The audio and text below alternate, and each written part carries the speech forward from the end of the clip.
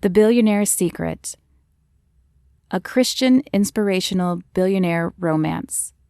Sweet Billionaires. Written by Lorana Hoopes. Narrated by Lorana Hoopes. Copyright 2018. Chapter 1. Maxwell Banks smiled at the buxom blonde across from him. Her name had escaped his memory, but she would make a suitable companion for the night. The image of her long blonde hair splayed like gold across his pillow filled his mind, sending his pulse into overdrive. Her yoga instructor body was just calling out for his attention if the tight shirt she was sporting was any indication. Discreetly, he turned his wrist to check his watch. 15 minutes since they finished dinner. Surely, that was a long enough segment of small talk. You want to finish this somewhere more comfortable? He reached across the table to stroke her hand as he said the words. A little flattery went a long way. He had mastered that art in the last few years. Her tongue darted out and swiped across her lips, and her teeth bit the bottom one, causing the blood to flow to it and tint it a shade darker. Sure, I guess that would be okay. Her words were hesitant, and Maxwell knew he would have to turn up his charm. He didn't usually have to work hard to get women to come home with him. With his dark hair, blue eyes, broad shoulders, and chiseled chest, his looks alone attracted many. The fact that he came from money attracted the rest. Those were the harder ones to get rid of, the ones after his money. They tended to show up uninvited and blow his phone up all hours of the day. But this one wasn't looking for a sugar daddy. This one he picked up in yoga class. Yoga was not usually his thing. He preferred lifting and running, but his friend Justin had dared him to try the class, and, as the instructor was hot, Maxwell had taken the chance. He could tell when he entered the large room that she found him attractive, as her eyes followed him as he crossed the room to grab a mat. His blue cut-off t-shirt had showed off his muscular arms and brought out his eyes, and his plain dumb had kept her by his side most of the class. Asking for her number had been easy after that. He had simply put on his puppy dog face and emphasized the need for private lessons if he was ever going to improve. She had fallen for it, hook, line, and sinker. Now it was time to seal the deal. Great. He whipped out his wallet and placed 4 20s on the table.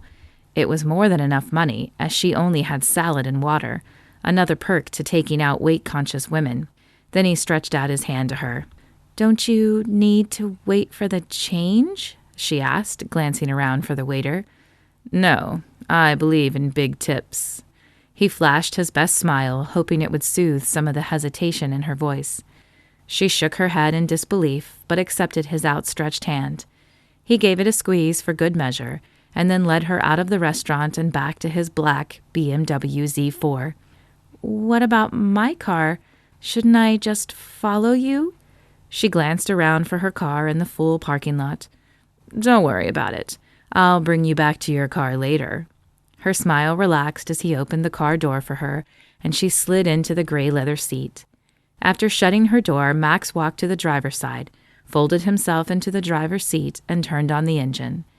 As the air had cooled considerably, he pressed the button for the heated seats before pulling out of the restaurant parking lot. The girl, he really should remember her name, pulled on her skirt to stretch it back down. It had crept up her leg, revealing her smooth, toned thighs underneath. "Can I turn on some music?" Max mentally kicked himself. He'd been so distracted with her thighs that he hadn't realized they were driving in silence. Silence was never good. It let them think. "Of course, whatever you'd like." She punched the buttons on the dial a few times before landing on some newer pop music. Inwardly, he cringed. He was more of a hard rock fan himself, but he knew the payout would be worth it. 15 minutes later, he heard the sharp intake of her breath as he pulled into the driveway of his house. While not a mansion, the 4,000-foot ranch home was impressive. The craftsman style boasted 3 slanted roofs, 2 chimneys, a gray brick exterior, and a white wraparound front porch. A small working fountain sat in the middle of the circular drive. "You live here?" The awe was plain in her voice. He smiled and sighed. The deal was almost sealed now. "Yeah, it's a little big for one person, but I hope one day to fill it with a family." When she turned back to him, he could almost see the stars in her eyes. He pulled into the 3-car garage and parked next to his Harley-Davidson. The third bay contained no vehicle, at least not yet. The garage was neat, as Max detested messes, and the few tools he owned meticulously lined the shelves along the wall. Her heels clicked across the cement floor as he led her to the door into the house. It opened into a large laundry room with a washer, dryer, and a table to fold clothes on. The door from the laundry room led into the hallway. To the left was the kitchen, dining room, and family room. To the right were the bedrooms. Max turned left, leading her to where he had a bottle of wine waiting on the counter. It was yet another tactic he had learned would loosen women up and lower their inhibitions. The large kitchen was half the size of the first floor of most houses. Stainless steel appliances filled the room, and a marble-topped island in a cream color with brown and gold flecks sat predominantly in the middle of the room. A large silver light fixture hung above the island, and a deep sink took up a portion of the space under the light. The island hosted a bottle of red wine and 2 glasses, and across from the sink 4 plush bar stools covered in black leather lined the island. The cabinets that circled the room were a deep brown, and a large walk-in pantry covered most of the back wall, but it was the wine Max focused on. "Drink?" he asked as he uncorked the bottle and began pouring the glasses. "Oh, I don't know if I should. I can't stay too long. I teach an early class tomorrow." The hesitation was creeping back into her voice, and her eyes darted around as if she might bolt. It was time to turn up the charm. Max pushed his lower lip out in a slight pout. "You wouldn't make me drink alone, would you? Besides, what will 1 glass hurt?" The glass he extended to her was half full, and he focused his steely blue eyes on her. Many women had told him that his eyes were what drew them in, and Max knew how to use them to his advantage. Her eyes flickered back and forth but returned to his gaze, and he knew he had her. "Okay, maybe just 1?" Her arm rose and accepted the glass. "To a wonderful night with a beautiful woman," he said, clinking her glass ever so slightly. A blush spread across her face, and she dropped her eyes to the murky red liquid as she took a sip. Max was about to suggest they retire to the living room, where his leather couch would be more inviting and conducive to his seduction, when the doorbell rang. A glance at his watch revealed it was nearly 10 p.m. No one, he knew, should be ringing his bell, and it was too late for solicitors. "Make yourself comfortable," he said to her. "I'll be right back." As his shoes echoed on the hardwood flooring, he cursed the timing of whoever stood on the other side of the door. He had worked hard to get this woman here, and she had proven more skittish than many before her. If he lost her because of this interruption, there would be retribution. Max was fully prepared to lash into the unfortunate soul on the other side of the door, but when he swung it open, his heart stopped, and his words failed him. The anger sizzled as if doused like a campfire, and he blinked, not believing his eyes. Chapter 2. Sarah? Though paler and thinner than the last time he had seen her, Max was almost certain that the woman before him was the only woman he had ever loved, the woman he lost 3 years ago without a word of explanation. Though he had been promiscuous before, it was her disappearance that had sent him into the philandering tailspin he'd been in for the last 3 years. "Hi, Max. Can we come in?" "We?" His eyes dropped lower to take in the small child clutching Sarah's hand in a death grip. She had dark brown hair and large blue eyes. Her daughter? But she didn't have a daughter when he was seeing her, so that meant the girl must have come after she left. Not much longer, though. Max was a terrible judge of age, but the child couldn't be younger than 2. Though every fiber in his body screamed for him to say no, shut the door, and return to his busty blonde, who must be getting bored by now, he found himself opening the door wider. "Of course. Come on in." He never could deny Sarah. In fact, though he never told her, he probably would have married her if she hadn't just up and left him. Sarah and the little girl crossed over the threshold and stood, staring at him. "Can we go somewhere more comfortable so we can talk?" Sarah asked, tilting her head at him. "Right, of course." He shut the front door and led them into the living room, completely forgetting the blonde until she stood as they entered. Her eyes shifted from him to Sarah and the child and back again. "What is this, Maxwell?" This is my friend Sarah. Sarah, this is..." The blonde's eyes widened as she realized he didn't know her name. "Seriously? You don't remember my name?" Max cringed and shrugged. He should care. He didn't like getting caught, but Sarah had taken his attention. "Brigitte? Heather? Selena?" The woman's face flamed red as her hands curled into fists and jammed onto her slim hips. "Those aren't even close. It's Margot. I can't believe you." She pulled her purse strap tighter on her shoulder and shoved past Max, pausing to turn at the doorway. "Don't bother walking me out. I can find my own way home." The angry clomp of her heels echoed on the floor as she stomped out to the front door.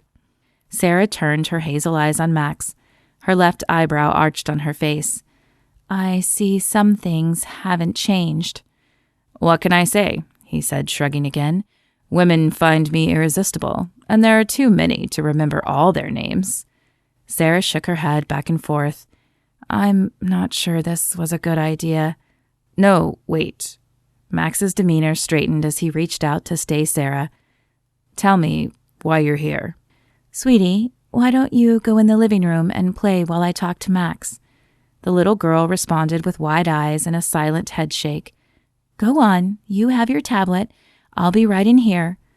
Reluctantly, the little girl let go of Sarah's hand and trudged into the living room. A tattered backpack hung from her thin shoulders. As Sarah sat in one of the bar stools, Max noticed the dark circles under her eyes and the hollowness of her cheeks. What had happened to her? He eased himself onto the stool next to her and waited for her to speak. Sarah's frail shoulders rose with her inhaled breath, and she forced her eyes to Max's. "I guess there's no easy way to say this, but I'm dying. I have anaplastic carcinoma. There's a cancer hospital in New York that specializes in treatment for my condition, but I'll be too weak to watch Peyton. You know I have no other family, and..." She looked into the living room where the girl was curled on one of the couches, playing a tablet, before turning her attention back to Max. "Peyton is your daughter, so I'm hoping you'll take her in." Her words hit him like a truck, shaking any response from his mind. She was dying? He had a daughter? When he could finally wrap his mind around it, the words came out small and quiet. "Why didn't you tell me about Peyton before?" She tilted her head at him as if she couldn't understand why he would even ask that. "Maxwell, you always told me you weren't one for settling down, and the day I was going to tell you, you told me about your friend Justin being trapped into a relationship with a pregnancy, and that he was going to push the woman to have an abortion." Maxwell's eyes dropped. He remembered the conversation. Justin was as much of a philanderer as he was, maybe even more so. Justin had taught him a few trade secrets, and it was true that the few times he had ended up getting a woman pregnant, he forked over the $500 for the abortion, rather than being sucked into a relationship or fatherhood. But Maxwell wouldn't have pressured Sarah into that. Would he have? "I couldn't take the chance you would do the same, as I wasn't strong enough to fight back because I loved you so much. I probably would have agreed just to keep you, and then I would have hated us both, so I left." "Does she know?" Max asked, shrugging towards the little girl in the other room. He was still having trouble grasping the gravity of Sarah's words. When Sarah smirked, he saw a glimpse of her old playful nature. "That I'm dying, or that you're her father?" Then her face grew serious. "Yes, she knows both. She isn't excited to be left behind, but she understands I have little choice. It's either you or foster care, and she's more inclined to try you than a total stranger not related to her."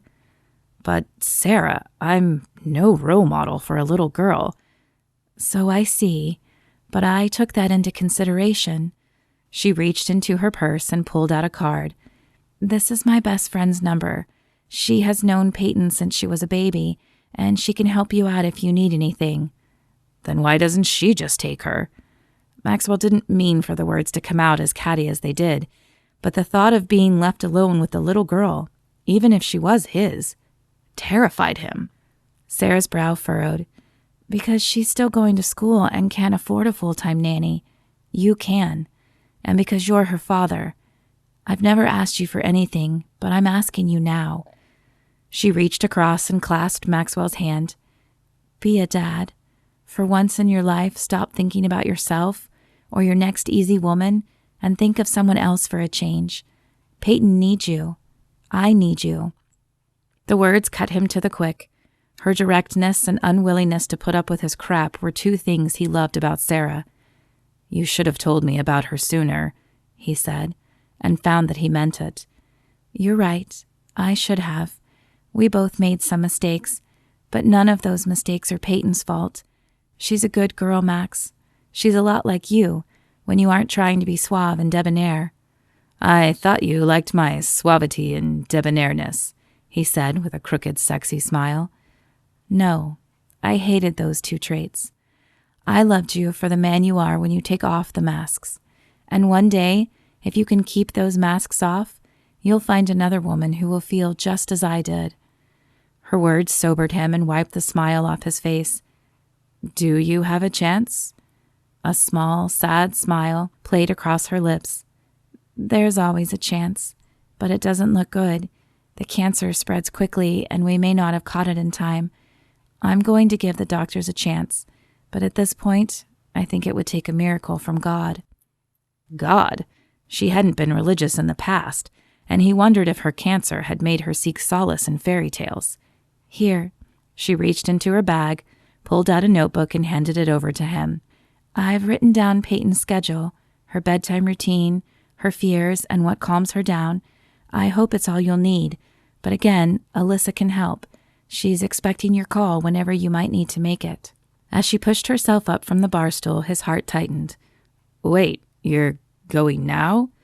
I have to. I have a plane to catch. I have a few more bags for her in the car. I'll set them on the front step before I leave.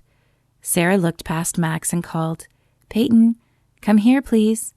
The little girl appeared by her mother's side, so quiet it was almost stealthy. Sarah knelt until she was face to face with the girl. Peyton, Max is going to take care of you, but he might need some help.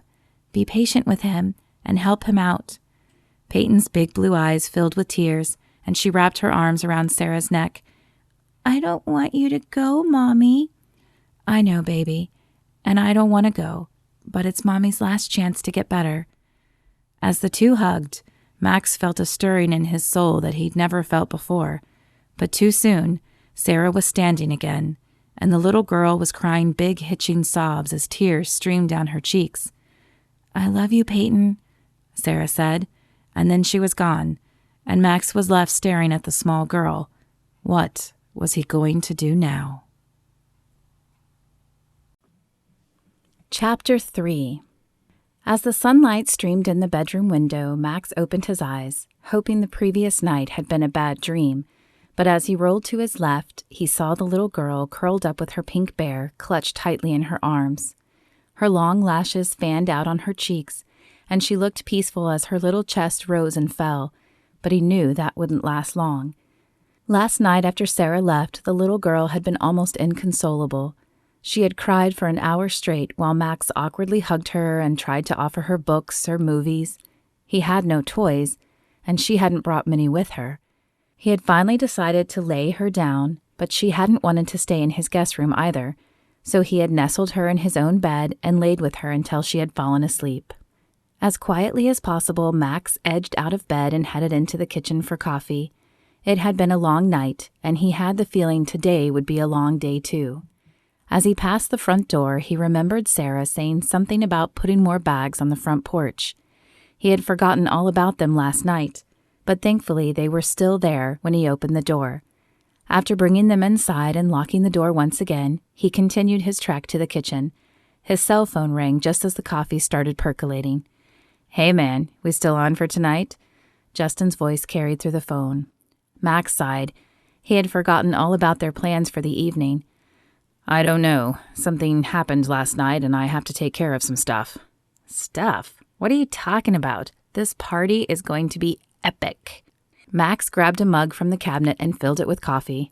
Sarah showed up last night. Sarah? The girl from 4 years ago? What did she want? She wanted to introduce me to my daughter. Justin let out a long, low whistle. Daughter? Are you sure? Did you ask for a paternity test? I know you liked her, but she could just be trying to trap you, man. Get some money? You know. Max hadn't considered asking for a paternity test, partly because it was Sarah, and he couldn't believe she would come back for money, but also because the little girl looked like him. She had his nose and his blue eyes. He had no doubt she was his. It's not like that. She's dying, and she needs to get treatment. So she left Peyton with me until she either gets better or... He trailed off. If Sarah didn't get better, that would mean Peyton would be his responsibility forever. What had he agreed to? That's heavy, man. What are you gonna do? Max took a sip of the hot coffee and shook his head, though he knew Justin couldn't see the motion. She left me the number of her friend. I'm going to call her today and see if she can take care of this. Maybe her friend will be hot, and it'll be worth it. Max rolled his eyes. Justin should know better than to mix business with pleasure. Yeah, maybe. I'll let you know. Max hung up the phone before Justin could add more. He took another sip of his coffee and almost dropped the mug when he saw Peyton. Again, he had not heard a sound. Hey, Peyton, you hungry? He asked, pasting on what he hoped was a smile. I think I have cereal, or we could go get breakfast. What did 3-year-olds even eat? I want my mommy. I know you do, he said, kneeling to her level, as Sarah had last night. But Mommy had to go away for a while. I want her back. She stepped to him and threw her arms around his neck. Last night she had barely let him touch her, so the force of her hug threw him off guard and off balance. She smelled sweet and innocent. It was such a different smell from what he was used to that he wasn't sure he could explain it if he had to. Without thinking, his arms wrapped around her, and his hands began to pat the soft brown curls of her hair. It was an awkward and unfamiliar gesture. He didn't even like to console the women he dated, and he could feel his shoulder getting wet from her tears. Peyton, I know you miss her, and I'm a lousy replacement, but I'm going to need your help. So can you try to be a big girl and stop crying? His words did not have the desired effect as a loud screeching noise began to accompany the sobs. Crap, what do I do now? He remembered the card with Sarah's friend's name on it and untangled himself from the child to search for it. The counter. Sarah had laid it on the counter. Thankfully, he was a neat freak and his counter was clutter-free. The white card called like an SOS beacon from the same spot Sarah placed it last night. Scooping it up, he perused the information. Alyssa, 434-555-1347. The screeching had gotten louder and shriller from Peyton, and he nearly dropped his phone in his haste to extricate it from his pocket the first time. Please be home. Please be home. The mantra ran through his head as he input the digits. Though it felt wrong to leave Peyton alone, he headed down the hall and away from the kitchen, so when Alyssa hopefully picked up, he would be able to hear her. Hello? The voice was soft and feminine, music to his ears, but not for the usual reasons. Is this Alyssa? His own voice sounded strange in his ears, desperate and high-pitched. It is? To whom am I speaking? The properness in her return gave him pause, and he blinked, trying to reform the words he had seconds ago. My name is Maxwell. Sarah gave me your number and said you could help with Peyton. She's crying. Well, screaming is more like it, and I can't make her stop. Is there a trick? Can you help? A small chuckle met his ears. There is no magic pill you can give her. She's lost her mom. You have to learn how to console her, hug her, and let her know you're there for her. I tried that, he said, the desperation now clawing at his throat. It only made her cry harder. You have to give it time, she said. But give me your address and I'll swing by. It sounds like you're out of your element there, and I'd like to make sure Peyton is taken care of. Chapter 4. Alyssa hung up the phone and grabbed her keys. Sarah had told her to expect a call from Maxwell, and while she hadn't expected it so soon, she was curious to see what this man was like. The stories she had heard from Sarah had her intrigued, to say the least. Half an hour later, she pulled up in the grand driveway and her eyes widened. Sarah had said he was wealthy, but the appearance of this house made wealthy an understatement. Alyssa was sure she was going to feel underdressed in her jeans and I Love Paris t-shirt. Not bothering to lock her car door, she had nothing worth stealing compared to this house, she dropped her keys in her purse and approached the massive front door, which was actually 2 large wooden doors with an ornate gold trim. She pressed the bell, curious as to what the inside would hold. Alyssa was surprised when, a moment later, the doors opened and Max himself stood on the other side. At least, she assumed it was Max. He wore no uniform, just a pair of cargo shorts and a t-shirt. His dark hair was tousled as if he had just woken up, but it was his piercing blue eyes that convinced her. Sarah had spoken of those blue eyes often, but even her description held no candle to the effect they had in person. "Maxwell?" Alyssa asked, tilting her head and holding out her hand. "You must be Alyssa," he said, shaking her hand. It was strong, but not rough. He must not work with them much. Sarah had never mentioned his job, but looking at Maxwell, Alyssa could see why. His physical appearance dominated her brain. "Yes, sorry, I just was expecting someone else to answer the door. The house is so large, you must have some help." Her eyes scanned the foyer behind him. It was clean and minimalist, decorated in browns and creams. "I don't keep full-time help," he said, dropping her hand. "I like my privacy." Though Alyssa nodded, she couldn't imagine one wouldn't still have privacy in a place this big, even with full-time help. "Where is Peyton? May I see her?" Maxwell stepped back, scooting boxes aside with his foot and motioned her inside. "She's in the living room. It took forever to get her calmed down enough to eat, but a frozen waffle and some cartoons seemed to have helped." Maxwell led the way through the ornate foyer and down a hall into the living room. Alyssa tried to keep up, but her attention was drawn to the left and the right as they meandered through the house. She wasn't sure if his artwork was genuine, but the sheer amount of famous paintings hanging on his walls was enough to awe her. A large television screen hung on the living room wall displayed an episode of Sophia the First. Peyton was curled into one corner, her bear snuggled tightly to her chest. She looked smaller than her 3 years on the large leather couch. "Hey, Peyton, how are you?"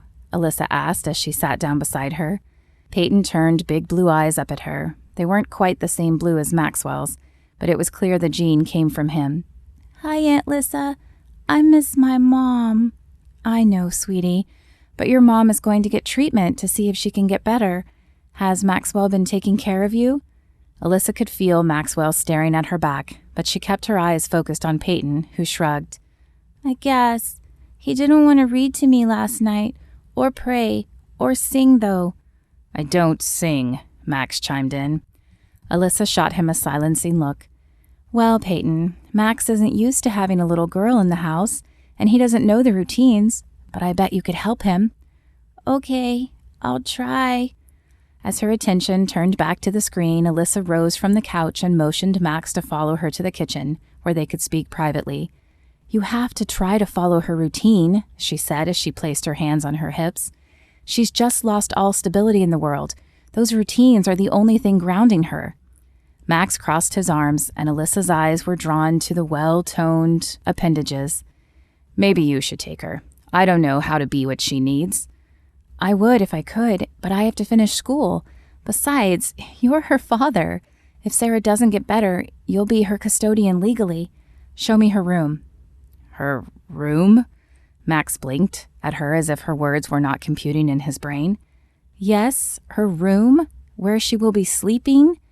"She just got here last night, and she didn't want to stay by herself, so she ended up in my room." "She can't stay in your room. She needs a proper room. Show me your guest rooms then, and we'll work on fixing one up for her, so she feels comfortable." "What do you mean, fixing one up?" There was a hint of panic in his voice, which Alyssa couldn't decide if she found annoying or charming. "I mean paint, a kid's bed, toys." As his eyes widened in alarm, she pointed her finger at him. "Unless you want to be sharing your bed with a 3-year-old for the foreseeable future." Max took a step back and shook his head. "Fine, you can decorate a room. Follow me." He led the way back down the hallway toward the foyer. "What are these boxes? Are they Peyton's?" she asked as he passed them again as if they weren't there. He shrugged. "Yeah, Sarah left them last night." "Why haven't you opened them?" "To be honest, I forgot about them until this morning." Well, you should unforget. And when we get her room figured out, we should unpack them for her. That would help. She needs familiar things to help get her through this. Max rolled his eyes but nodded. Fine, we'll unpack later. Do you want to see the rooms or not? Alyssa swallowed her agitation and motioned for him to continue showing the way. They crossed through the foyer and down another hallway. 3 doors lined the hallway on the left and right, plus a door sat at the end. Grasping the handle, Max swung the first door on the right open. A spacious bedroom lay on the other side, with a queen bed and a large dresser. Nothing else was in the room, not even a book or a lamp. "Don't use this one much, huh?" Alyssa asked, surprised by the sterility of the room. "Don't use any of them much. It's just me, remember?" He opened the next room, which was very similar to the first. The third door was the first-floor bathroom. "Well, I can see why she didn't want to stay in either of those rooms. They are impersonal at best and probably scary to a small child. We need to get some paint, a smaller bed, and toys. Are you free now? I have some time." "Yeah, I guess," he said, shrugging. He closed the doors and they returned to the living room to grab Peyton. As they entered the garage, Alyssa looked around. Her brow furrowed as she turned to Max. "Where's your car?" "What do you mean? It's right there," he said, pointing to the BMW. "You can't take Peyton in that. There's no back seat.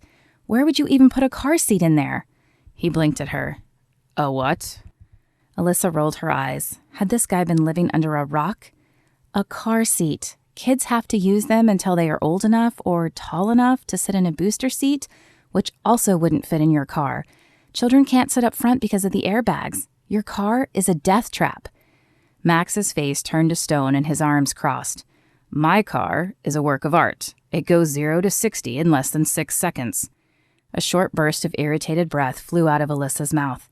A 3-year-old doesn't care how fast your car goes. She cares about being safe in your car. "Never mind," she said, shaking her head. "We'll take mine." "You have a car seat in yours?" The comment was snide and meant to get under her skin, but Alyssa chose to ignore it and closed her eyes for a moment before answering. "No, I don't have a car seat in my car, but at least it has a back seat. Didn't Sarah leave Peyton's car seat?" "Not unless it's in one of those boxes by the front door," he said. "No, it would be bigger than those boxes. She must have forgotten. Well, we can strap Peyton in my back seat, and I will drive very carefully to a store where we can get a car seat for her." Alyssa looked down at Peyton, who had been quiet during the exchange. Her eyes turned expectantly to Max as if she had been following them like an unseen tennis match. "Fine, we'll take your car, but I'm not getting rid of my BMW." He hit the garage door button, and the bay began to lift, allowing them access to her car in the driveway. "With your money, you could just buy another car," Alyssa said under her breath as she grabbed Peyton's hand and followed him. She couldn't believe the nerve of this man, nor could she understand how Sarah was ever attracted to him. Sure, he was good-looking, with his dark hair and tempting blue eyes, and he obviously took care of his body as his shorts hugged his frame just right, and his arms displayed the lines of finely toned muscles. But he was just as self-absorbed as he was handsome, and that was a trait she could not stand. Max stopped short at the sight of her blue Ford Escort. "You want me to ride in that?" he asked as his head dropped forward in disbelief. Alyssa pulled her shoulders back. Her car might not be a convertible sports car like his, but it was reliable, and it was hers. Through dedication, she had managed to pay it off while going to school. "There's nothing wrong with that," she said pointedly. "My car is safe and reliable." "And boring," he said in a sing-song lilt. Letting the comment go, Alyssa opened the back door for Peyton and strapped her in. "I promise I'll drive safely, Peyton." Still grumbling under his breath, Max climbed into the passenger seat, and after strapping herself in the driver's seat, Alyssa started the car and pointed it in the direction of the nearest Walmart. "I cannot shop here," Maxwell said as she pulled into the discount store parking lot. Exasperated, she rolled her eyes at him. "You can, and you will. They have everything we need here, and I don't know where the nearest hoity-toity store is that would have what we need." The look on his face led her to believe that no one had ever talked to him that way, and it gave her a small amount of masochistic pleasure to see him put in his place. After rescuing Peyton from the back of the car, she placed her in the front section of the shopping cart and fastened the strap. "Is that really necessary?" he said over her shoulder, pointing to the strap. Every time. She said the words, slow and pointedly, hoping they would sink in his thick skull. I've heard stories of kids standing up and falling out of the carts while their parents' back were turned. If you keep them buckled, that never happens. Max shrugged. If you watch them close enough, it also never happens. Yeah, and I'm sure that would be your specialty if she were 23 instead of 3. His eyes narrowed into a glare at her, but he said nothing as they made their way into the store. Alyssa walked the store as if she owned it, steering the cart directly to the baby aisle where she began perusing the options of car seats. Max stared at the variety as if the sheer amount of options had never occurred to him.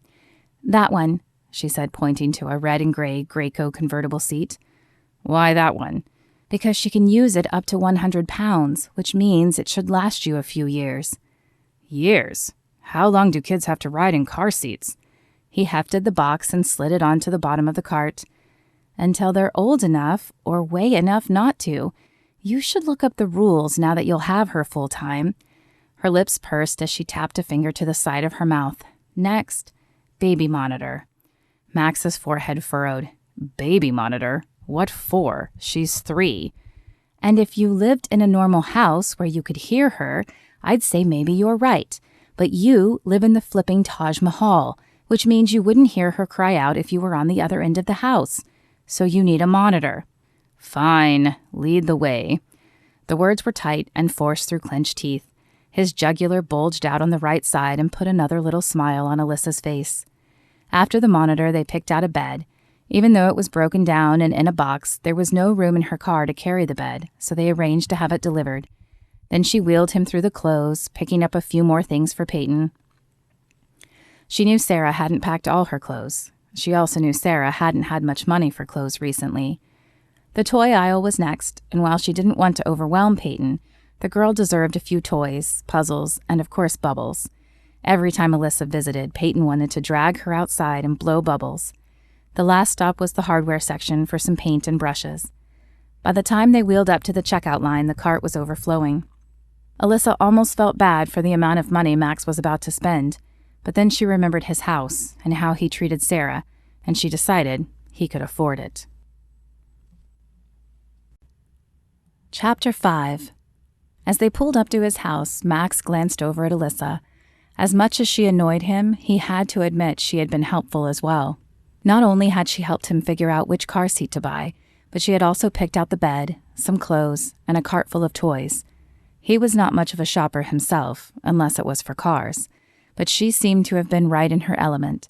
Had she helped Sarah do all of this when Sarah first found out she was pregnant? If he was honest, it also intrigued him that she stood up to him. He couldn't remember the last time a woman had since Sarah, and he found it interesting. Not that he would ever consider dating her. She was far too uptight, though she was gorgeous, with her long dark hair and her bright green eyes. But she would be too much work. Still, he had learned a lot watching her with Peyton today. Peyton and I will take the clothes and toys in and unpack her room, Alyssa said, forcing his attention back to the present. Why don't you try to fit her car seat in your BMW? A sly smile played across her face as she said it, like she knew it wouldn't fit, but Max was determined to prove her wrong. Fine, he said. After fumbling with the strap, but finally unhooking Peyton from the contraption, he placed her down on the ground and reached in for the handles he knew Alyssa clipped to something. Though he could feel the bulky plastic, he couldn't seem to get it unfastened. Here, Alyssa said, leaning in from the other side of the car. She placed her hand on his and guided it to the release button. Though he heard the click, his focus was on her hand, which still laid across his own. It was smooth and pale like fine porcelain, and was causing a warmth to spread across his hand. His eyes found hers, and there was a spark, a connection that wasn't there before. She pulled her hand back as if the warmth he felt were a fire to her, and the moment was broken. Shaking his head, he unhooked the other side of the car seat and finagled it out of the car. Alyssa stood, several bags hanging from her arms. She glanced at Max before heading into the open garage, Peyton trailing behind her. Max watched her go, wondering what that connection had been. He couldn't be developing feelings for her. It would be too complicated.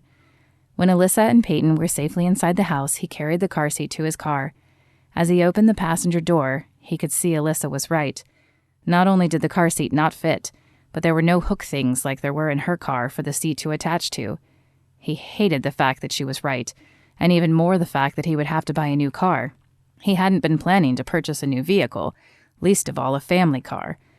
He'd have to see if he could get Alyssa to watch Peyton, as he couldn't very well take her with him in his car. The good news was that he could hit the party while he was out, and Alyssa could stay and watch Peyton. After placing the car seat against the wall of the garage, he headed inside to find Alyssa. He realized she was right about the monitor, too, as he stepped inside the quiet house and turned toward the bedrooms. If he hadn't known they were there, he would never have guessed it from the lack of noise. He found them in the first guest bedroom. Alyssa had unpacked Peyton's small backpack and the boxes that had been sitting by the front door and was folding the clothes, placing them in the dresser while Peyton played with her bear and a new doll on the floor. "Can you watch Peyton for a little longer?" "Why? What's the problem?" Though she posed them as questions, he could hear the teasing inflection in her voice. Biting his lip to keep from smiling, he crossed his arms and leaned back. "You know very well what the problem is. The car seat won't fit, and I need to get a different car. Can you watch her while I do that? I can pay you." "Oh, I know you can, but there's no need for that.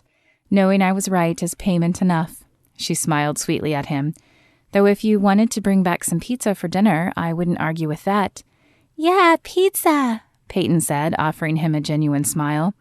"I don't know how long it will take, but I'll leave money for pizza on the bar." After placing $40 on the counter, he climbed into his BMW and checked his watch. If he was quick at the dealership, he should still be able to hit the party before all the good women were hooked up. The dealership was just about to close as he pulled in. Salesmen were locking the cars and driving them back to the display spaces. "Hey," he called to one of the overweight salesmen as he parked his BMW. "Who's in charge? I need a car and I have money to spend." The man's tired demeanor disappeared at the word money, and his eyes lit up. He even tried to smooth the wrinkles out of his Hawaiian shirt to make his appearance more presentable. "Roger's in charge, but I'll be happy to help you out." "Good. I need a sedan. I don't even really care which one, as long as it's safe, and it has those hooks to fasten a car seat in." The large man smiled widely. "Oh, a new dad, huh?" "Yes, something like that." Maxwell wished the man would just take him to the cars. He was in no mood for small talk, and he wanted to get this done so he could get to the party. "Okay, well, our best family car is the Chevy Malibu. It comes with the rear seat reminder system, so you never leave a child in the back seat accidentally. Plus, it has Apple Play for when they get older." "That sounds perfect," Max said, though he had no idea what either of those actually were. "Don't you want to see it first? Drive it?" the salesman asked as he blinked at Max. "You said it's your best family car, right?" "Yes, but everyone has their own opinions," the man stated. "I trust yours. Get me a blue or a black one and let's wrap this deal up." The salesman's eyes narrowed as if he was trying to decide if Max was pulling his leg. "All right," he said, obviously deciding Max was the real deal. "Let's go meet Roger to start the paperwork, and I'll get you the best one on the lot." Max followed the salesman into the office. Most of the other men were packing up, but one man sat at a large desk near the back. Though plump in the middle, Max could tell from his arms that he still worked out. "Roger, this is... I'm sorry, I didn't catch your name." Maxwell Banks." Maxwell Banks of Banks Incorporated?" the salesman asked, his eyes wide. Max bristled. Ever since his parents tried to force their newly acquired religion on him a few years ago, he hadn't been on speaking terms with them. "Yes, that's me. Well, my father, I guess. But it's my family." "We're so glad you stopped in, Mr. Banks," Roger said, rising from his desk. "I'm sure Paul here helped you out, but what can I do for you tonight?" "Paul suggested a Chevy Malibu, so he brought me in to start the paperwork while he gets me the best one on the lot." "Of course," Roger said, sitting back down and motioning to a chair across from him. "Please, have a seat, and we'll get you taken care of." "Thanks, Paul," Max said to the salesman as he hurried out of the office and back to the lot. "I'll need this delivered tomorrow to my house. That won't be a problem, right?" "Not for you, Mr. Banks," Roger said. Max could see the dollar signs flashing in the man's mind. Less than an hour later, Max had signed the paperwork and left his address and an extra $500 to have it delivered the next day. Now, to hit the party. The party was already well underway when Max stepped inside. He scanned the crowd, finding Justin snuggled up with a blonde in the far right corner. As he made his way that direction, he garnered the attention of a pretty redhead. A quick glance revealed a stunning body, and he hooked an arm around her waist, propelling her with him towards Justin. "Hey man, I didn't think you were going to make it." Justin untangled himself enough to shake Max's hand. "Yeah, me either, but an opportunity presented itself. Never look a gift horse in the mouth, am I right?" "Well, pull up a chair and we'll get more drinks." Justin pointed to the open chair across the table. Max looked around for a second chair, but the place was packed. Deciding they could share the chair, he sat down and pulled the redhead onto his lap. She took no time in leaning forward and claiming his lips. "My name is Liza," she whispered seductively in his ear, after tracing her lips across his cheek. "Pretty." He made no attempt to remember her name. He wouldn't be seeing her after tonight, but for now he enjoyed the feel of her against him. "So, how's the friend?" Justin asked, when Liza let Max come up for air. "A handful, but serving a purpose." Max winked at Justin, hoping he would get the meaning. Justin smiled and nodded. "Let's take this back to your place," Liza whispered in Max's ear. "I can't," he said, running his hand through her hair. "My place is being renovated. How about your place?" She shook her head. "Roommates." "Hotel?" He didn't normally shell out extra money, but extenuating circumstances called for extraordinary measures. Liza stood and held out her hand. It was all the invitation Max needed. "See you next week." Max flicked a mock salute at Justin and then led Liza to his car. "Where have you been?" The anger in Alyssa's voice was unmistakable, though it was punctuated by her crossed arms and narrowed eyes. "Getting a new car, remember?" Max hung his keys on the hook and turned to face her. "Uh-huh. Do all new cars come with lipstick?" Her eyes flashed with each word. Lipstick. He knew he wiped his mouth, but his hand touched his lips just to be sure. "Not there," she said, advancing on him. "There." She ran her finger across his neck and held it up.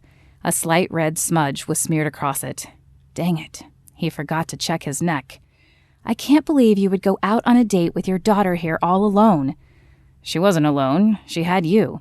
"You barely know me." She threw her hands up in exasperation. "What if I were some serial killer or baby snatcher?" Max shrugged. "Sarah trusted you, and she's an excellent judge of character." "Evidently not, since she hooked up with you."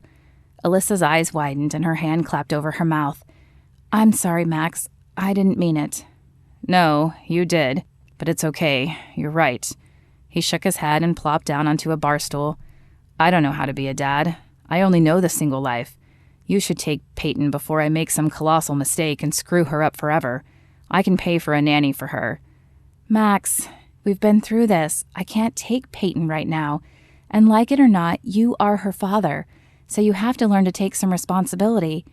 Look, I'll help out all I can, but you can't treat me like your babysitter and dump her on me while you go fulfill your—" Her nose turned up in disgust as she uttered the last word. "Urges." "Fair enough," Max agreed. "I won't do it to you again." She eyed him as if debating with herself if he would keep his promise. "Fine. I'll be over to pick up Peyton in the morning for church. Try to have her ready by 10:15. "Church? I don't go to church." "But Peyton does. Routines, remember? And you don't have to come. You can stay here and do—" She waved her hand in the air. "Whatever you do all day. When I get back, I'll teach you how to put Peyton down for a nap, and we'll talk about the nanny situation." "You mean I can't just take her with me?" He meant it as a joke to lighten the mood, but Alyssa merely crossed her arms again and raised an eyebrow at him. Okay, I'll call a nanny service tomorrow." "You can't just get any nanny, though. You have to get someone who will jibe with Peyton." She sighed. "Look, I don't have a final on Monday. Call and set up interviews for Monday and I'll help you screen them. You can take a day off work, can't you?" "I guess I'll have to. You know, you're pretty cute when you're all riled up." He smirked at her, knowing the words would ruffle her feathers. Sure enough, she stiffened and glared at him. "Don't even think about it. Some other woman's lipstick is still fresh on your neck, remember? Peyton's in bed. I'll show you how to do that tomorrow, too. But for now, I'm going to go study." She whirled around and marched off, her shoulders pulled back and her head held high. Max smiled at her retreating figure. It might take some time, but he was pretty sure he could win her over one day.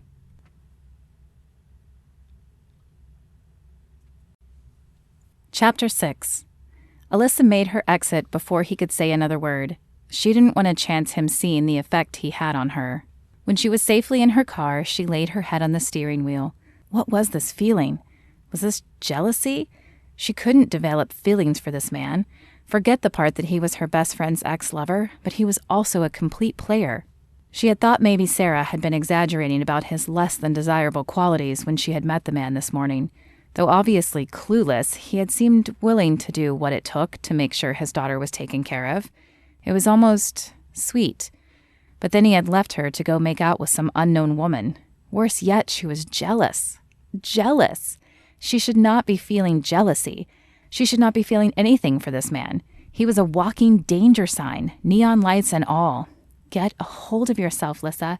You can't fall for this guy. The mantra played over and over in her head, but it couldn't seem to push the image of his arresting blue eyes out of her mind. She was still trying to convince herself when she entered the apartment 15 minutes later. "How'd it go?" Roxy asked.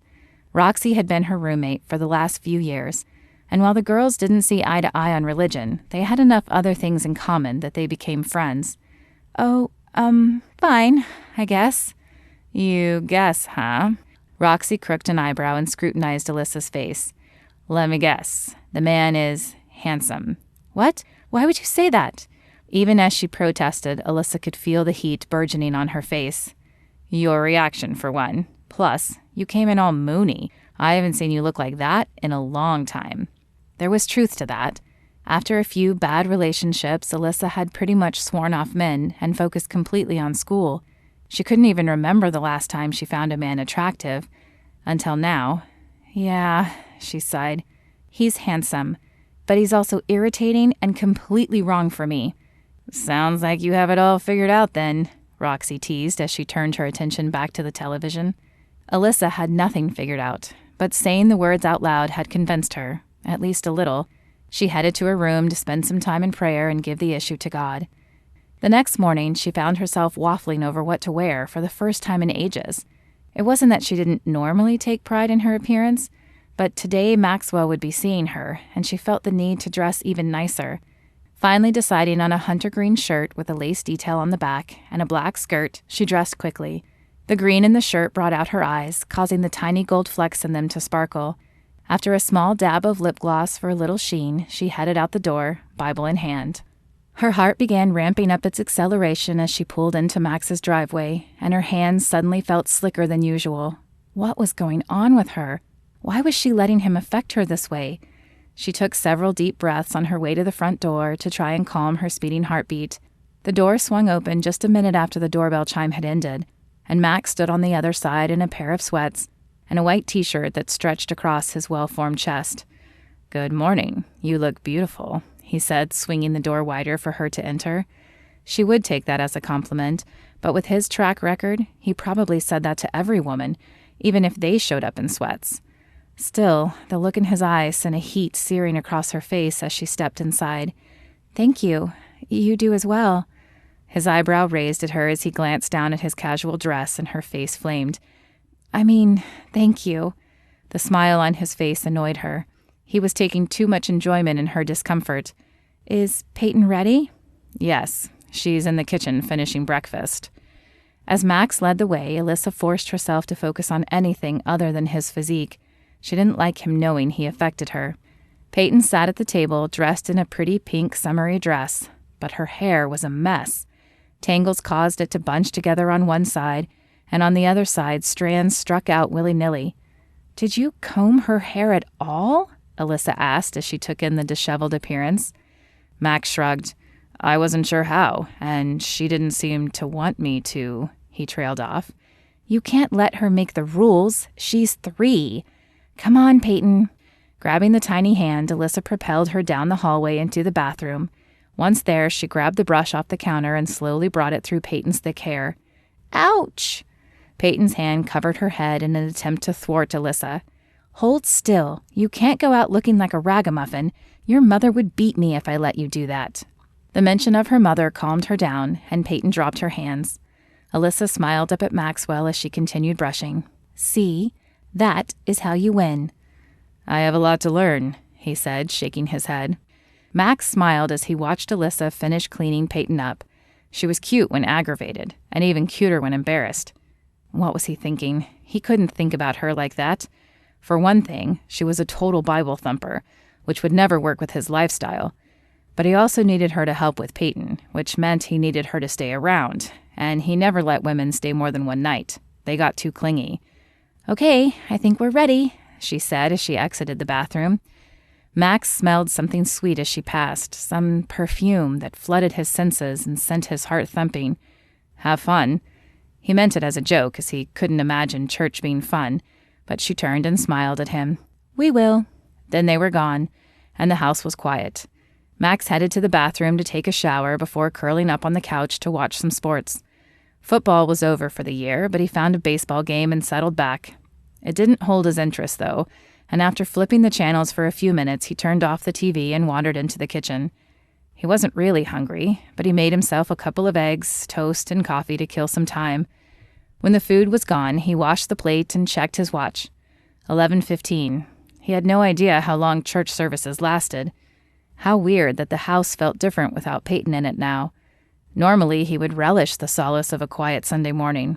Of course, he would usually be finishing a late breakfast with a date and then kissing her goodbye at the door right about now. He moseyed down the hallway to Peyton's room and pushed open the door. Her few toys were scattered around, and he picked them up, placing them in the toy bin they had purchased. As he surveyed the room, he remembered the paint they had picked up. He could paint the walls while they were at church and have a surprise for Peyton when she returned. Plus, it would show Alyssa that he was trying. After muscling the furniture to the center of the room, he grabbed the paint and rollers from the garage and headed back to the room. The pink Alyssa picked wasn't too bright, and though he never thought he'd be painting his walls pink, he found he didn't mind it too much. The doorbell rang before the job was finished. Placing the brush on the open can, he headed to the front door, checking his watch as he walked. 12:30. Good to know. "We're back," Alyssa said as he opened the door. "I see you've been busy." "What?" He looked down and noticed paint splotches on his shirt. Good thing it wasn't one of his favorites. "Oh, yeah, I thought I'd make myself useful while you guys were out. I didn't quite finish, though." "Hi, Max," Peyton said as she entered the house. "We went to church." "Yeah, I know. Did you have fun?" "Uh-huh." "Did you manage to get any on the walls?" Alyssa's laugh was sweet, and the teasing glint in her eyes made her even more beautiful. "I think I have done a good job so far." He crossed his arms and stuck out his chest. So what if he had a little paint on his shirt? He hadn't painted in years. "Would you like some help?" Max eyed her skirt and dress shirt. "You aren't really dressed to help." "Well, I'm sure you have another old shirt and some sweats I can borrow, right?" He had never let women wear his clothes, but the thought of Alyssa in them sent his heart racing. "Yeah, I can probably find something." "Good. Is it okay if I lay Peyton down in your room since we're painting hers? She's already had lunch and she was dozing off in the car." Max quickly ran through a mental memory of his room. Was there anything out he wouldn't want Alyssa to see? Since he liked it clean and simple, and was generally good at putting things away, he was almost positive it would be fine. "Sure, come on." He led the way, trying to brush away the image of Alyssa in his room for other reasons. As she laid Peyton in his king-size bed, he grabbed a t-shirt and a pair of sweats from a drawer for her. "I'll let you get changed, and I'll go find another brush."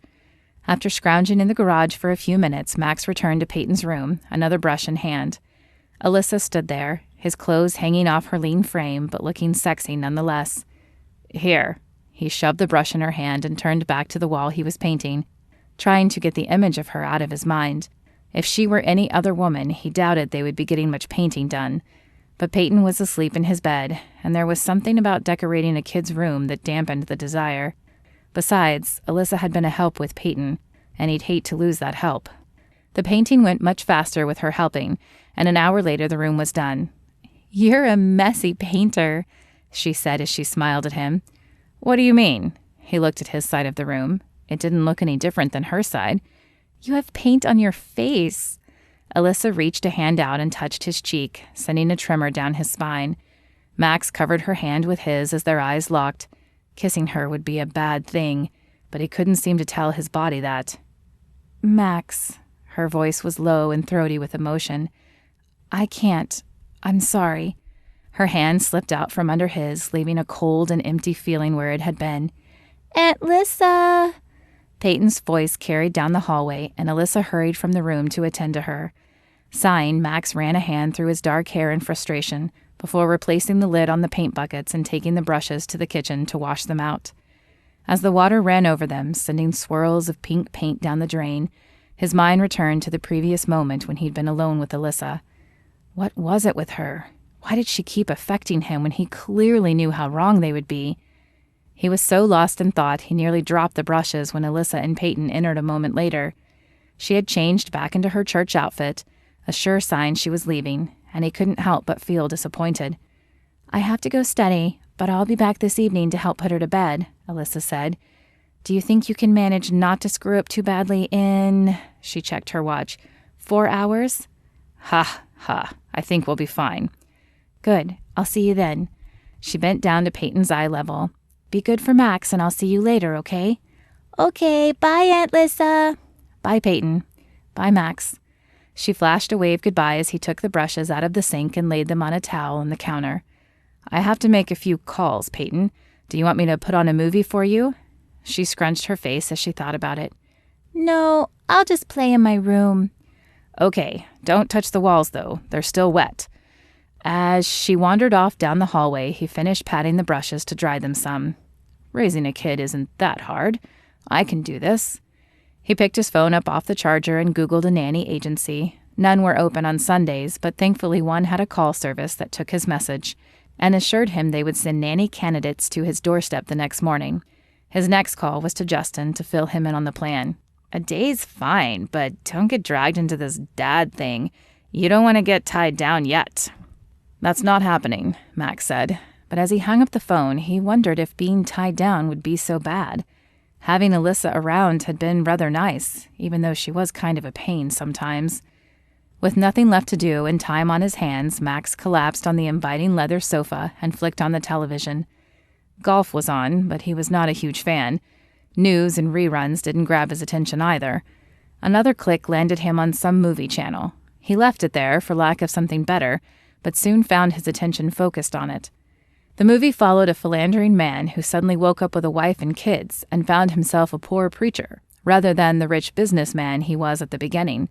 At first the man was angry and wanted to get back to his original life, but as the movie progressed, the man found a fulfillment with his wife and kids that he never had with his job, and he wanted to stay in the new life. The similarities were not lost on Max, and he leaned forward, engrossed in the story. "What are you doing?" He jumped at the sound of Peyton's voice. How had he missed her entering the room? She was like a tiny ninja. "I'm watching a movie," he said, patting the couch beside him. "Do you want to finish it with me?"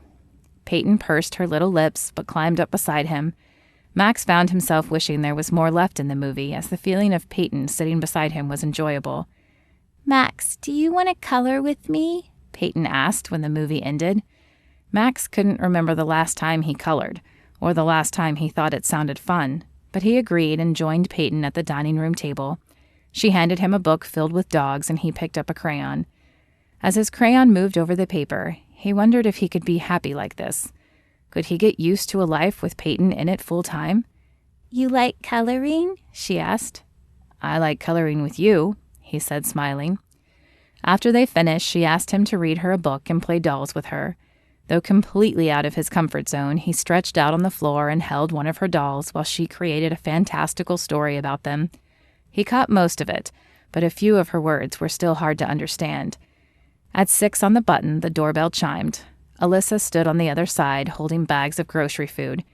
"I looked in your fridge last night and noticed you didn't have a lot of fresh ingredients. I thought I could bring some over and cook dinner." Max had never let a woman use his kitchen, but he stepped back, allowing Alyssa to enter. She handed him a few bags, and after shutting the door, he followed her into the kitchen. "Aunt Lissa, we're playing dolls. Want to play?" "Dolls, huh?" She raised an eyebrow at Max as she set the bags on the counter. He shrugged.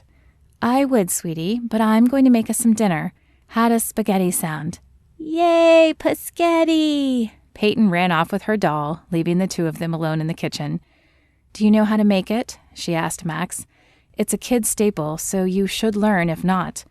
"I think I can handle boiling some water," he said as he grabbed the large pot from the bottom cabinet. He filled it with water and placed it on the stove. "Good, though there's a little more to it than that." She began pulling out groceries and putting them away in his fridge and his pantry. He watched her, unsure of what else to do. Part of him wanted to tell her to stop, that this was his kitchen, but the other part of him enjoyed watching her shuffle ingredients around as if she'd cooked here 1,000,000 times. When the water began to boil, she handed him the spaghetti strands and then began opening up the cupboards. "What are you looking for?" "A skillet to brown the meat." He reached into the bottom cupboard and pulled one out. Their gazes locked as he handed it to her. The moment drug out until she shook her head as if mentally breaking the connection. "Thank you. Can you get me the hamburger meat?" She pointed to a package of ground beef on the counter. He handed it to her and watched as she began browning the meat. "Why don't you finish the salad?" Max followed her finger to a large bowl filled with greens. A tomato sat on a cutting board next to it. Grabbing the knife, he made short work of the tomato and added the chunks to the salad. "Where are your paper plates?" Alyssa asked a few minutes later, poking her head out of the pantry. "I wanted to use them for the salads." "I don't have any. The plates are in the cupboard, closest to the sink." He pointed in the direction as he grabbed Parmesan cheese from the fridge. Alyssa shook her head, but grabbed the plates and set them down on the counter. Max loaded each up with a scoop of spaghetti and salad, and the two carried the plates to the table. "Peyton, dinner's ready." At Alyssa's words, Peyton scurried into the living room and climbed up in her chair. As he sat down, Max noticed Peyton's hands folded together. Alyssa struck a similar pose, and Max was left staring at his plate uncomfortably as the two prayed over theirs. "You don't pray?" Alyssa asked as she finished her prayer. "No, I don't believe in God, so why would I?" "You'll still take me to church, though, won't you, Max?" Peyton's voice was small and pulled on Max's heart. He opened his mouth to speak, but before he could, Alyssa jumped in. "I'll come get you, Peyton, okay?" Peyton nodded and took a bite of her spaghetti. Max looked from one to the other, deciding this was a perfect arrangement. He could stay out late on Saturdays, and Alyssa could take Peyton to church while he slept in the next morning. Now he just needed to find someone who could watch her on Saturday nights. After dinner, Alyssa helped him clear the table and put away the leftover spaghetti. "I'm going to put Peyton down. Do you want to come watch how it should be done?" There was no condescension in her words this time, only sincerity. "Sure, why not?" Alyssa frowned at his flippant attitude, but turned to Peyton. "Peyton, honey, it's time for bed. Grab your bear." Without a word of protest, Peyton grabbed her bear and headed down the hall to the room they had fixed up for her. As Alyssa grabbed pajamas for Peyton and helped her change, Max touched the walls. The paint had dried, so he scooted the toddler bed back to the wall, smoothing out the pink Minnie Mouse bedspread before retreating to the doorway to watch. As there was no chair in the room, Peyton and Alyssa sat on the bed, and Alyssa read one of the books they had picked up yesterday. Alyssa's voice was soft and soothing as she read, and Max crossed his arms. He couldn't imagine doing this routine himself. When the book was finished, Peyton crawled under the covers, and Alyssa sat on the floor beside her. "Lord, thank you for Max and for the blessings you have bestowed upon him that allow him to watch Peyton. Please heal Sarah and bring her back to us, and help Peyton to get adjusted to this new life until that happens. Help us keep our eyes on you. In your name, Amen." The mention of his name in the prayer surprised him. "Amen," Peyton echoed. "Thank you, Aunt Lyssa. Thank you, Max." Peyton's voice was heavy with sleep as she pulled her bear closer to her. Alyssa leaned down and placed a kiss on her forehead before standing. Max stepped out of the way as Alyssa approached the door frame and pulled the door closed behind her. "Thank you for coming here today and helping me with Peyton." His gaze locked on hers. She was beautiful, and though he knew it would never work, that knowledge didn't stop his desire. "You're welcome," she said, clearing her throat and looking away. "I promised Sarah I would help." Right, Sarah. Alyssa was only here because of Sarah. He should remember that, and he should be thinking more about Sarah. After all, he needed her to get better, or else he'd be watching Peyton forever. But Alyssa kept appearing in his mind. "Did you call the nanny agency?" Her eyes were still averted as she asked the question. "Yes, they said they'd send the candidates starting at 10 a.m. "Great. I'll see you then." Chapter 7. Alyssa checked her outfit in the mirror one more time before grabbing her keys. She shouldn't care what she was wearing, but there was some unknown need to make a good impression on Max. The image of their locked gaze and the texture of his cheek against her hand had played through her mind the previous night. She had wanted him to kiss her. Why had she said no? Yes, there was Sarah to consider, but Sarah had told her she was over Max. If Alyssa was honest, it had more to do with his lack of faith and his lifestyle. Her freshman year of college, a junior had approached her. He was popular and appeared nice, but it turned out he only went after freshmen to score. When she refused to sleep with him, he had dropped her like a hot potato. Though she knew it was nothing she had done, it still stung, and it had affected her trust of men in the next few relationships. With Max's past, she knew getting tangled up with him would probably lead to heartbreak, but her heart didn't seem to want to take her brain's advice. Her traitorous heart began its steady ascent as she pulled into Max's driveway and parked the car. Why did he affect her this way? She took a deep breath on her way to the door in hopes of calming the erratic beating of her heart before pressing the doorbell. A minute later, Max opened the door wearing cargo shorts and a blue button-down shirt that highlighted the matching color in his eyes. With the top 2 buttons undone, a hint of his muscular chest appeared. Heat seared across Alyssa's cheeks as she forced her gaze up to his face, but not fast enough. A playful smirk crossed Max's lips. "Come in. We have half an hour. Would you like coffee?" "Tea." Her voice was raspy as it fought to escape past the emotions lodged in her throat. She cleared it and tried again. "Do you have any tea?" He flicked his head in a follow-me gesture and led the way into the kitchen. "Get a hold of yourself, Alyssa. You're acting like a schoolgirl."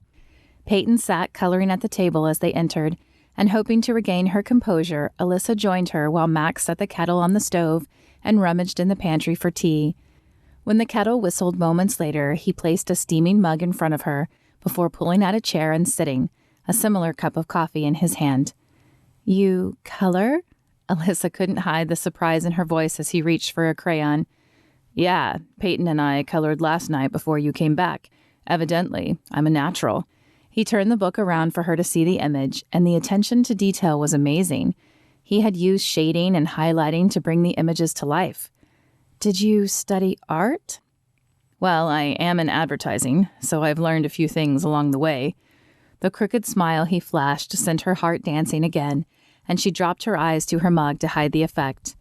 The doorbell rang as Alyssa took her last sip of tea. "Here we go," she said, pushing back from the table. "Why don't you and Peyton sit in the living room, and I'll bring in the first one?" Max was heading down the hallway as he finished the question. Alyssa took Peyton's hand and led her to the plush couch. "Okay, Miss Peyton. We will interview women to watch you while Max is at work. You be sure and tell us the ones you like and the ones you don't, okay?" "Okay." Peyton's eyes displayed a smidgen of fear, but she hugged her bear and nodded. Max returned a moment later with a blonde woman trailing behind him. A tight bun topped her hair, and a flawlessly pressed skirt and shirt hugged her curves. A string of pearls hung around her neck. She appeared dressed more for a date than interviewing for a nanny position. "Alyssa, Peyton, this is Claire. She has nannied for several families in the area." As Claire glanced Alyssa's direction, it was obvious that she found her competition and was sizing her up. Alyssa shifted in her seat as she tried to keep an open mind. She wasn't dating Max after all.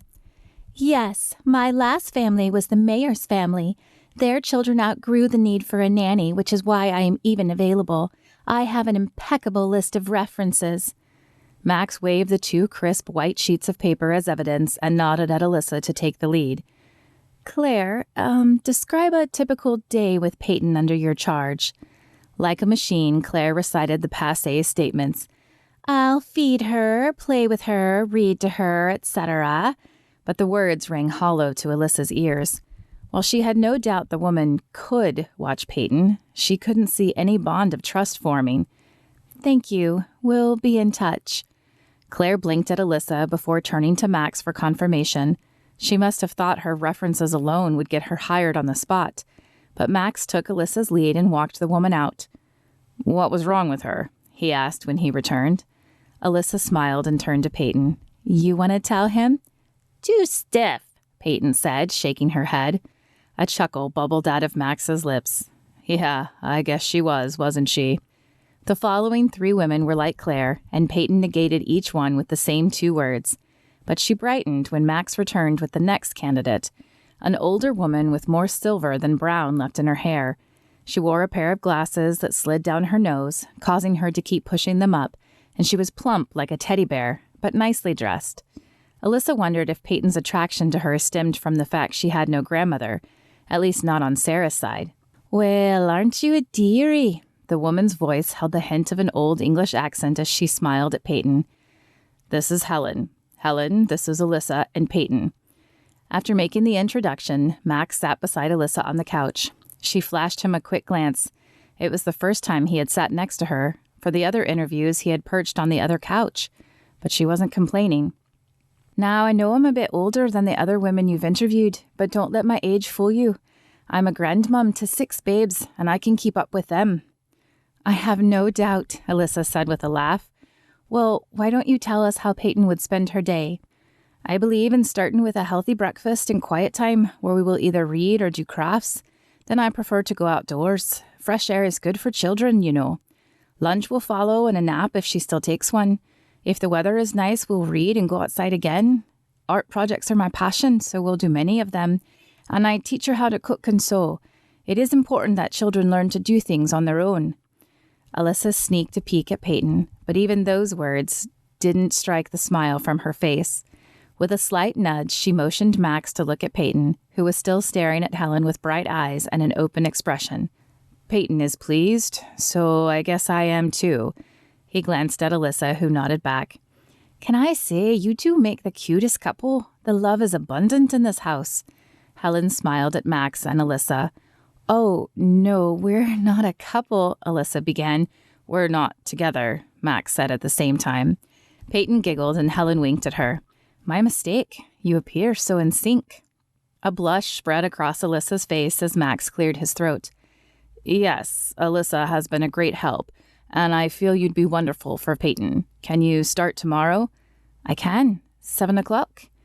"That will be fine." Max rose from the couch and shook her hand. Alyssa stood beside him and shook Helen's hand next, trying not to smile as Helen winked at her. If Helen saw something between the two of them, could there be something there? "I like her," Peyton said as Max walked Helen out. "Me too." Alyssa glanced at her watch, but it was barely noon. Should she stay or should she go? "Well, I don't know about you, but I'm hungry," Max said as he re-entered the room. "What do you say we grab lunch to celebrate?" "Yes, lunch!" Peyton clapped her hands. "Did you get a bigger car yet, or should we take mine?" Alyssa asked. "No, they delivered the Malibu yesterday, and I have the car seat in the back, though you should make sure I got it in right." Alyssa tilted her head at him, surprised. "Okay, let's go then." After a quick check of the car seat, she nodded her approval and helped strap Peyton in before climbing in the passenger side. "It's nice," she said, feeling the leather seats. Yeah, it's not bad." She turned shocked eyes on him. "Do you mean you didn't test drive it when you bought it?" He shrugged. "Nope. I told the salesman to get me the safest car on the lot with those hook thingies." Alyssa shook her head as he started the engine. Their lives were so different. A few minutes later, they arrived at the parking lot of an upscale restaurant. Images of Peyton fussing or crying and annoying the waitstaff filled her mind. "You want to take Peyton in here?" Alyssa couldn't keep the incredulity out of her voice. "It is near her nap time." "And?" The subtlety of her hint was lost on him. "Sometimes even well-behaved children have a hard time being quiet when they're hungry and tired." "I'm sure it'll be fine." The edge in his tone told her he hadn't taken her advice the way she meant it. Alyssa shrugged, not wanting to argue with him, and opened her door. After he rescued Peyton from the back seat, they headed into the restaurant.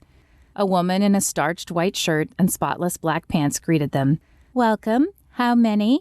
"3, Max said, taking charge. "Will you need a high chair?" the woman asked, nodding at Peyton. "Yes." Alyssa jumped in before he could say no. He hadn't been out to eat with Peyton yet, but she knew if the girl wasn't locked down, a bumpy meal was ahead. "Okay, I guess yes." "Perfect. It'll be about 15 minutes. Can I get a name?" Max left his name as Peyton tugged on his pant legs.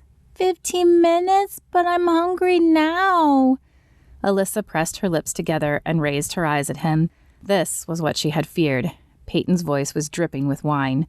"Don't worry, Peyton. It rarely takes as long as they say." His luck held this time as the hostess called his name just a few minutes later. As she led them to the table, Alyssa noticed an extra sway in her hips and the meaningful look she flashed at Max as she seated them. Did women everywhere come on to him all the time? Max, to his credit, either didn't notice or ignored the gesture as he picked Peyton up and deposited her in the high chair. "Don't forget to strap it." He looked at Alyssa as if she had spoken in a foreign language. "The high chair strap. Trust me, you want to fasten it." "Is she Houdini or something?" he asked, snapping the strap together before taking his seat. Alyssa laughed. "You don't understand. Once, she stood up in the high chair before we could catch her, and she snagged the arm of a waiter passing by with a tray full of food. Burgers and fries went flying everywhere." Max's eyes widened in alarm, and he checked the strap one more time. "That can't happen here. We could never return." "You'll learn that with little kids, these places may need to wait for dates or special occasions." Alyssa's face flamed at the mention of dates. Would he think she was asking him out, or hinting for him to ask her out? "What about you?" he asked. "What about me what?" "Do you want kids one day?" Alyssa glanced at Peyton, who was coloring on the paper the hostess had provided. "Yes, I'd like a family with at least 3 kids." "I never thought I wanted kids, but Peyton is cool, and there's something about her that warms my heart." The tone in his voice as he spoke of Peyton and the look in his eyes as he glanced at her coloring warmed Alyssa's heart, but she couldn't say those thoughts out loud. It's not all unicorns and rainbows, though. Alyssa didn't want to scare him, but she would be remiss if she didn't prepare him for the other side. There will be tantrums and sicknesses, and you can't just leave the house on a whim. "I'm hungry," Peyton said, interrupting their conversation. Her voice was an octave louder than necessary. She complimented her wine with banging her small hands on the table and throwing the crayons. "Peyton, stop!" Max's voice was quiet and terse, and he glanced around at the other patrons. "It's okay, Max. She's just hungry," Alyssa said. "For these times, I always bring something with me." She dug in her purse for a moment before pulling out a small square cube. "What's that?" Max asked as she handed it to Peyton. "It's a fidget cube. The buttons push in and out. It's smart to always have something on you to keep Peyton entertained." Max tilted his head at her. "How did you learn all of this?" "From watching Sarah. She's an amazing mother." Peyton looked up from the dice. "I miss Mommy." "I know, baby, but she's trying to get better." The waitress returned then, placing a tray of bread in the middle of the table. Max grabbed a piece, but he didn't eat it. Instead, he rolled it in his hand as if something was on his mind. "How long have you known Sarah?" "About 3 years, I guess. I met her after Peyton was born. I offered to rent a place with her, but she was determined to do it all on her own. Since we hit it off, though, she let me come around and help with Peyton." "I'm sorry I missed those days." His soft voice pulled at Alyssa's heart. She tore a piece of bread for herself, debating if she should ask the question rattling around in her head. "What happened with you and Sarah? I mean, I know how it ended, but why?" Max took a bite of his bread and glanced at Peyton before answering. "I think I wasn't prepared. I wasn't ready to be with just one woman, but I loved Sarah. I would have done anything for her, and I'd like to think I would have settled down if I'd known about Peyton." Their heavy discussion was broken when the waitress returned again to take their order. The rest of the lunch conversation was lighter, but Alyssa couldn't help looking at Max a little differently. Sarah must not have known how he felt about her, because she rarely spoke of him, and when she did, it was always about his philandering. Alyssa was now seeing a different side of him, and it was one she could learn to like. Chapter 8. When the alarm went off the next morning, Max hit the buzzer and replayed the previous day in his mind. After lunch, Alyssa had excused herself to go study. Max had been left with Peyton again, and after an hour blowing bubbles and another coloring, she had become cranky and whiny. Max had sat her in front of the television and suffered through cartoons with her until bedtime. Then he hadn't done her bedtime routine correctly, and she had teared up, crying for Sarah.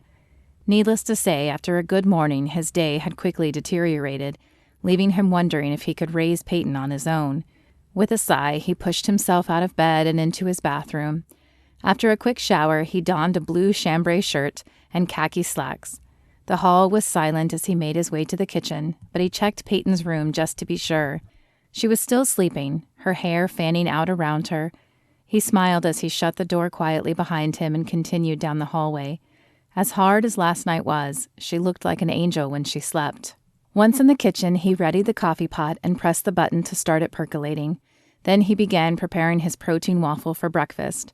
He had just finished the last bite and was rinsing the plate in the sink when the doorbell rang. Hoping it wouldn't wake Peyton, he hurried to open it. Helen stood on the other side, her arms laden with bags.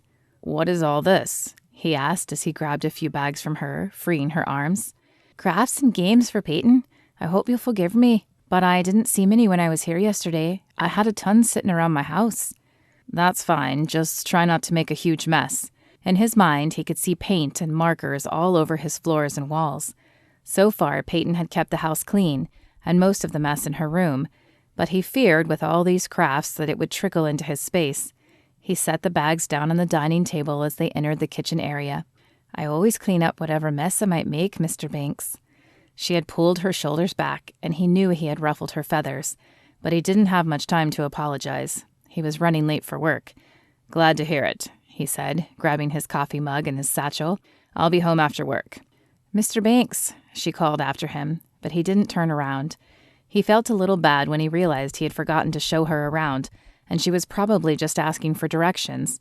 But she seemed like a smart lady, and he was sure she would figure it out.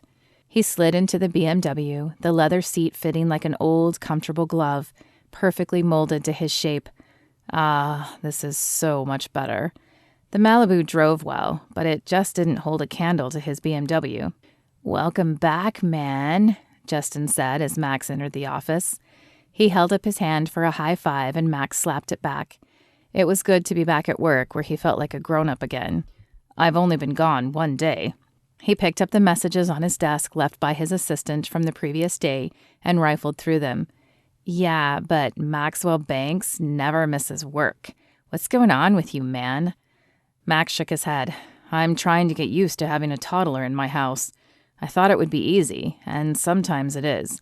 But then she cries, and I don't know how to handle it." "Dude, I know Sarah didn't have a family, but are you sure you want to keep this kid? Couldn't you put her in foster care?"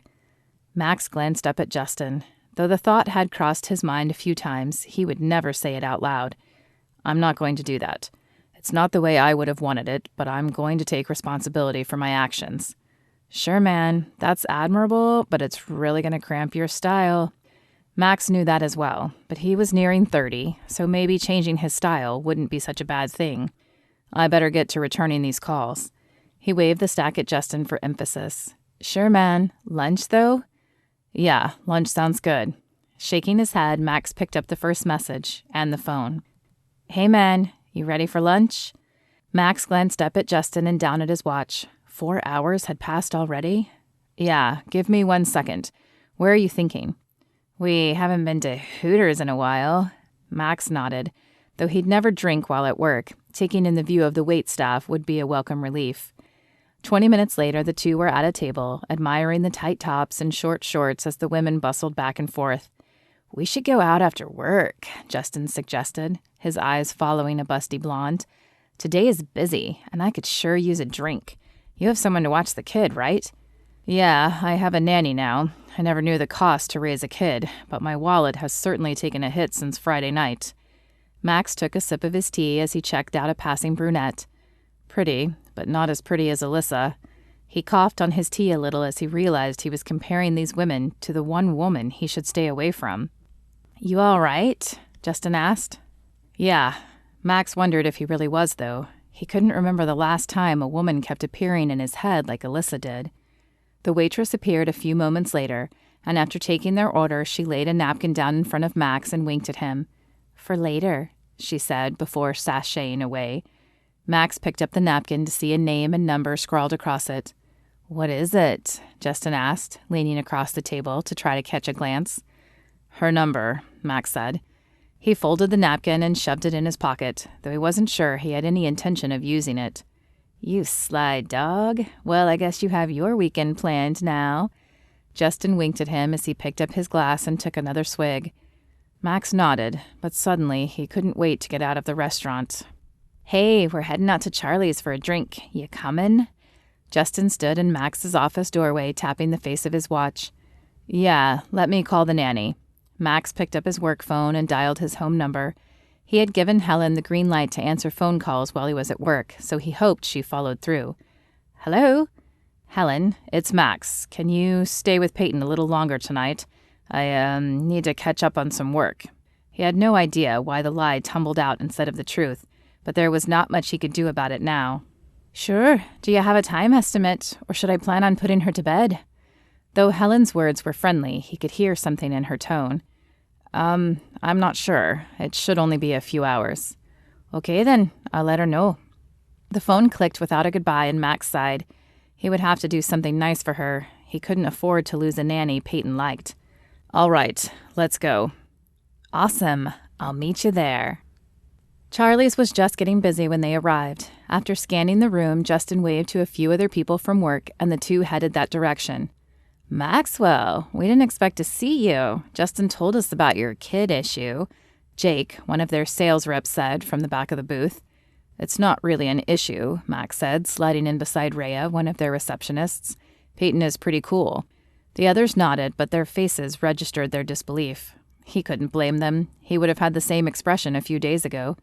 "2 beers, please," Justin said when the waitress stopped by, and a few minutes later the pale amber liquid was set in front of Max.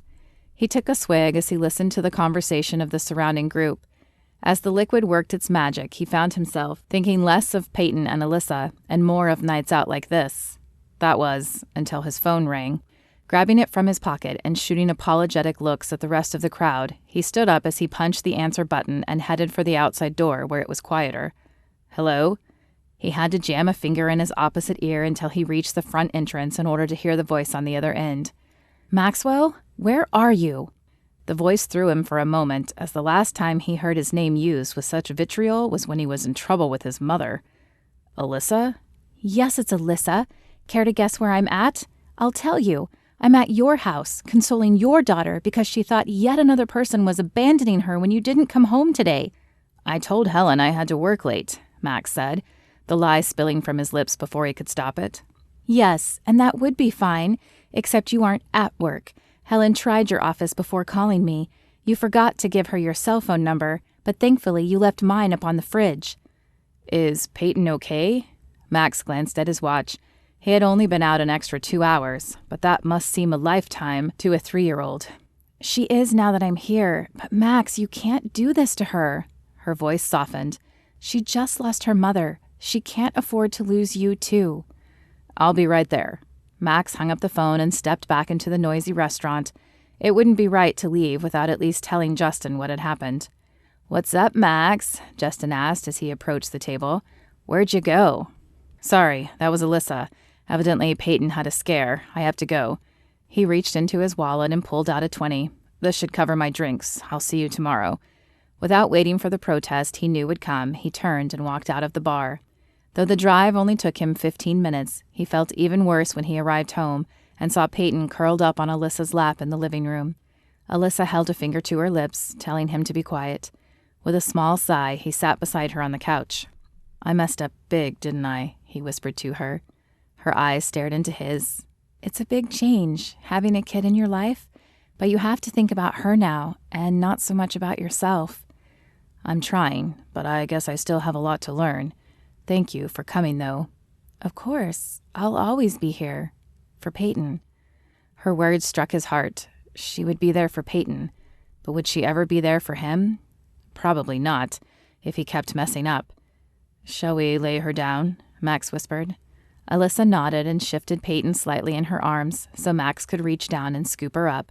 Her head flopped onto his chest, but her eyes remained closed as he carried her down the hallway, Alyssa a step behind. Peyton mumbled softly in her sleep as Max laid her in the bed. He touched her forehead and smoothed her hair back. He hated that he hurt her, even though he hadn't meant to. Alyssa stood just outside the room as he closed the door.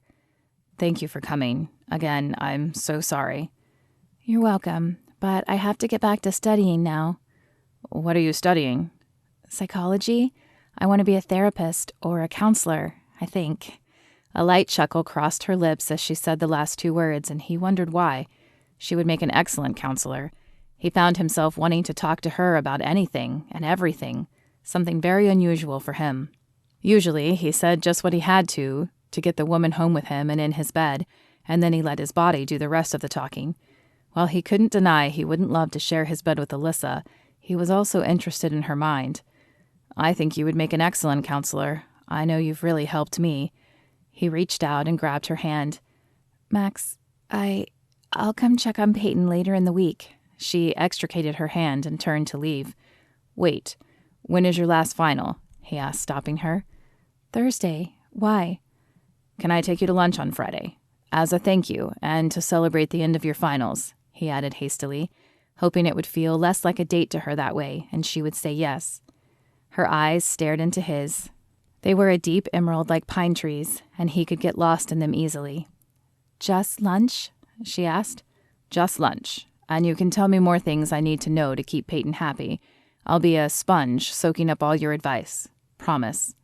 A tiny smile flicked across her mouth at his analogy. "Okay, just lunch. Shall I meet you at your office at noon?" "That would be wonderful," Max said and pulled a business card out of his wallet for her. He almost couldn't believe he had agreed to her coming to his office. He would never have done that in the past. But Alyssa was different. She took the card, nodding at him as she left. It was not the reaction he had been hoping for, but she had agreed, and that meant the door was at least open a crack.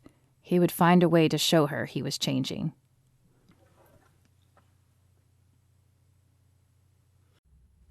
Chapter 9.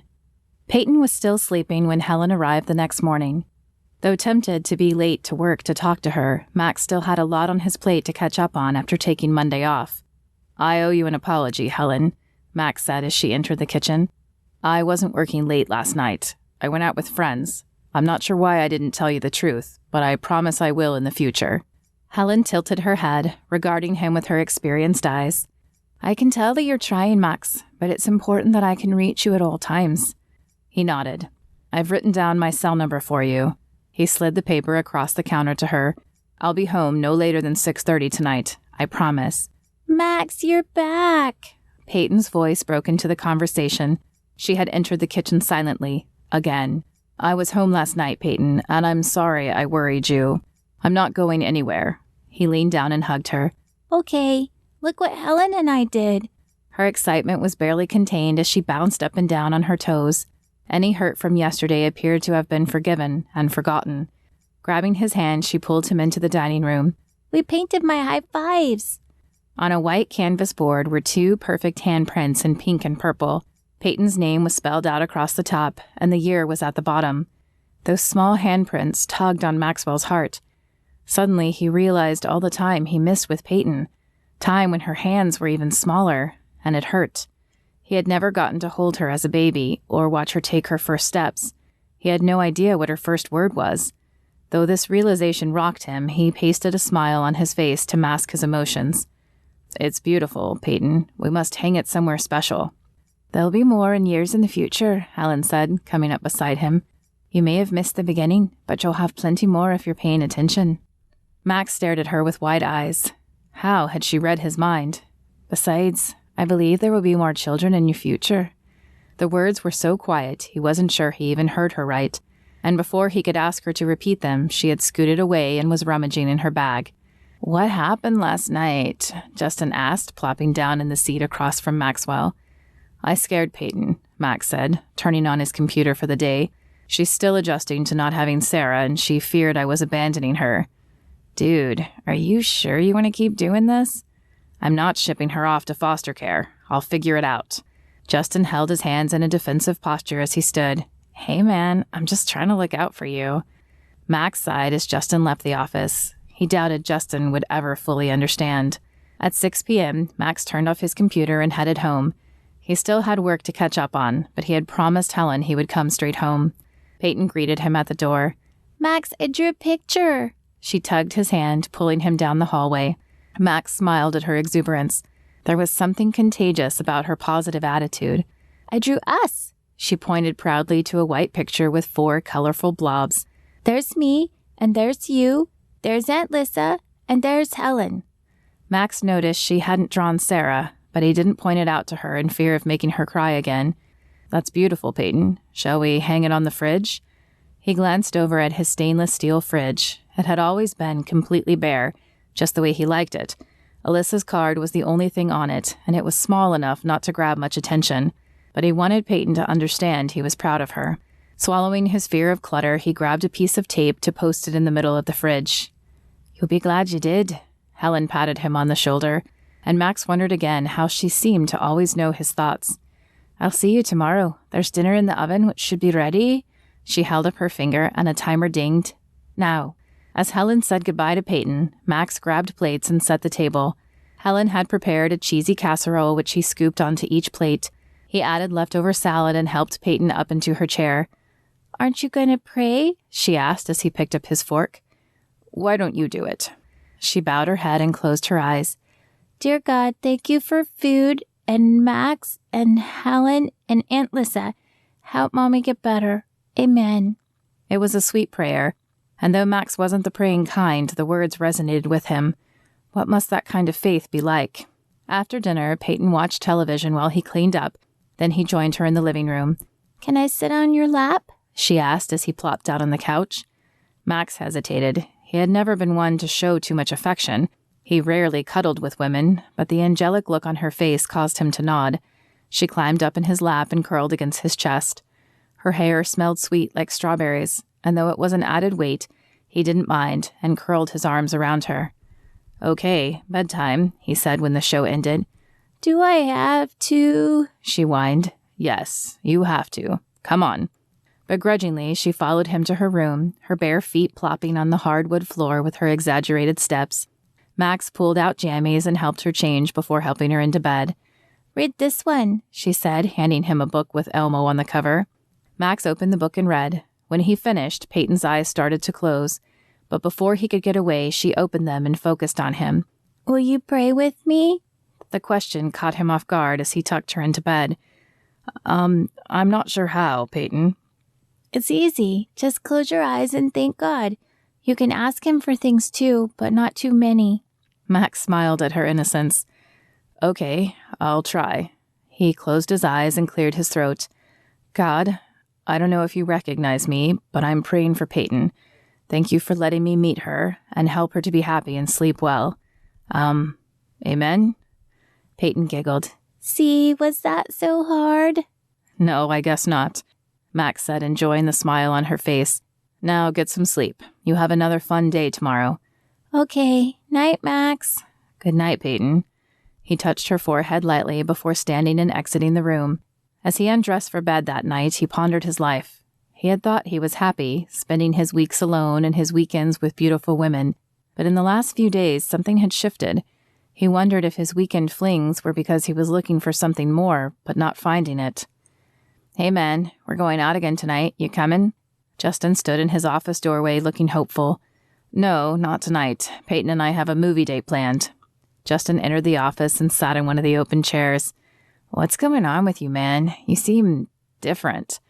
After taking a deep breath, Max replied, "I think I am different. Peyton is amazing, and I'm enjoying being a dad. And then there's Alyssa." "Wait, who's Alyssa?" "Sarah's friend, the one helping me with Peyton. She's beautiful and smart and spirited." A smile stretched across his face as he spoke about her. "Dude, are you falling for her?" Justin's head dropped forward as his left eyebrow went up. "Maybe." Max glanced at Justin before returning his attention to the computer.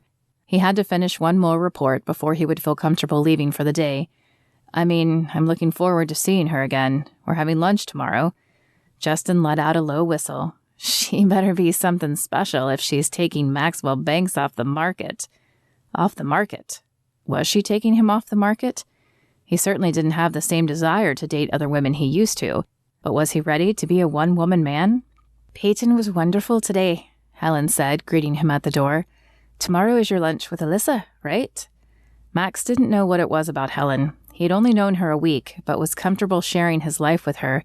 "Yes, and she's meeting me at the office tomorrow and going to lunch. Can I ask you something? It's about Alyssa. You said you saw something between us, right?" Helen smiled. "I did, and I do. It is clear you both have feelings for each other." Max blinked. He didn't think it was clear Alyssa had feelings for him. In fact, she seemed determined to avoid contact with him. "I like Alyssa. Really like her, but she knows about my past. I guess you could say I was never into relationships. Now that Peyton's here, I'm starting to look at things differently, but I'm not sure Alyssa sees that. How can I get her to give me a chance?"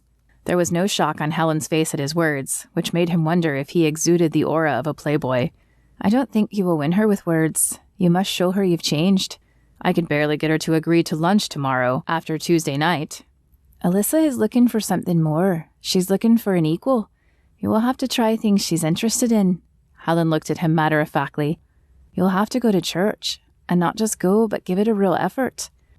Church. The word used to send shivers through his body, but if that's what it would take to show Alyssa he was changing, then he could do it. What's the worst that could happen? Losing a few hours on Sunday morning didn't sound that bad. He nodded. "Church.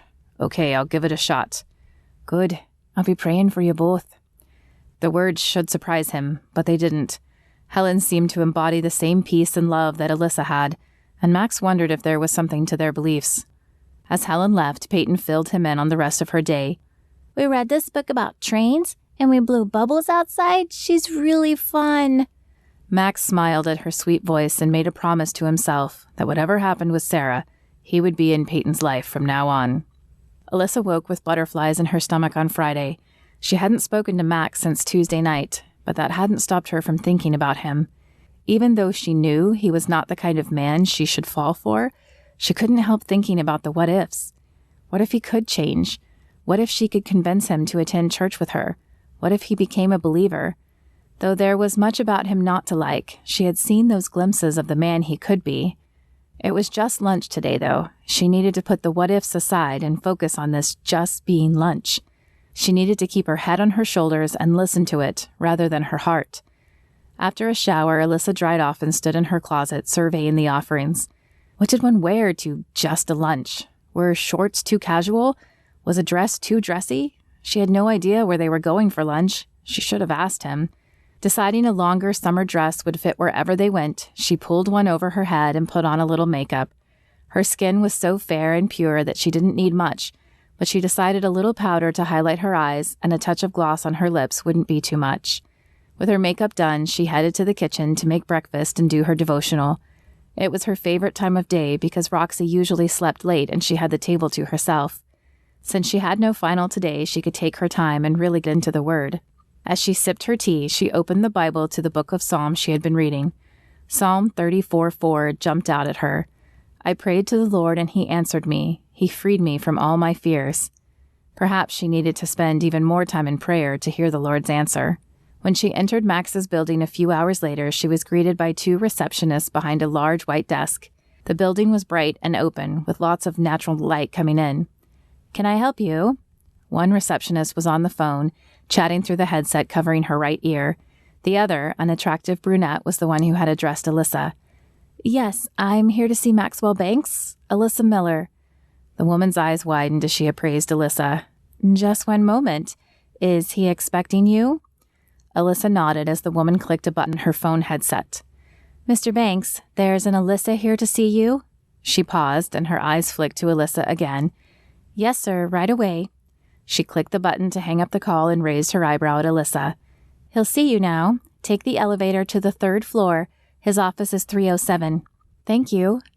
Alyssa wondered if the woman's odd reaction was because Maxwell often had women come in and she didn't fit the model, or if it was because he rarely had women come in. As the elevator opened onto the 3rd floor, Alyssa found herself staring into the face of a man with sandy brown hair. His green eyes locked on hers and then traveled down her body, sending a thread of disgust down Alyssa's spine. "Well, hello. I haven't seen you here before. Who can I help you find?" His voice was rich, but it didn't erase the creepy feeling he gave Alyssa. "I'm here to see Maxwell Banks." Surprise alighted the man's face. "Maxwell is my friend. I'm Justin. I'll take you to him." He stuck out his hand, but Alyssa didn't want to touch it. However, her upbringing had always taught her it was rude not to return a shake, so she swallowed her unease and took his offered hand. "You don't have to do that. Weren't you waiting for the elevator?" "Oh, it's no big deal. I can catch it again in a minute." Alyssa pasted a smile on her face and followed him through the open room that housed cubicles. A few employees looked up as they passed, but no one spoke to them. Justin deposited her in front of office 307, but not before knocking at the door jamb and announcing her to Max. "Your lunch date is here." Alyssa looked to Maxwell. He must have told Justin because she sure hadn't. "Thanks, Justin." Justin hung just a moment longer before leaving when Maxwell said nothing more to him. "Sorry about that," Maxwell said when they were alone. "He means well, but Justin..." He didn't finish the statement. Just shrugged. "Anyway, are you ready?" "Sure." They garnered even more looks as they walked back through the office and to Maxwell's car. "So, I have to ask," she said as he opened the car door for her. "Do you have a lot of women visit you at work, or am I the only one?" His head tilted to the side as a lopsided smile pulled at his mouth. "Why do you ask?" "Because I received rather strange, disbelieving looks from the moment I stepped into your building." She stretched the belt across her chest and snapped it into the clasp. Maxwell stared at her as if deciding how much to tell her. "You're the first woman I've let come to my work," he said finally. "In the past, I never wanted to see the women again, so I didn't want them showing up at my job." A tiny flicker of something burgeoned in Alyssa's heart. "So, I'm special then?" She meant it as a joke, but his face was serious as he answered her. "Yes, you're special." He flashed her a smile before turning the key and backing the car out of the space. Alyssa's eyes dropped to her lap as a faint blush crawled across her face. That she was the first woman to attend his work gave her a fuzzy feeling. The restaurant he pulled into was a small deli. They must have beat the lunch rush, as there weren't many people inside. He led her to a small booth at the back. A brown fabric covered the seats, and a simple decor adorned the walls. Alyssa was a little surprised at the restaurant choice. "The food is good," he said, catching her reaction. "Plus, you said this wasn't a date. I promise, if you'll let me take you on a real date, that the restaurant will be of higher caliber." "Oh, I didn't," Alyssa started.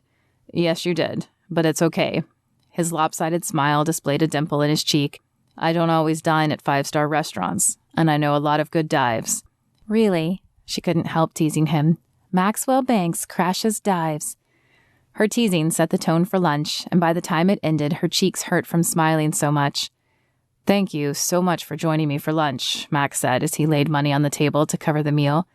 "I'd love to see you again, and I've been thinking, can I come to church with you this Sunday? I want to see what's so important to you and Peyton." Alyssa blinked at him. "You want to come to church?" "If you'll let me." He flashed that smile again, and Alyssa couldn't say no.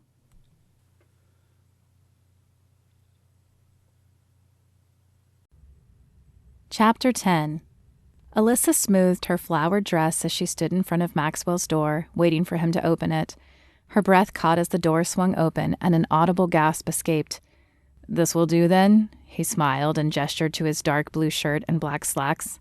"I wasn't sure. I don't know that I've been in a church as an older adult other than for a wedding or a funeral." Alyssa couldn't imagine never attending a church service, but then she and Maxwell had lived very different lives. "It will do nicely. The blue really brings out your eyes." The intensity in his gaze caused her to drop her eyes. "Is Peyton ready?" Mostly, I think." He opened the door and she followed him into the kitchen. She was expecting another repeat of last week, but was surprised to see Peyton not only dressed, but with her hair combed as well. "You did well, Max." He grinned and grabbed Peyton's hands. "Ready?" "Let's go," she said, pumping her other hand in the air. Alyssa laughed as they headed out to the garage and climbed into the Malibu. Though Maxwell drove, Alyssa directed him through each turn, and minutes later they pulled into the parking lot of a single-story white church. "Huh, I thought it would be bigger." "There are other churches that are, but this is the one Sarah and I went to. It's the perfect size for us. People know you, so you don't feel lost." The inside was larger than the outside seemed, with a large sanctuary directly in front of them, and a hallway that led to offices and meeting rooms to the right. A nursery and toddler area were to the left. 2 women stood behind a brown desk at the front of the right hallway. "Hi, can I check in Peyton Moore?" The women's smiles faded at Alyssa's voice. "Is she..." "Sarah's in New York. We'll be praying for the best." Alyssa's tone was forceful but kind. She had known these questions would come, but that didn't make them any easier to answer over and over. One of the women handed over a white sticker, and Alyssa led the way down the hallway. After placing the sticker on Peyton's back, she hugged her and sent her into a small classroom. "What's the sticker for?" Max asked as they headed back toward the sanctuary. It's a safety thing. If she needs something, they will flash this number on a little box at the front of the sanctuary, and I know to go get her. I also have to show this tag to pick her up so they don't send her off with a stranger." "I guess that makes sense." Alyssa led the way into the sanctuary, and Max sat beside her. His head slowly turned as he took in the surroundings. The sanctuary was large, but not overly decorated. A white screen hung at the back of the room to display the words to the songs, and a piano, drum set, and a few guitars sat on the slightly raised stage at the front. "Hi, Alyssa. We're praying for you and Sarah." Though said in different variations, that seemed to be the mantra of the day as people she knew came up to her. She introduced Max to each one, and though most were courteous and pleased to meet him, she saw a few vainly trying to hide their contempt for the man. Unfortunately, even churchgoers were human and often struggled with the same sins. The worship team took the stage a few minutes later, and Alyssa lost herself in the songs. Though Max didn't sing beside her, she caught him watching her a few times, and it created an odd sensation in her heart. She could see herself with him here each Sunday, if he could open up his heart to the possibility of God. But then there was Sarah. If she got better, wouldn't she want to get back together with Max? And if she didn't make it, would Alyssa feel guilty for being with him when Sarah couldn't? Pastor Brown spoke on love as he took the stage, and Alyssa couldn't have asked for a more perfect message. She had been hoping it would be a nicer one that would allow Max to see the good side of God and not just the rules part that a lot of people got hung up on. "What did you think?" she asked Max when the service ended. "It was interesting." It was hard to tell from his voice if he was being serious or dismissive, but the expression on his face suggested the former. Alyssa sent up another prayer for him as she led the way back down the hallway to get Peyton. "Aunt Lyssa, look, we made bracelets." Peyton shoved her tiny arm in front of Alyssa's face to show off the shiny beads on the story bracelet. "I remember these. I made one when I was a kid, too." "What does it mean?" Max touched the beads as Peyton shoved the bracelet in his face. Alyssa smiled as she remembered the lesson from years ago. "The black represents sin, showing that we all have sinned. The red represents Jesus' blood shed on the cross for us.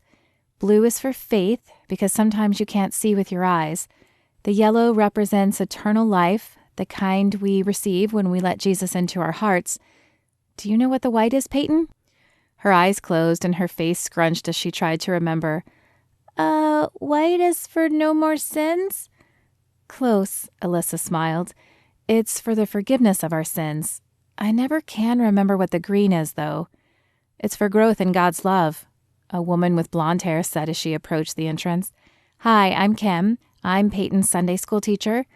"Max," he said, sticking his hand out to take hers. Alyssa watched the exchange and was surprised to feel a tiny pang of jealousy sprout in her heart. "Thanks, Kim. We'll see you next week." As she grabbed Peyton's hand, she noticed the tiny flicker of shock in Kim's eyes and the look of amusement in Max's. "Was that jealousy?" he whispered as she marched them down the hall and toward the entrance. "No," she hissed back. "I'm hungry. I thought we could get some lunch." The words were not convincing, even to her, and the chuckle that escaped from Max's perfect lips told her he wasn't buying it either. "Can we go to McDonald's?" Max and Alyssa both looked down at Peyton at the same time. She could see on his face that he didn't want to go there either. "How about an upscale version of McDonald's?" he offered. "Does it come with a toy?" "No, but it comes with ice cream." Peyton shrugged her small shoulders. "Okay, then." "Wow, I was hoping for a bigger reaction." "Hey, you take what you can get when they're 3, Alyssa said with a chuckle. He smiled back at her and held her gaze a little longer than necessary, sending another tremor through her body. When they reached the car, he opened the passenger door for her before helping Peyton into the car seat. Though he fumbled a little, it was clear he had been practicing strapping Peyton in. Max was quiet as they drove, and Alyssa used the time to sneak furtive glances his direction. Perhaps this was the man Sarah fell in love with. She could see the possibility in his strong cheekbones and the tender side she had seen show itself today. What am I thinking? I can't be equating love with this man. But as hard as she tried to deny it, the feeling still crept in. Max pulled into a casual barbecue restaurant. Although it had tables to sit at, it was definitely more fast food. "Learned your lesson last time, huh?" Alyssa said, a teasing glint flashing in her eye. "Yeah, I'll save the nicer restaurants for kid-free time, but this place has great food." "I know. It's one of my favorites." As they drove back from lunch, Max sneaked glances at Alyssa. He had enjoyed the day. Her church had been different from what he expected, but in a good way. The pastor had spoken on God's love, which was something he hadn't heard much in the past. If that trend continued, he might find himself tolerating church. Lunch had even gone well. There had been a few harrowing moments when Peyton nearly upturned her plate, and he'd had to apologize profusely for the mess she left on the table. But all in all, he considered it a success. Now, if he could just get Alyssa to go out with him again. His eyes slid to her as the thought seared through his brain. She hadn't given him any new indications that she was interested, other than her teasing interactions, but he had caught her looking his way a few times. Her face was turned out the window currently, watching the scenery pass by, and he wondered what was going on in her head. He hadn't been this curious about a woman since Sarah. But there was the rub. What if Sarah got better? Shouldn't he try to make it work with her since he knew about Peyton now? He had no business developing feelings for Alyssa. There was just too much muck in the middle. She flashed him a small smile as they pulled into his garage. The desire to ask her to stay pounded in his head. They could have some time alone after Peyton went down for a nap, but fear of her answer kept his mouth shut. He was afraid she would say no, which would crush him, but even more afraid she would say yes, showing she felt something for him too. How awkward this felt. Maxwell Banks had never second-guessed himself when it came to women, yet here he was, waffling like a schoolboy. Peyton was nearly half asleep as he unstrapped her from the car seat. She felt like a ton of bricks as he carried her inside. As he laid her in the bed, her eyes fluttered open. Will you keep me? The question caught him off guard as he tucked Peyton into bed. What do you mean? I mean, if my mom dies, will you keep me or will you send me to foster care? His heart broke a little that such a tiny creature was worried about such big issues. Peyton, I didn't think I wanted kids, but I honestly can't imagine my life without you in it now. Thanks, Max. Max. It was like a slap in the face. He shouldn't expect her to call him Dad or Daddy. It had only been a week, but hearing her call him Max didn't sit well either. He leaned in and kissed her forehead before exiting her room and returning to the living room. What's the matter? Alyssa asked as he entered. Max shook his head. He almost didn't want to say the statement aloud, but Alyssa's face softened his resolve and the words began to spill out. She called me Max. I know it's still early, but I don't know. Is it crazy that I want her to call me Dad? His hand ran across his forehead as he said the word, a gesture he hadn't done in ages. No, I don't think it's crazy. Knowing you have a child, your own flesh and bone, does crazy things to you, but... She laid her hand on his arm. She doesn't see that yet. She needs to know that you'll take care of her and protect her before she'll feel safe enough to open up her heart. His eyes dropped from her emerald gaze to the pale hand on his arm. Could she feel the heat that was radiating up his arm at her touch? As his eyes moved back up, they stopped on her perfect lips. Full and pink, he longed to know what they would feel like pressed against his. Her lips parted slightly as she noticed his focus. That would normally be his cue, but he wanted to be sure. He flicked his eyes back to hers and a jumble of emotions poured out of them. He could sense her desire, but also her confusion and trepidation. Suddenly the warmth receded from his arm. She had pulled her hand away. Well, I guess I should be going. Are you leaving already? His heart constricted at the thought. Do I have a reason to stay? Her words opened the door for him to make his move, but suddenly his throat was dry. He never lost his cool around women, so why was he finding himself tongue-tied now? He took a step toward her. His hands wanted to reach out to touch her, but an invisible barrier kept them glued to his side. Still, the closeness caused her to take a breath. I'd like you to stay. His voice was low and throaty. He cleared his throat as he took another small step toward her. The unseen heat building between them billowed over him. Max, The hesitation was evident in her eyes, and it killed him. I know you know about my reputation, but having Peyton and meeting you, I feel different. Her head shook slowly, but not as if she was saying no, more like as if she was trying to convince herself. Will you give me a chance to show you at least? This time his hand did reach out and cup her face. She leaned into his hand, and he couldn't fight the feelings any longer. He pulled her close and touched her lips ever so slightly with his own. It was more breath and expectation than actual kiss, but it was enough to send a shock through his lips and a tremor through Alyssa's body. Her eyes snapped open and she pulled back. Max, I don't know if I can do this. Alyssa, if you can promise to at least give me a shot, I'll do my best to show you a different Max. Her lip pulled into her mouth as her teeth bit down on it. It was the cutest gesture he had ever seen, but his heart thudded in his chest as he waited for her answer. The nanny, Helen, she sees it. There's something here, Alyssa. I will think about it, Max. I'll call you later. As Alyssa hurried out of his house again, Max sighed and leaned his head back. He'd have to come up with some way to win her over. Alyssa didn't stop moving until she was at her car, but as she fumbled for her keys, she nearly dropped them. Her hands were shaking so badly. Once inside, she grasped the steering wheel to try to calm herself before driving. Why had she run again? She had wanted him to kiss her. She had liked him kissing her. Was that the problem? Was it that she liked it too much? When her heart had slowed its rhythm down, she inserted the keys and started the engine. Though music played on the radio, she could hardly hear it. Her thoughts were spinning a mile a minute. Was it possible he could have changed that quickly? He did seem different, but was it different enough? Lord, I need your guidance here. I know I'm developing feelings, but are they misplaced? He isn't a believer yet, but I feel like his heart was opening today. Please guide me in your will. Saying the words out loud was like putting aloe on a burn. It soothed and calmed her nerves, and while she didn't get an immediate answer, she knew that God would answer in his own time. She just had to try to listen. Chapter 11. You missed another great party, man. Justin leaned against the door to Max's office, his arms crossed over his chest. It was phenomenal. That's great, Justin, but I just don't see parties in my future right now, or ever again. I had a good weekend, too. I spent the time with Peyton and Alyssa. He smiled as he remembered their first kiss. He wished it had lasted longer, but her response to it at least gave him hope that she felt something, too. Yeah, Alyssa, she's hot, man. I can see why you dig her. But do you really want to get tied down right now? I mean, you're in the prime of your life.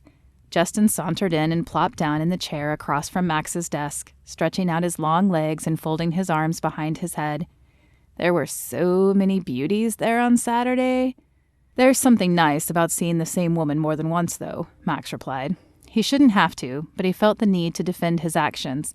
He and Justin traveled the same circles together, but now a distance was growing between them. I don't know about that, but I'd like to see what this woman offers that has you so intrigued. How about a double date on Friday? I'm sure I can scrounge up someone. The proposition would have been one he jumped on a few weeks ago, but now the thought sent a feeling of dread through Maxwell. I don't know if that's a good idea. We aren't even dating yet, though I'm trying. Just more like getting to know each other. That'll be perfect then, because I won't be dating the woman I bring either. Come on, just a dinner or a movie or something? I'll ask her, Max said, but I can't promise anything. He contemplated the call to Alyssa the rest of the day, but could never seem to find the right words. However, as he pulled into his driveway, he was surprised to find her car parked in front of his house. He pulled out his phone, but there had been no missed calls. What is she doing here? The sound of laughter greeted him as he entered the house, and as he placed his mug on the bar, he spied Helen, Alyssa, and Peyton in the living room. Alyssa was tickling Peyton on the floor, and all three were giggling. Peyton noticed him first and struggled to her feet. Max! A smile of sheer delight lit up her face, and she ran to him. He bent down to hug her, enjoying the sensation of her happiness to see him. Aunt Alyssa is here. She's playing Tickle Monster. Peyton wiggled her fingers at Max to demonstrate. I see that, he said, laughing. You guys look like you're having fun. His eyes caught Alyssa's gaze before she dropped her eyes to the floor. Can she stay for dinner, please? Max could think of nothing he would like more. It's up to Alyssa. It's perfectly fine with me. Helen, you are welcome to stay too. Though he hoped she would say no, it would have been rude not to invite her. Oh, no, dearie. I have my grandbabies coming over tonight. I best be getting home to them, but I put a shepherd's pie in the oven. It ought to be enough to feed 3. She winked at Max as she gathered her things. See you tomorrow, Peyton. Thanks for the visit, Alyssa. You're welcome, Alyssa said, rising from the floor. Well, would you like to stay for dinner? Max asked again. Alyssa opened her mouth, but before she could utter a word, Peyton grabbed her hand. "Please, Aunt Lyssa." "How do you say no to that?" she asked, laughing. "Okay, I'll stay." "Good. Why don't you grab some plates and I'll get the pie out of the oven?" Max asked. He grabbed 2 pot holders and opened the oven. The smell of meat, vegetables, and potatoes wafted out. Reaching in with the pot holders, he grabbed the sides of the casserole dish and pulled it out. White wisps of steam rose into the air as he carried it to the table and set it in the middle. Alyssa had already placed 3 plates on the table and filled glasses, milk for Peyton and iced tea for Max and herself. She helped push Peyton in before taking her own seat. Max sat last. "Will you join us for prayer this time?" Alyssa asked. "Sure." Max was surprised when, instead of clasping her hands together as before, she reached out and took a hold of his hand. He smiled at her before following suit and taking Peyton's hand. It still felt odd to close his eyes, but he enjoyed the warmth of Alyssa's hand as the darkness took over. "Lord, thank you for this food and for the many blessings that you've given us. Help us to keep our eyes on you in everything we do. Amen." Peyton echoed the amen, and Max scooped shepherd's pie onto everyone's plate. After dinner, Peyton tugged his arm, dragging him into the living room. "Can we watch a movie, Max? Please?" Max looked to Alyssa, who shrugged as if to say she had nowhere to be. She took one edge of the couch, and Peyton crawled up beside her, leaving the other end free for Max. He flicked on Moana, Peyton's current favorite movie of the hour, and claimed his seat. Though Peyton sat in between them, Max could feel Alyssa's presence just a foot away. Her perfume drifted in the air, igniting his senses. He longed to reach over and clasp her hand again, but he had no idea what Alyssa would do, and there was Peyton to consider. By the time the movie ended, Peyton was almost asleep on Alyssa's lap. "Come on, Peyton, let's get you into bed," Max said as he scooped her up. "Can you stay a moment?" he asked Alyssa. "There is something I want to ask you." Sure," she answered, her voice filled with curiosity. "Great, I'll be right back." He carried Peyton to her bedroom, changing her quickly into pajamas and laying her in bed. As she was almost asleep, he decided to skip the story and the prayer, but placed a kiss on her head and smoothed her hair back before leaving the room. Alyssa was still on the couch when he returned, though she rose as he entered. "So, what's up?" "My friend Justin, the one you met at the office, he wants to get together, kind of like a double date this Friday." Alyssa sucked in her breath and looked away. "I don't know if that's a good idea." "I know he's not your cup of tea, but he's been my friend for years, and he's trying. He said he wants to get to know you better. Just one night, please?" Max took a step toward her as he finished the plea. Alyssa bit her bottom lip as she thought. "Okay, one night. But if it's awful, we never do it again. Agreed?" "Agreed," Max said with a laugh. Alyssa smiled and silence descended. Her eyes stared into Max's and, heart racing, he took another step toward her. When she didn't move, he took that as a sign and cupped her face. Her chest moved ever so slightly with her breath, and he leaned down, placing his lips on hers. Her arms wrapped around his neck, and the kiss deepened. But as he pulled her closer, she pushed him away, breaking the contact. "I have to go. Thank you for a wonderful night, and I'll see you Friday." As she dashed away again, Max wondered if she would ever stop running from their attraction. Chapter 12. Max grabbed the flowers from his passenger seat after parking the car at Alyssa's apartment.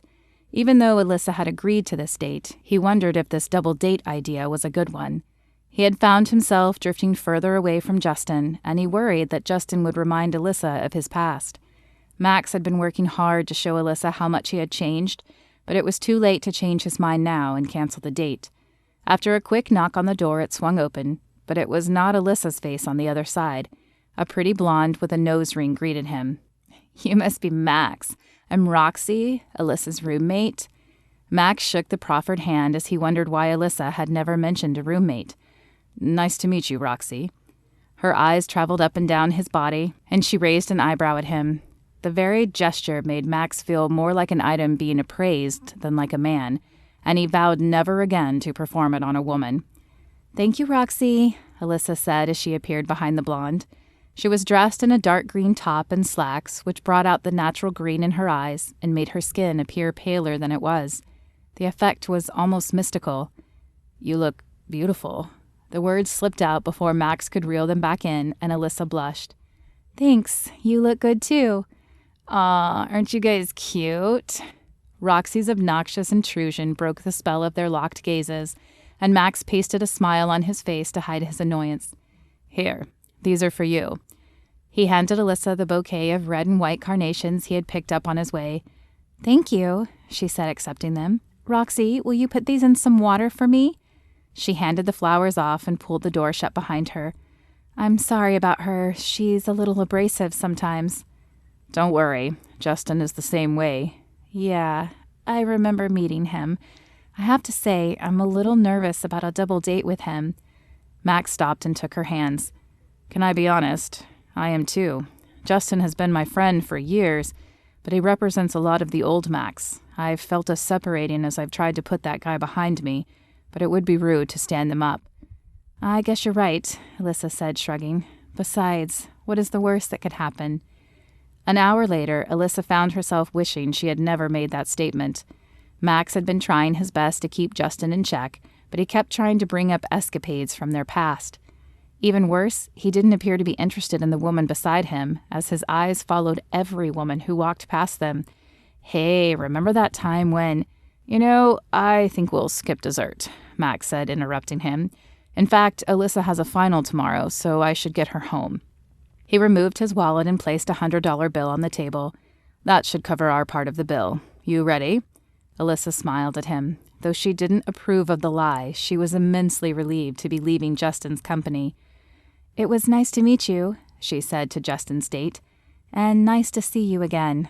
The last 5 words she had to force out, as she'd rather watch paint dry than go out with Justin again. Max grabbed her hand as they exited the restaurant and she squeezed it. She might still have some concerns about his past, but his present was showing definite promise. I really do want dessert, he said as they stepped into the warm summer air. Care to accompany me to a local bakery? Of course, she said, adopting his formal vocabulary. I would be delighted. He placed her hand on the crook of his arm and escorted her up the sidewalk and over a few blocks to a small pastry shop, housed in between a clothing store and a used bookshop. The sweeter side was stenciled in white on the glass door, and a small pink awning hung above the doorway. As he opened the door, a small bell jingled, announcing their arrival. Delicate glass tables with white chairs dotted the inside of the shop, which was painted a pastel pink. A glass showcase spanned the wall just in front of them, ending at the cash register. How did you ever find this place? Somehow, she couldn't picture the old Maxwell Banks ever stepping foot in this pretty shop. Actually, I know the owner. Images of a woman from Maxwell's past flooded Alyssa's mind, but she was not prepared for the plump, mousy brunette that appeared behind the counter. The woman was pretty, but not the type of woman she could ever see Maxwell with. Maxwell Banks, is that you? The woman's eyes lit up and she pushed her thick glasses up her nose. Hey, Marcy, I heard from a friend that you had opened a place here, and I figured it was time I tried it. Well, I'll be darned. I never thought I'd see the likes of you in my little old shop. Maxwell and I went to high school together, she said to Alyssa, though I don't think he knew I was alive. Oh, I knew, Maxwell said. At least I did the day you baked us those brownies after our homecoming win. That's right. I almost forgot about that. I suppose I should have warned the team about the nuts. Was your friend, what's his name, Doug? Was he all right? Max laughed and nodded his head. He spent the night scratching a rash, but he was fine. Alyssa smiled at this playful side of Max. Had he been more easygoing in high school? If so, what had happened to him to make him change? Well, what can I do for you tonight? Marcy placed her hands akimbo on her hips, reminding Alyssa of a Mrs. Butterworth syrup bottle. We had to leave dinner without dessert, so we need something sweet. Max tossed a wink at Alyssa. Marcy pursed her lips a moment and then held up a pudgy finger. I have just the thing. Do you two like chocolate? Max raised his eyebrows at Alyssa, who smiled in return. I love chocolate. Perfect. You two pick a table and I'll bring you something special. As Marcy scurried out of the room, Maxwell gestured to an empty table. Marcy returned moments later with 2 small white plates. A petite fudgy brownie sat on each, drizzled with a white sauce and a raspberry on top. This is gorgeous," Alyssa said. Though it had no smell, her mouth began watering at the gooiness she could see oozing from the chocolate. "Thank you," Marcy said, executing a small curtsy. "This is my triple chocolate ooey gooey brownie. It may spike your blood sugar, but my customers love it. I'll leave you to try it." She disappeared back into the kitchen area, leaving Max and Alyssa alone. "Well, shall we?" Alyssa picked up her dainty silver fork and raised it almost like a toast. Max smiled as he clinked her fork. "I thought you'd never ask." As the first bite touched Alyssa's tongue, her eyes rolled back. "Oh my goodness, this is delicious." When she refocused, she realized Max wasn't eating, but watching her, and her face flamed. "Sorry, it's just so good." She dropped her eyes in embarrassment, but Max only laughed. "Don't be sorry. You are gorgeous when you eat. I could watch you all day." Though the conversation stalled after that, it was a comfortable silence. Alyssa enjoyed the way Max made her feel. She couldn't remember the last time a man did that, but she wondered if Max was being genuine or if this was all part of his act. When their plates were clean, Max paid the bill and led her back outside. His hand found hers as they walked back to the car, and she didn't pull away. There was something comforting in his touch. As they pulled into her apartment complex, she found herself wishing she lived alone so she could invite him in. It wasn't that she couldn't invite him in with Roxy there, but she never knew what Roxy would do, and it didn't invite the atmosphere she was hoping for. He opened her door after parking the car and offered a hand to help her up, but he didn't move away once she stood. Instead, he laced his fingers through her other hand so that both of their hands were intertwined. "Alyssa, I really enjoyed spending time with you. I'd like to see you again." His eyes were hypnotizing as she stared into them. She found the last pieces of her resolve that they shouldn't be together melting away. "I'd like that too." The corners of his lips curled into a smile as he leaned down. When his lips touched hers, she didn't pull away, but enjoyed the warmth of them against her own. It wasn't a long kiss, but it was enough to curl her toes and leave her breathless when she pulled away. "Will you come tomorrow and hang out with Peyton and me? I was thinking of taking her to the park." Alyssa nodded, her voice lost in the emotions running rampant through her body. Max smiled and took a step back. He dropped one of her hands so they could walk side by side to the door. Once there, he gave it another squeeze and planted another soft kiss on her mouth before dropping her hand and walking away. She stood rooted to the spot as she watched him go, wondering just what she had gotten herself into. Chapter 13. Max whistled as he entered the house after dropping Alyssa off. The evening hadn't started off well, but it had certainly ended much nicer. His lips were still tingling from the kiss with Alyssa, and though he knew he hadn't won her over completely yet, it felt like he was certainly making headway. The sound of crying broke his daydream, and he quickened his pace as he headed into the living room. Peyton was curled up on Helen's lap, her face buried in the older woman's shoulder. Her small frame rose and fell with her sobs. "It's all right, dearie. It will be okay." Max rushed to Peyton. "What's the matter?" "We were watching a movie, and she said it reminded her of her mum." "I miss my mommy." "Oh, Peyton, we all do," he said, reaching out to stroke her back. "I'll take her," he whispered to Helen. "You can take off." "Are you sure? I don't mind staying and helping." Max smiled at her. "No, I'm sure. I've got this.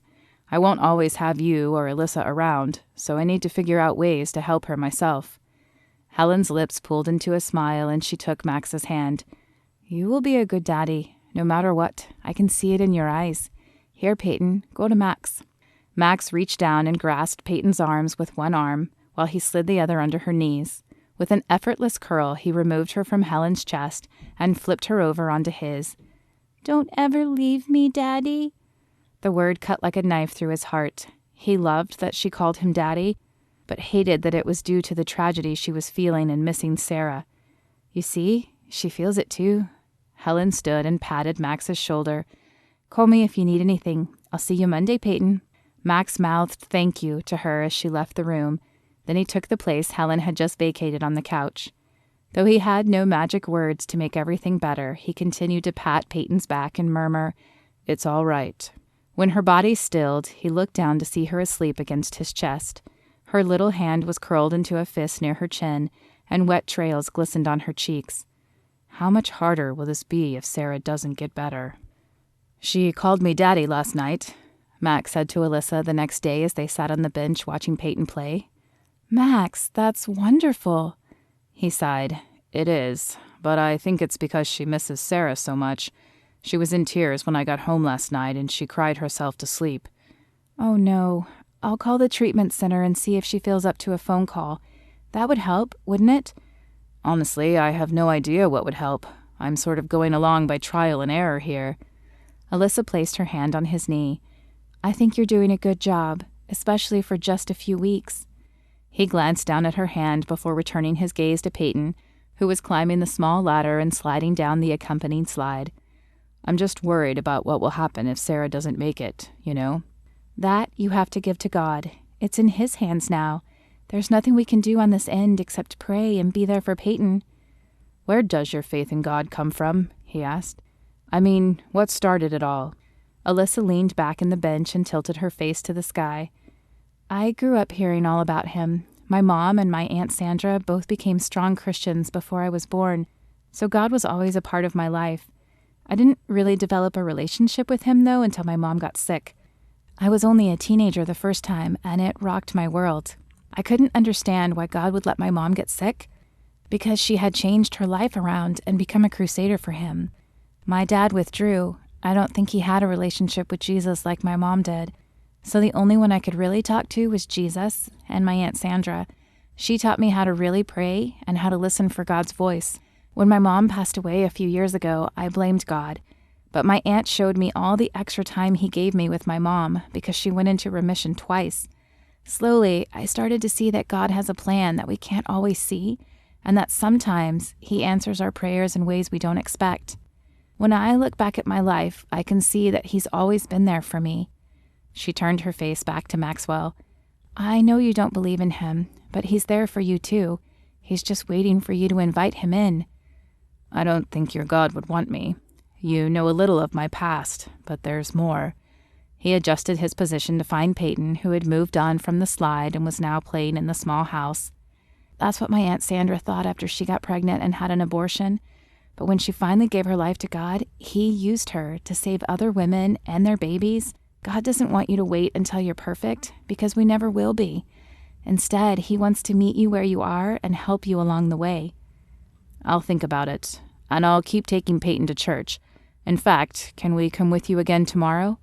"Of course." Alyssa's words continued to parade through Max's head as they watched Peyton play. He had never thought he needed God in his life, but he felt the need for some guidance, and if something happened to Sarah, he would definitely need some strength. He also never thought he'd like kids, but so far that had been a good change, and maybe letting God in his life would be the same. Chapter 14.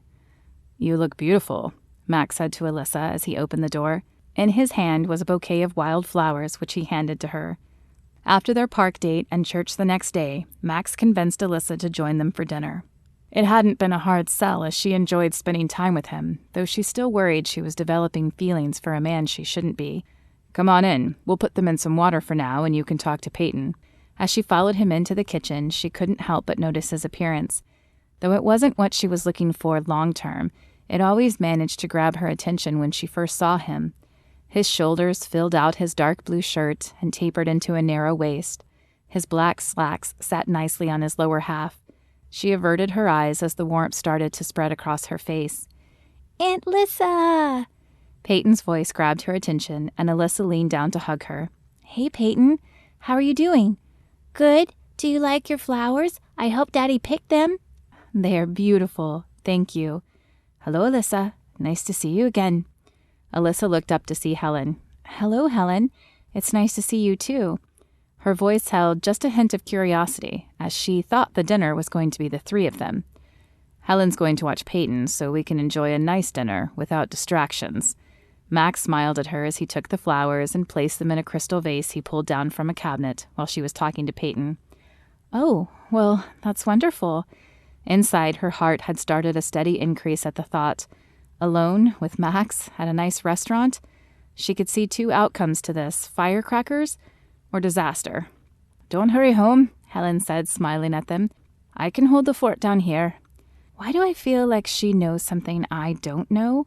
Alyssa asked in a lowered voice as she and Max headed back outside. Max laughed. Right? I always feel like that around Helen, too.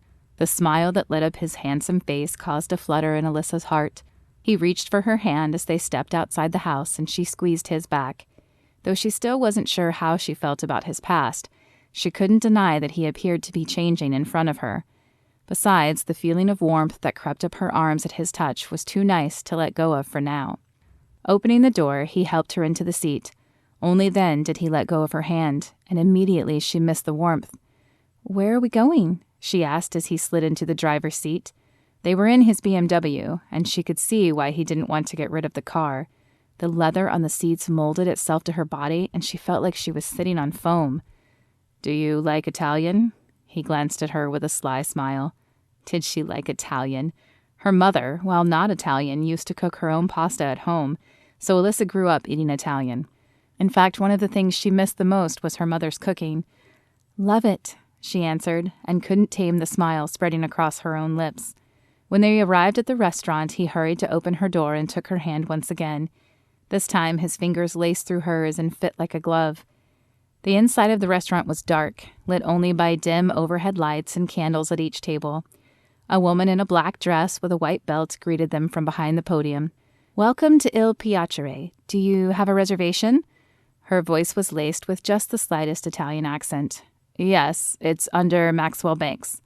Her eyes scanned a list in front of her. "Ah, yes, here you are, Mr. Banks. Right this way." She led the way to a back corner table just big enough for two. A white tablecloth draped the tabletop, and white china plates sat at each side. Bright silverware lay on black cloth napkins that lined the right side of the plate. 2 crystal glasses resided in front of each plate. "Would you like some wine? Our house specialty is a red Merlot tonight." "Yes, that would be lovely, thank you." Max nodded at the hostess and then held the chair out for Alyssa to sit before taking his own seat. "I hope that was okay. I forgot to ask if you drink wine." "I don't drink much, but as this is a special occasion, I'll partake."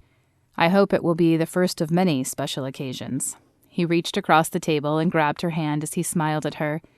"Well, I was talking about passing my finals," she said with a shy smile. "But this is pretty good, too." "You passed your finals? That's fantastic, Alyssa." He squeezed her hand, sending another shot of warmth up her arm. The waitress appeared then with a bottle of wine and a plate of bread. The plate she placed in between them, smiling at their joined hands. The wine she poured into Max's glass. "Try a taste, sir. Make sure it is to your liking." Max lifted the glass with his right hand, swirled it around, sniffed it, and finally took a sip. He had obviously done this before. "It is wonderful, thank you." The waitress nodded and then filled his glass and Alyssa's. "Here is the menu for you." She handed over a single white sheet with about 9 items on it. "Our special tonight is the 4-cheese tortellini. I'll give you a minute to look over the menu." With a quick nod, she turned and walked away.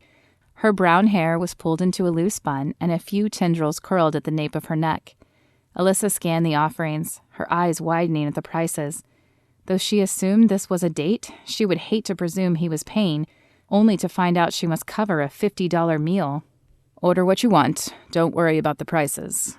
His voice was soft and non-judgmental. "Am I that obvious?" A faint heat stole across her cheeks.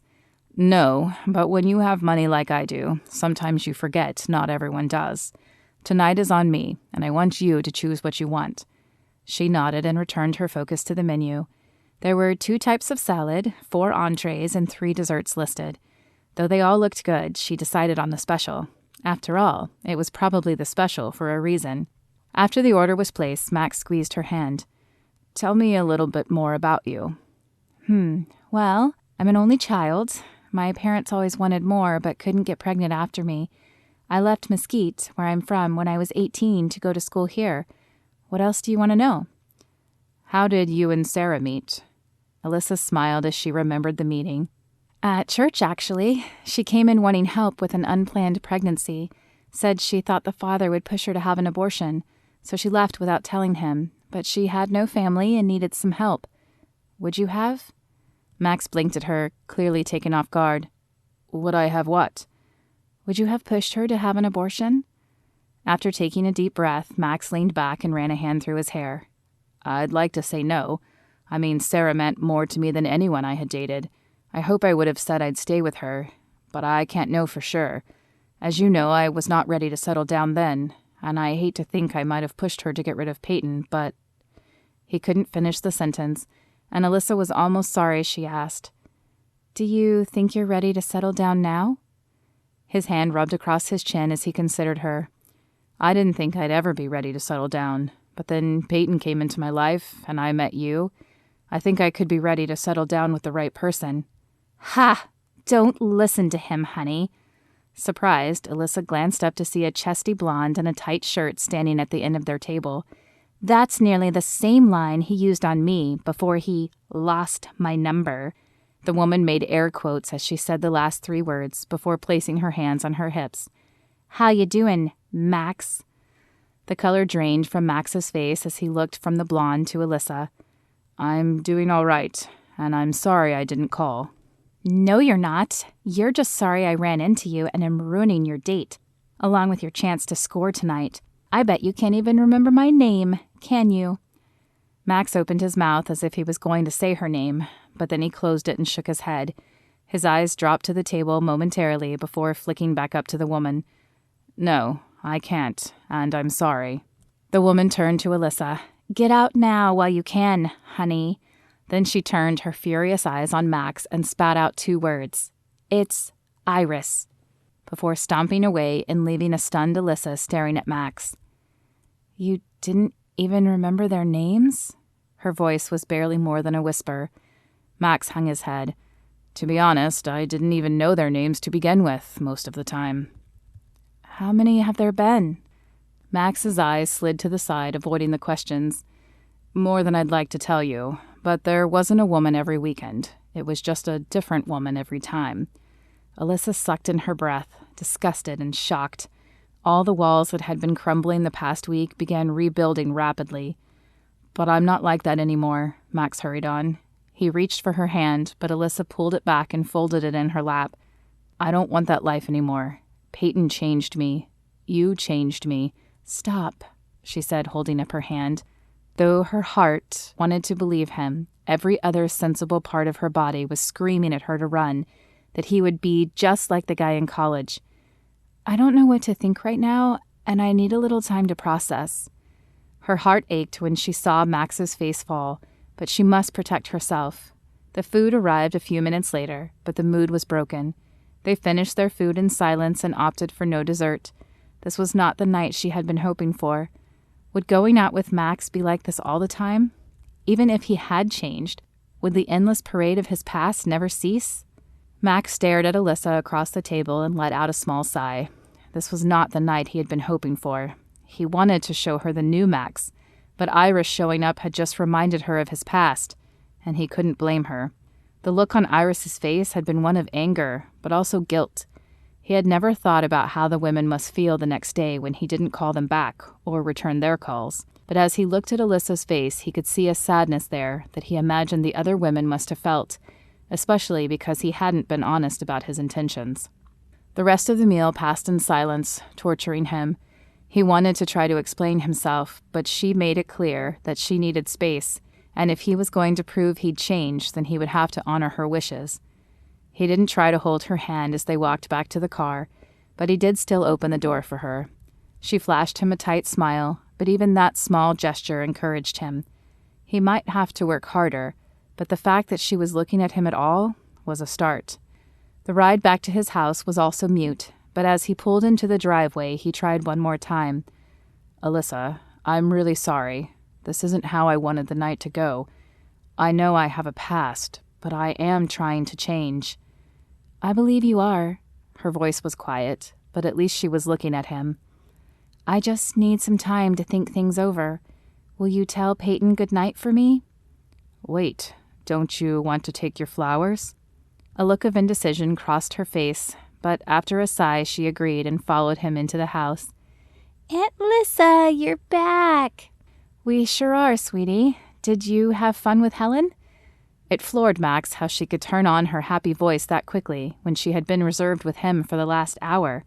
"Uh-huh." Peyton nodded her head up and down enthusiastically. "We made dinner, and then we colored. Helen said, rising from the table. She looked from Alyssa to Max but said nothing, though Max could see the questions in her eyes. That's great. Well, I have an early day tomorrow, so I'm going to get my flowers and call it a night. I'll see you soon, Peyton. With a quick nod at Max, Alyssa turned and walked out of the kitchen. Peyton, why don't you go play with your doll for a minute while I chat with Max?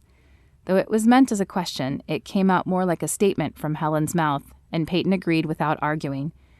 I take it the night didn't go as planned. Max sighed and ran his hand across his forehead.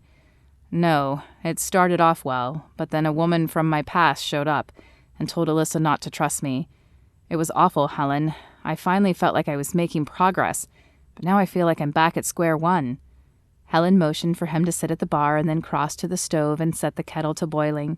As if she owned the place, she rummaged around in the pantry for tea and pulled out 2 mugs. Max watched her, waiting for words of wisdom, but she said nothing as she waited for the kettle to boil. When it started to whistle, she flicked the knob to off and poured steaming water into both mugs before joining him at the bar. Back in England, we believe that tea can help your mind think more clearly. Drink up. She lifted her own mug to her lips and Max followed suit, though he wasn't usually a tea drinker. Your past is not something you can change, but you can change your future. What's the point of changing my future if my past is always going to rear its ugly head? Max took another sip of the warm liquid, surprised to find that he liked it. Perhaps it is because you're trying to change superficially. What do you mean? I mean you're trying to change your actions, but you're trying to do it all alone. We are all imperfect creatures, and as hard as we try, we will all make mistakes. But those of us who have Jesus in our lives get the extra help of the Holy Spirit inside us. He helps us make better decisions, and people can often see a physical change from having him inside. I've been going to church, but I'm not sure I'm ready to make a decision like that. Helen smiled as she sipped her tea. Then are you sure you're ready to seriously date a woman who is? Her words rattled around in his head as he pondered them. Was his lack of faith keeping them apart? Would that be enough to convince her he had really changed? What's up with you?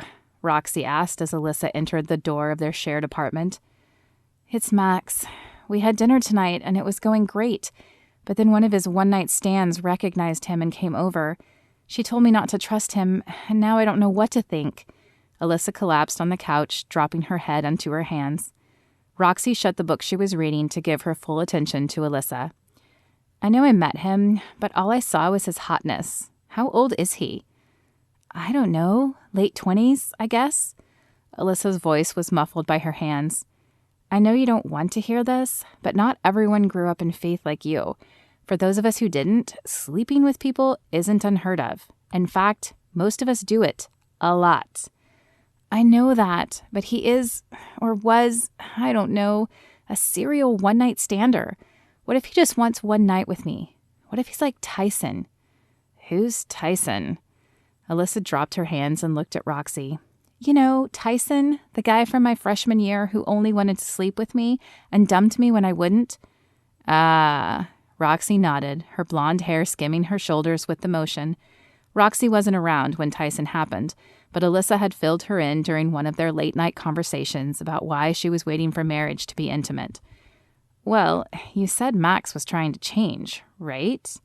Alyssa nodded as she grabbed the pillow next to her and hugged it to her chest. Okay, then you have to understand he can't change his past. It's always going to be there. You have to decide if you're okay with it or not. Though the words made perfect sense in her head, that was the problem. She wasn't sure if she could find a way to be okay with it or not. Chapter 15. Max picked up his phone and punched the button again. The welcome screen flashed this time, but no new messages. He hadn't heard from Alyssa since she left Tuesday night, and it was now Friday. He had wanted to give her time, but now he wondered if he should call her and try pleading his case again. Hey, man, Justin said, poking his head in the door. Max dropped the phone, sending it clattering across the desk. Still no word, huh? No. Do you think I should call her? I think, Justin said, crossing the floor to sit in the chair opposite Max's desk, that you should come out with me tonight. Everyone is going to be there, and it will get your mind off this woman for a bit. Maybe it will clear your thinking, and you'll know what you want to do tomorrow. I don't know. Max's words came out in a large sigh. "I don't feel like partying much anymore, and you remember what happened last time." "You don't have to party. Just come and have a few drinks with us." Justin leaned in, placing his hands on the desk. "Everyone has been asking about you, man, and it's my birthday. Just come say hi, at least." Max pressed the button on the phone one more time, even though he knew she hadn't called or texted, as he would have heard it. The screen was indeed blank of any contact, just the time of 5:55 on his screen. "Okay," he sighed. "Let me call Helen and ask if she can stay a little later with Peyton." Justin smiled and pumped his fist near his chest. "Awesome. It'll be great to have you back. Billionaire Banks rides again."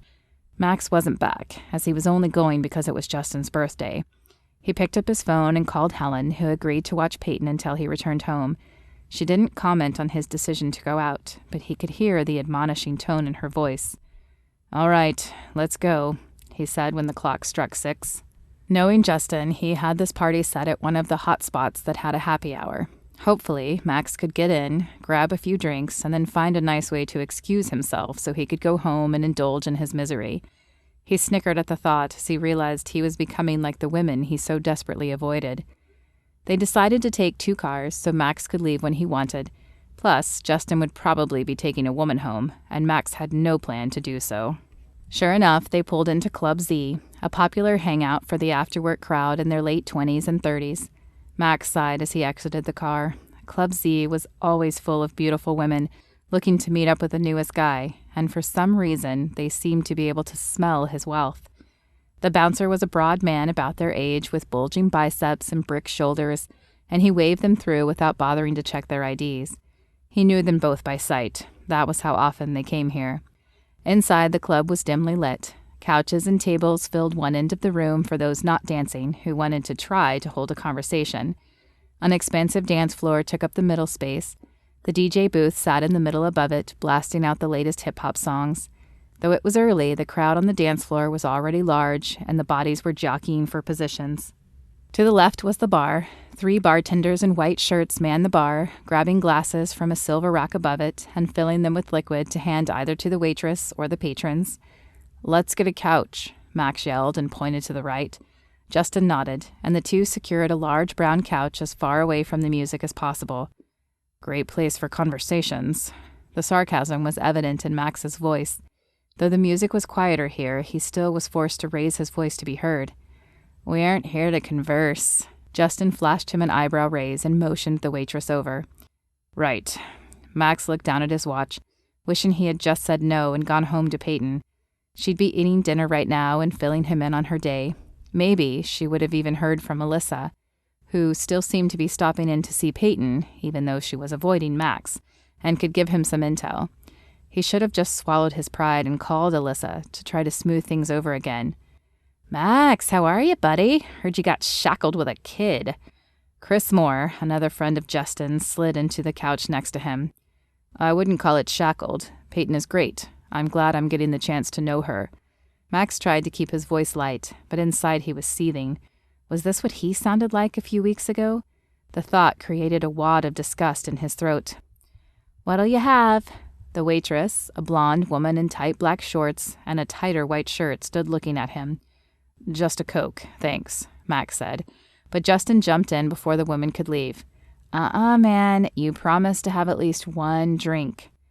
"Fine, a rum and Coke then, but just 1. The waitress raised her eyebrow as if she had heard that line before and traipsed back to the bar. Before she returned with their drinks, 3 women joined them at the couch. It was clear from their glassy eyes that they had been drinking and were well on their way to being drunk. "My name is Amber," the brunette who had decided to leech on to Max said. She was pretty with dark hair and brown eyes, though she wore more makeup than he generally preferred, but she didn't hold a candle to Alyssa. "Max," he said, and scooted just a bit away from her. She didn't take the hint, though, and curled up even closer to him. "I like Max, like Mad Max, you know that old show? You kind of even look like Mel Gibson." She placed her hand on his arm and batted her eyes. He did look a little like Mel Gibson, albeit a younger version, but the flattery did nothing for him this time. The waitress returned with their drinks before he could respond, and Max tossed back a swig of the drink. Ooh, can I have a strawberry daiquiri? The woman beside him asked. Her friends quickly chimed in with their orders as well. The waitress raised her brow and glanced at the men. The silent question of who was claiming responsibility for these drunk girls was evident in her stare. Don't worry, Justin said. We'll make sure they get home okay. Max wanted to kick him. He didn't want to have to worry about getting these women home. He hadn't planned on staying that long. After another long look, the waitress shrugged and walked off to fill the girl's order. So, what do you do? The woman was competing for his attention again. I work in advertising. Another swig and his drink was half gone. He might have to order another just to get through another hour in this place. Chris and his woman had meandered to the dance floor, though Max wasn't sure you could classify what they were doing as dancing. Do you want to dance? Amber asked, following his gaze. No, I don't dance. The waitress returned with frothy, fruity drinks for the women, and Max was granted a few minutes of blissful relief as Amber sucked her straw. Another? The waitress asked, nodding her head at his nearly empty drink. Max glanced down at the drink, then at the woman next to him. One more, he said, though he promised himself he wouldn't. By the time his second drink arrived, Amber had finished her first and was back to rambling on, this time about her exercise routine. Her lithe physique hadn't gone unnoticed, though he had tried his best to avoid his gaze lingering there, but he didn't need her regimen detailed either. I'm going to hit the bathroom. I'll be back in a minute. He hated having to announce his intentions to the woman, but it would be rude to just get up and walk away. The bathroom was over by the bar, so he was forced to traverse the crowd on the dance floor to get there. At least twice, female hands reached out to him to entice him to dance, and he had to untangle himself from their grips. Finally, he reached his destination and pushed open the men's room door. A few minutes later, he was navigating the gauntlet again to return to the table. Only Amber sat there now, nursing another drink. Where is Justin and your friend? She giggled and shrugged. I think they left, if you get my meaning. Max sighed, just what he needed. Okay, well, how about your other friend? Another shrug. Haven't seen her either. Annoyance flared through him as his eyes rolled. Right, well, I can't leave you here alone, and I'm leaving, so I guess you're coming with me. I thought you'd never ask. She fell against his chest as she tried to stand. Max wrapped an arm around her to steady her and led her to the bar to settle his tab.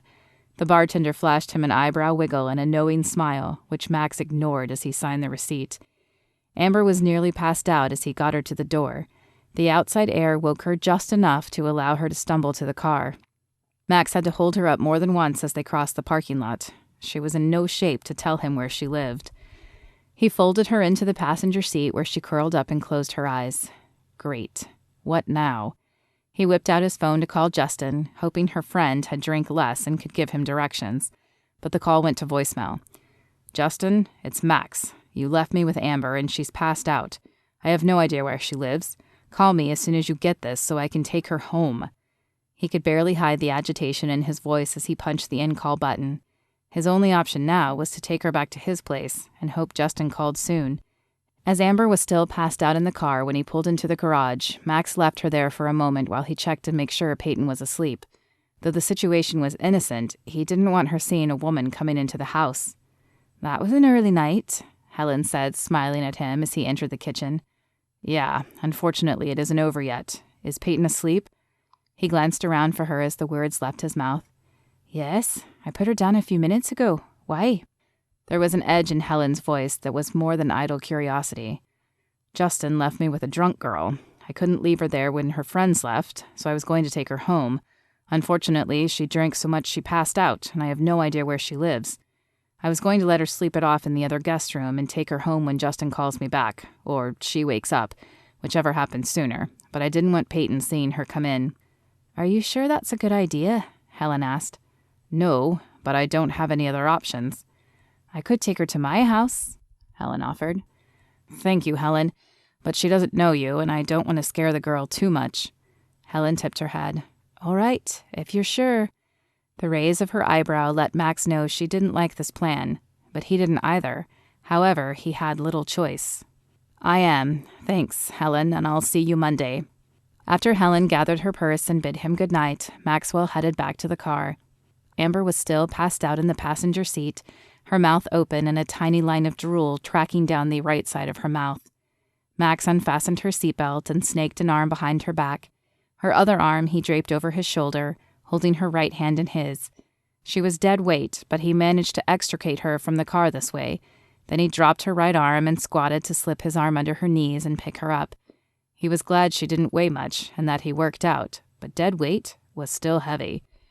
Thankfully, the door to the house hadn't closed completely behind him, and he was able to push it open with his shoulder and shuffle down the hall to the other guest bedroom. That door was closed, and he was forced to drop her legs to open it. She let out a muffled grunt, but her eyes remained closed. How much had she had to drink? After the door was open, he scooped her back up and crossed to the bed. He laid her down gently, pulling the covers out from under her and then back over her body. She looked young as her brown hair splayed across the white pillow, and he wondered how old she really was. Shaking his head, he exited the room and headed down the hallway. A quick check on Peyton revealed her asleep in her bed, so he continued to his own room. As he pulled the phone out of his pocket, he checked the screen, but there had been no call from Justin or Alyssa. Sighing, he plugged it into the charger and changed for bed. As his head hit the pillow, he decided he had given her enough space, and like it or not, he was going to call her tomorrow. Chapter 16. "You're up early," Roxy said as Alyssa entered the kitchen. "I couldn't sleep. I was up all night thinking again about Max. I've been praying since the other night, and though I have no clear answer, I can't stop thinking about him. So maybe that is my answer. I'm going to go see him and apologize this morning." "Good for you." Roxy raised her mug of coffee in a mock salute. "After some coffee, of course." Alyssa laughed as she filled her own mug and took a sip. With the coffee finished and her outfit on, she stood in front of the mirror. Dark circles still ringed her eyes, though they were lighter after her application of foundation. She didn't think Max would care, but she still wished they weren't there. It was her own fault, however. If she had trusted Max the first time, she wouldn't have lost sleep over it the last few days. As she pulled up to Max's house, she wondered briefly if she should have called first. Maybe he would still be sleeping, or maybe he and Peyton would have gone out to breakfast. It was still early after all. Dismissing the negative vibes, Alyssa parked the car and walked up the pathway to the front door. Her finger paused but pressed the round doorbell. Max opened the door a moment later. A genuine smile flashed across his face before it fell, and his eyes widened. His head turned to both sides as if looking for something. He looked nervous. Was it because she caught him still in pajama pants? His pants hung low on his waist and a white t-shirt stretched across his chest. Alyssa's eyes were drawn to his muscular chest before she caught herself and looked away. "Sorry, I guess I should have called, but..." Her voice trailed off as she caught movement behind Max. A woman with long brown hair padded down the hallway as if she owned the house. Max, hearing the noise, turned to the woman and then back to Alyssa. At least he had the decency to look embarrassed. "It's not what you think, Alyssa." His head shook back and forth as he said the words, as if that added an extra reason for her to believe him. "I think a woman spent the night in your house." Alyssa nearly spat the words at him in her anger. "Okay, it is what you think, but nothing happened. I went out with Justin last night because it was his birthday, and Amber was too drunk to tell me where she lived." "Amber? You remember her name? Well, I guess that is an improvement from the lady at the restaurant. What was her name again? I should have listened to her. I can't believe I spent the last few days losing sleep over not believing you. And then when I come to apologize, you have another woman here?" Her words were rushing out like a waterfall, but she couldn't stop them. "Was I just another notch to put in your bedside then? Were you going to seduce me and then forget my name too?" "That's not fair," he said, firing back at her. "First off, you haven't let me explain. Second, you haven't called all week or returned my calls. I didn't know if you were ever coming back." His posture had quickly shifted from nervous to agitated, and he seemed to fill the large doorframe. The woman appeared behind Max and laid a hand on his arm. "I heard shouting. Is everything all right, Max?" He glared at her as he brushed off her hand. After she looked from Max to Alyssa, the woman disappeared again. "So, you just jumped on the next train, huh?" Alyssa hated the caustic tone in her voice, but she couldn't turn it off. His arms crossed as he leaned back onto the frame. I was trying to be a gentleman. I couldn't leave her at the club, and as she passed out in my car, I had no way of knowing where she lived. I didn't really have another option, Alyssa. There's always another option, Max. His name felt like poison on her tongue now. Here, I'll give you one more. She narrowed her eyes at him. See anyone you want. I'm done. I should have known you couldn't really change. She turned and headed toward the car, tears pricking her eyes and blurring her vision. Maybe it's a good thing, he shot back. You talk about love and forgiveness, but all I see is a stubborn woman who thinks she never makes mistakes. That's not true, Alyssa said, but even as the words left her mouth, she wondered if it was. She spared one final look at him before climbing in her car. He still stood in the doorway, shaking his head at her. Her hands were shaking as she buckled the seatbelt, but blissfully the tears waited until she pulled out of the drive before tumbling down her cheeks. I'm such a fool. Why did I think he could change?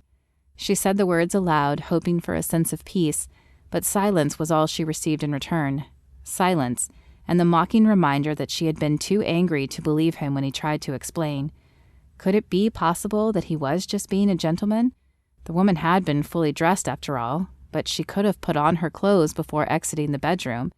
And if he was just being a gentleman, why even go out in the first place?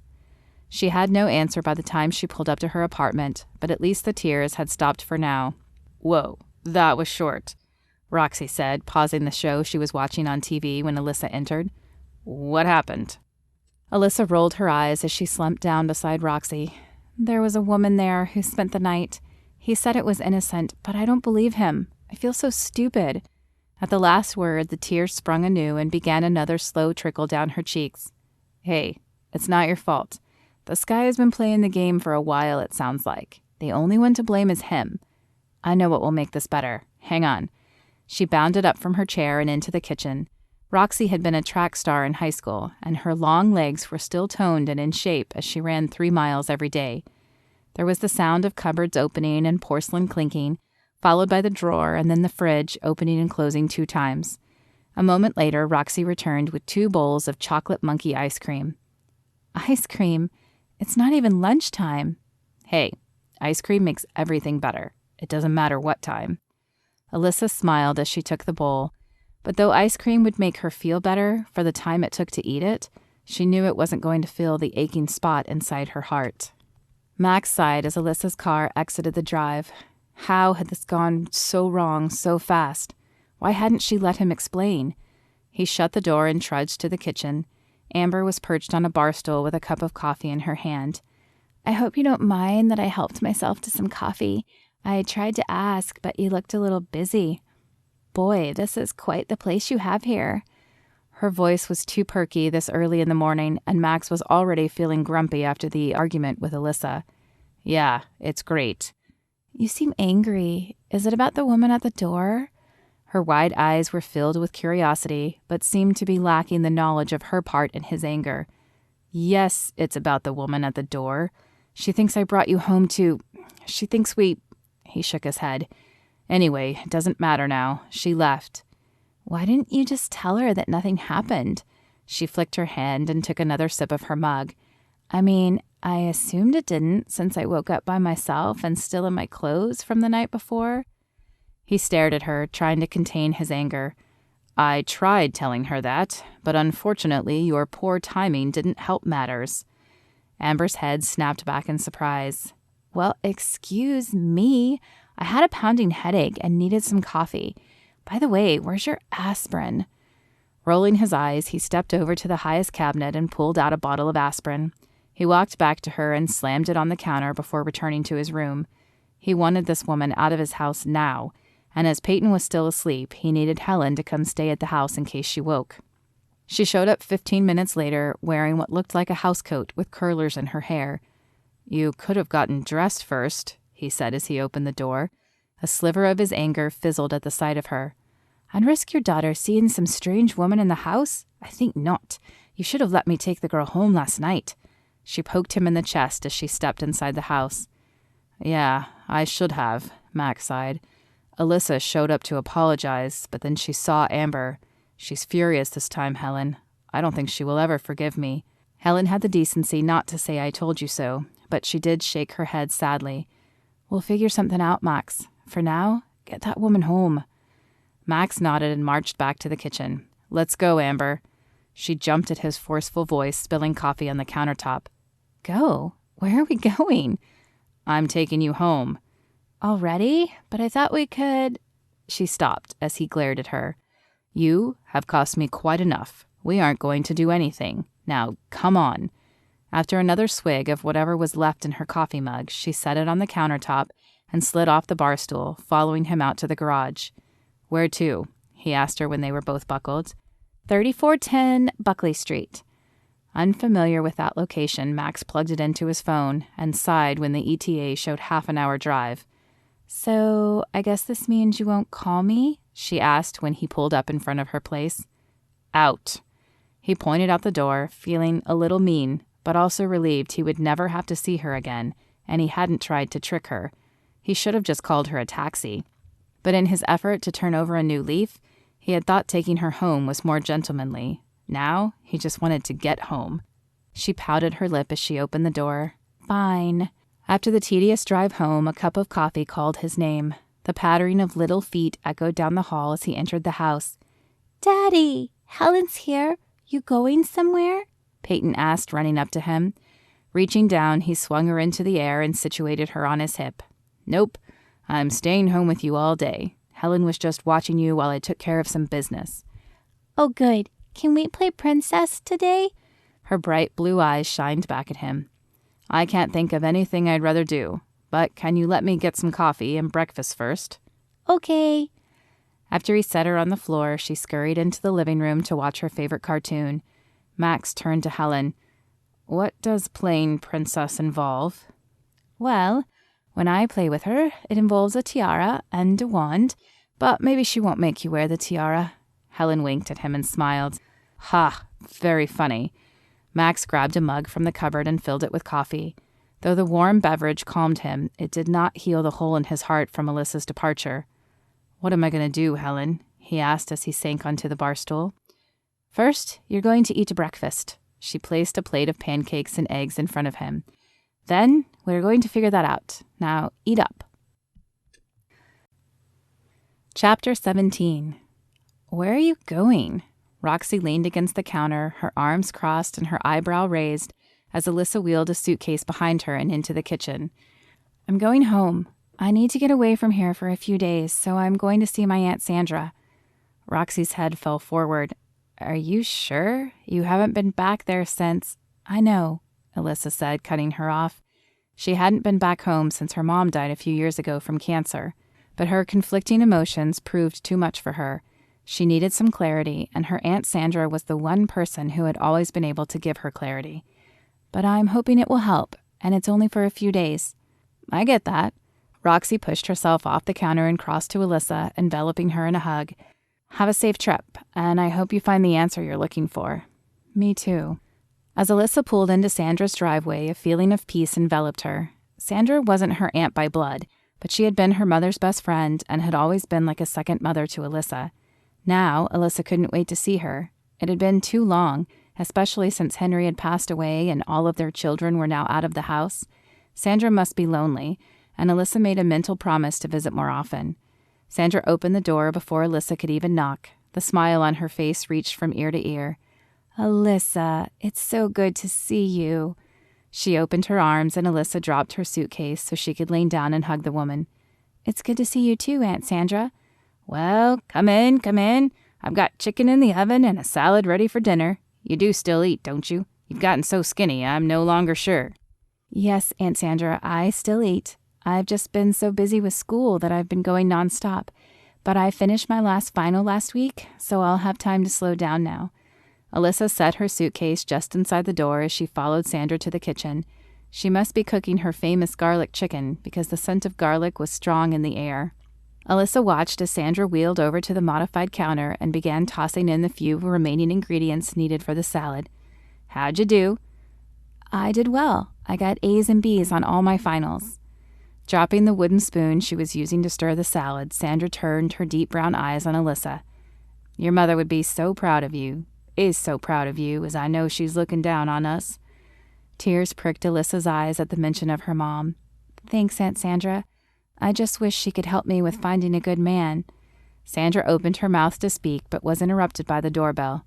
"Oh, that'll be my friend Callie. Will you go let her in?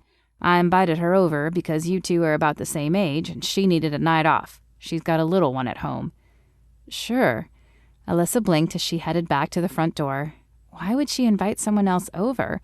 Alyssa had told her she wanted to talk, right? On the other side of the door was a beautiful woman with dark hair and green eyes. Her face lit up in a smile as she saw Alyssa. "You must be Alyssa. Sandra has told me so much about you. I'm Callie." She stuck out her hand. "And I'm pleased to meet you." Same," Alyssa stammered, shaking the outstretched hand. "Though Aunt Sandra didn't tell me much about you." "That's Sandra for you."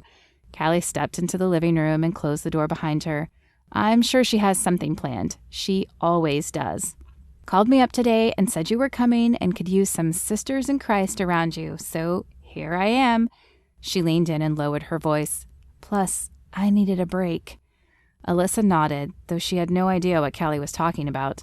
The only thing she was sure of was that her aunt had set this up, but she wasn't sure she'd feel comfortable telling a stranger about her issue. "Sandra, can I help?" Callie had reached the kitchen ahead of her and was already grabbing glasses down from a cupboard. "Just with what you're already doing. Here, Alyssa, take this to the table, please." Sandra handed her the bowl of salad, and Alyssa carried it to the table set for 3. "Tea or water?" Callie asked, setting a jar of sun tea on the table. "Tea is fine," Alyssa responded, watching Callie and her aunt interact. They must get together often because Callie seemed to know where everything was in the kitchen. "Sit, sit," Sandra said, wheeling over with the baked chicken in a dish on her lap. She set it on the table and motioned for Alyssa to sit. Callie took the other chair, and the 3 women scooted up to the table. Sandra grabbed Alyssa's left and Callie's right hand in hers before bowing her head. "Lord, we are so thankful that Alyssa has come to visit. Be with us in this place and fill us with your wisdom as we tackle her problem. Bless this food and this company. In your name, amen." "Amen," Callie and Alyssa echoed, and the passing of the food began. Alyssa hadn't expected to feel comfortable sharing her information with Callie, but as the dinner progressed, she saw why the two were friends. Callie appeared easy to talk to, and as she shared some of her past with Alyssa realized she might have a good perspective on the situation. By the time dinner was over and the women had retired to the living room with cups of tea, Callie felt like an old friend, and Alyssa found herself sharing the whole ordeal with them both. "It sounds like you might care for him," Sandra said as Alyssa finished. "I care for Peyton," she said, taking a sip of her tea. "He is just, I don't know what he is, besides frustrating." Callie and her aunt shared a glance, and Alyssa wondered what unsaid words passed between them. "I know he made some mistakes, but we all have," Sandra said. "Remember, we are all broken people, and God can use us, even broken as we are." "I get that, Aunt Sandra, but he had a woman there. What if it means he hasn't changed and he'll just keep doing the same thing? I don't want to get mixed up in that." "People can change.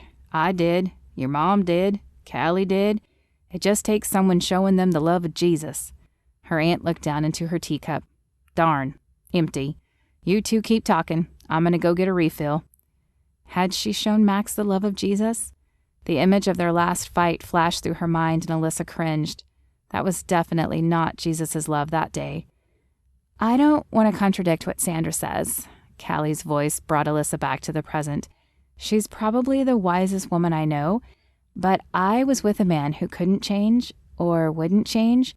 The thing is, if you do some soul searching, you'll know. I was blind at first, but when I really looked inside, I realized Daniel would never change, or at least not for me. I think if you look inside, you'll know whether this Max is capable of change or not."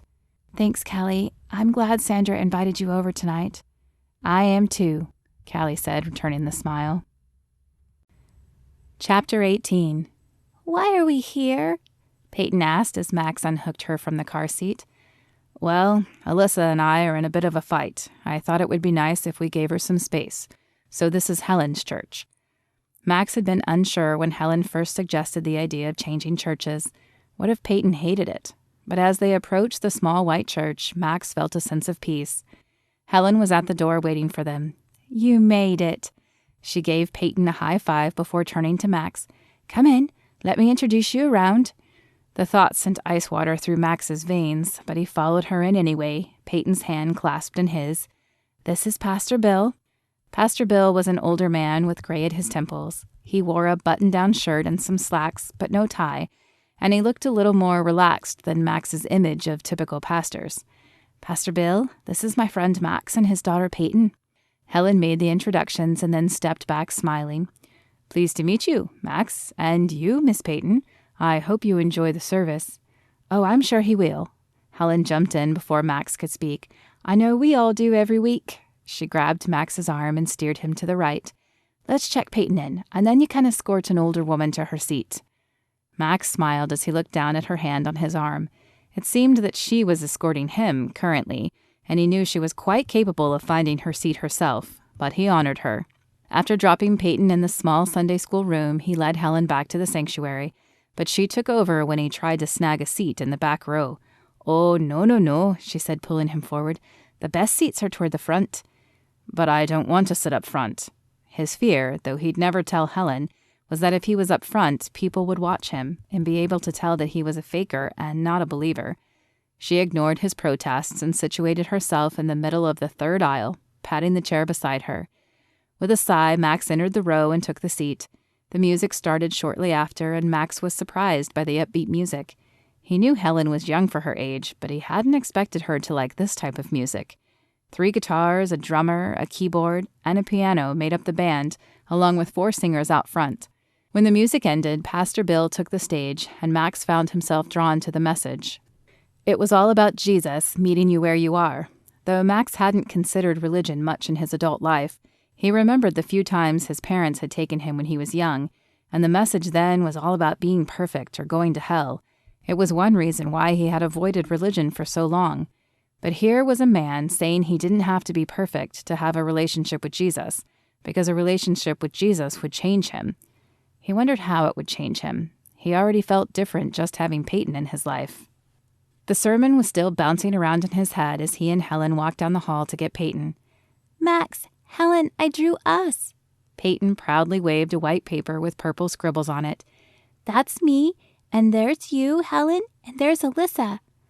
Max's heart tightened at the mention of Alyssa's name. Would she ever forgive him? "Who is that up in the sky?" Helen pointed to the scribble near the top of the paper. "Is that Jesus?" Peyton's face fell. "No, that's Mommy. She's on her way to see Jesus." Max and Helen exchanged a glance before Max turned to Peyton. "Peyton, honey, your mom isn't going to see Jesus yet. She's just in New York." "No, she's not." Peyton shook her head. "Jesus told me last night he was taking her, but not to be scared." Max wondered if Peyton was going crazy. Wouldn't he have gotten a call if Sarah had passed? He pulled out his phone, expecting nothing, but the little green phone icon had a number 1 floating to the upper right. He clicked on it, and the voicemail loaded. "Hello, Maxwell Banks? This is Dr. Stephen Youngblood with Memorial Sloan Kettering Cancer Center in New York. You are listed as a contact for Sarah Moore, and I need you to call me right away." Max lowered the phone before he heard the number, but he would listen to it again. Right now, his shock at Peyton's knowledge was more than he could take. "Why don't I stop and grab some lunch and meet you at the house?" Helen suggested after seeing the look on Max's face. "Sure, that sounds fine." He took Peyton's hand and headed to the parking lot. The walk there was silent, but as soon as she was strapped in the car, he turned to her. "How did you know, Peyton, about your mom?" "I told you. Jesus told me. He said he had to take my mommy for now, but that he'd send me another mommy soon. He said you'd take care of me and be my daddy from now on. You will, won't you?" Her voice held no fear as she spoke about issues much bigger than herself. "Of course I will, Peyton." The words constricted his heart, though. He didn't know the first thing about being a dad permanently. He had failed miserably in his first few weeks, and without Alyssa, he didn't know how he'd get through it. Alyssa was at lunch with Sandra and Callie's family when her phone rang. As she pulled it out and glanced at the caller ID, her heart filled with dread. With a New York area code, it was either Sarah or someone from the hospital, and she feared it was the latter, as they had told her Sarah was too weak for phone calls when she had tried a few days ago. "Hello?" "Yes, can I speak with Alyssa Miller?" The voice was masculine and the vice on her heart pulled tighter. "This is Alyssa." Sandra and Callie both stopped conversing and stared at Alyssa. "Alyssa, this is Dr. Stephen Youngblood. I was treating Sarah Moore." "Was? Is she—" Alyssa couldn't bring herself to say the words, but she didn't have to. "I'm sorry, Alyssa. Her cancer was too advanced and she passed away this morning." Alyssa thought she had been prepared for this knowledge. After all, Sarah had been diagnosed nearly a year ago, and she had been at the appointment 2 months ago when the doctor told Sarah the cancer had progressed to a point that probably wasn't treatable. Memorial Sloan had been a last-ditch effort, but Alyssa had still held on to hope that God would perform a miracle. She dropped her head in her hands as words failed her. Peyton. The little girl popped in her mind amid her grief. Does Peyton know? "We tried to reach Maxwell Banks, but I was forced to leave a message and he hasn't returned my call yet." Maxwell. Of course she would have to talk to Maxwell again. They would have to plan the funeral, and she needed to make sure Peyton was okay. His very name still dredged up feelings in her heart, but she was no longer sure if they were feelings of attraction or anger. "Thank you, Dr. Youngblood. Is there anything else we need to do?" Her voice sounded strained to her ears, and her throat was quickly constricting with tears. "I just need an address to send her belongings, and the name of the mortuary you would like her transferred to, as I'm assuming you would like her buried there." Alyssa rattled off the information and managed to hang up the phone before the tears broke through the gates and flooded her cheeks. "Alyssa, what's wrong?" her aunt asked, taking her hand. With no voice, all she could do was shake her head and let the tears fall. Callie passed Hope to JD and huddled next to her, wrapping her arm around Alyssa for support. When the tears finally tapered, Alyssa told them about Sarah. "Oh, Alyssa, I'm so sorry," Sandra said. "First your mother, and now this. I can't imagine how you must be feeling, but remember that God can ease your burden, and so can talking to other believers. Don't shut this grief in." "I have to get back. The doctor hadn't been able to reach Max. I don't even know if he knows or if he plans to keep Peyton." "Would you like me to come with you?" Callie offered after shooting a quick glance at her husband. Alyssa attempted a small smile. Callie had quickly become a friend in the short time she'd known her, but this was her battle. "No, I'll be fine, but thank you. We'll be here for you whenever you need us," Callie said, squeezing her arm. After she was packed, Alyssa hit the road, playing over and over the words she would say when she saw Maxwell again. Chapter 19. "I don't know what I'm going to do, Helen." Max dropped his head into his hands. Peyton was napping, and Helen had stayed to listen to his fears. "You'll do what we all do. You'll pick yourself up and become a great father. You're already getting better." She placed a cup of tea in front of him, eliciting a small smile. He had come to enjoy these chats with her over tea. "But what if I mess up?" "You will, but we all do." She reached across the table and covered his hand with hers. "You apologize, and you try to do better the next time. Peyton will understand, and believe me, she'd rather stay with you than be put into a house she doesn't know. Plus, you have something else on your side. You have the money to be able to take care of her and provide her with anything she might need." Max took a sip of tea as he stared at the wise woman. If nothing else, he'd done something right to have her in his corner. "Thanks, Helen. I don't know what I'd do without you." "What about the rest of your family, Max?" Helen asked. "You never talk about them, but it might be time to introduce Peyton to them." Max sighed. "I know. I've been thinking about that. My parents live here in the city, but we haven't spent time together in years.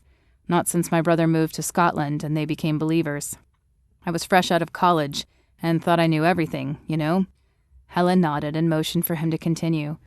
"Anyway, they tried to push Jesus on me, probably hoping to save at least one of their wayward sons, but all it did was push me away. Then I met Justin, and he introduced me to the party lifestyle. I thought it was filling the void in my life, but boy was I wrong.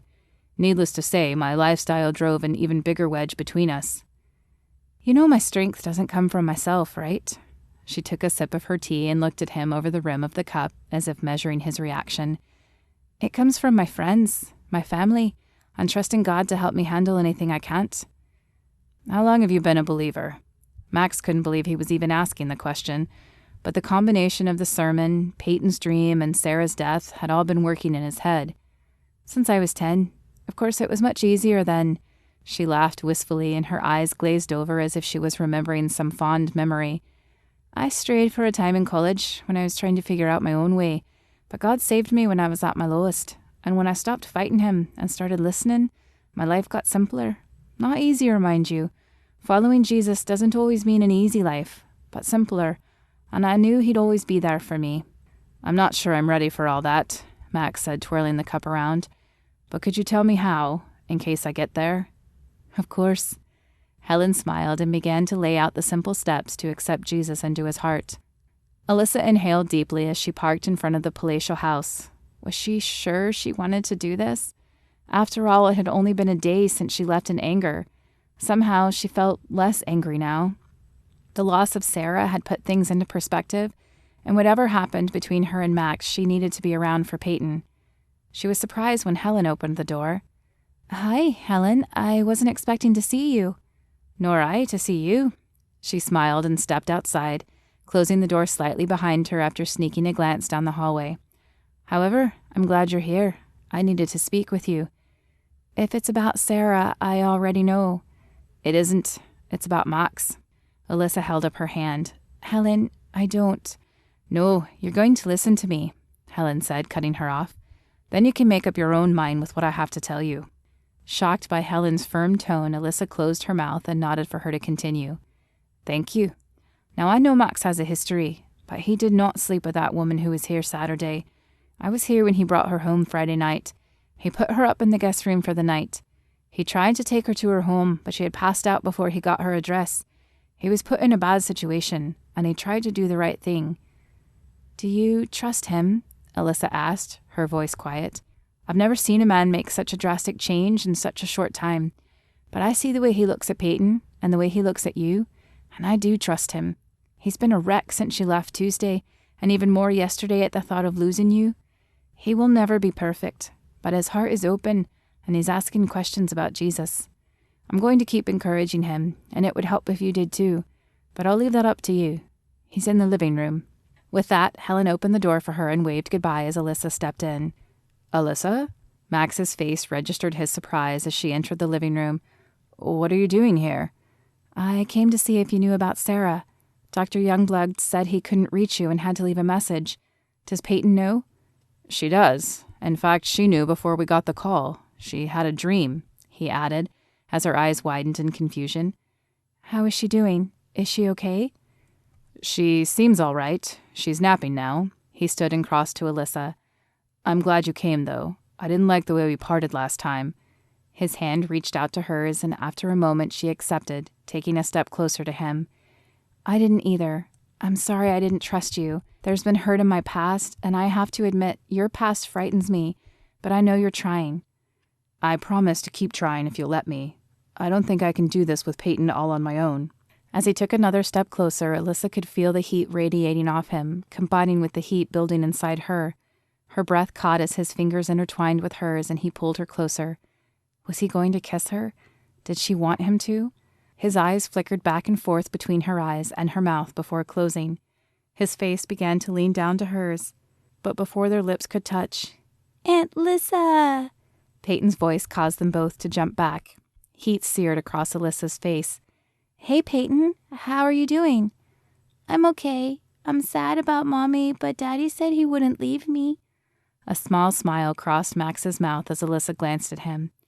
That's so good, Peyton, and I'm going to make sure and be around for you too. Are you going to be my new mommy then? Alyssa looked to Max for help in answering the question. A sheepish grin covered his face. Sorry, I didn't tell you all of her dream. I guess Jesus told her he'd be sending a new mommy to her soon. Oh, well, I'd never want to replace your mommy, but I'll always be here for you. The words stumbled out of Alyssa's mouth as she tried to find the best way to answer Peyton's question without promising something she couldn't. Okay. Peyton shrugged and switched the subject. Daddy, can I have a snack? Alyssa smiled at the shifting thoughts of a nearly 4-year-old as Max headed to the pantry to get her some goldfish. When Peyton was distracted with her snack, Alyssa grabbed Max's arm and pulled him to the opposite side of the kitchen. We need to discuss funeral arrangements. They're shipping Sarah's body back, but we need to get a casket and a ceremony set up. Right. Max's eyes shifted back and forth. This topic was clearly uncomfortable for him. I have no idea how to do that, but I'll cover the costs. Sarah left a list of what she'd like, just in case, Alyssa said, laying a hand on his arm. We just need to get together to get it all done. Okay, I'll leave work early tomorrow. We should probably get it organized soon. Probably. Alyssa sneaked a glance at Peyton. I know she seems okay now, but it's going to be hard for her. Maybe you can stay tonight and teach me how to pray for her? Alyssa blinked at him. She didn't think he prayed.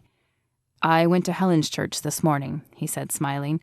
I really liked the preacher, and his words have been cycling through my head all day. I'd like to start small, but I figure Peyton will need someone praying with her nightly now. Real prayers, and not the half-baked ones I've been saying lately. Alyssa nodded, tears pricking her eyes, but not from sadness this time. This time, they were tears of joy, that Max appeared to be opening up his heart, just as Helen had said.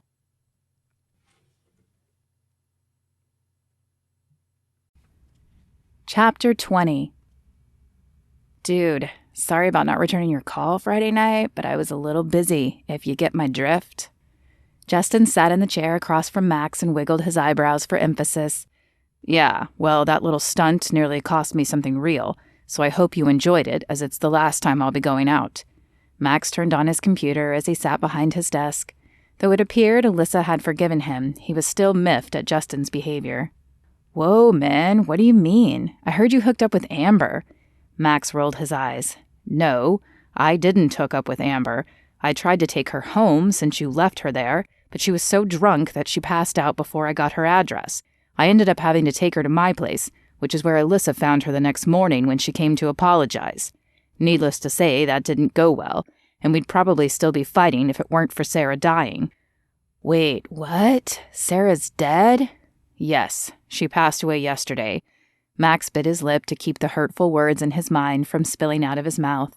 He shouldn't be judging Justin so harshly. He had been the same a few short weeks ago.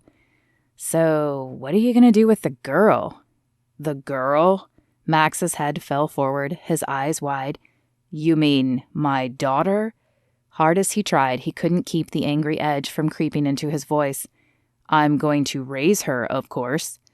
Dude, that will totally put a cramp in your style. Max shook his head sadly. I don't think you understand that my style has changed. I don't want the Playboy life anymore. I don't want a different woman every time. I want just one, and I want to be a good father to my daughter. She needs me, especially with her mom being gone now. Justin blinked as if these concepts were completely foreign to him, and maybe they were. They had been foreign to Max before Peyton and Alyssa entered his life. Wow, I have no idea who you are anymore, man.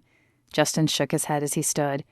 Max could try to explain, but he saw no need. Suddenly, he had way less in common with Justin, and he didn't see their friendship lasting anyway.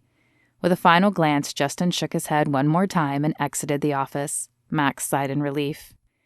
The rest of the day passed uneventfully, and at 2 p.m., Max shut down his computer for the day.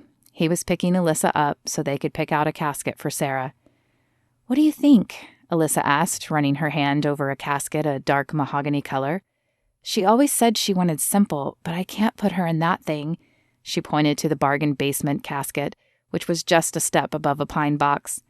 Max couldn't imagine putting Sarah in there either. Look, I have the money. Let's get a nice one. I want it to be something that doesn't scare Peyton as well. Alyssa's eyes widened. Oh, I hadn't even thought of that. Do you think she's old enough to go? Whether she is or isn't, Sarah was her mother, and I think keeping her away would be a big mistake. Max recalled a childhood friend who lost his father in a motorcycle accident.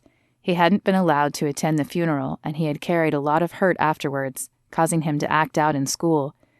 You're right. I should have remembered that from my psychology courses. Hey, don't be hard on yourself. You have a lot you are dealing with right now. Alyssa's eyes filled with water. I mean, I expected this. I thought I was prepared for this, but I'm not. Peyton needs a mother. Max pulled her to his chest. She did not fight him, but curled up under his chin.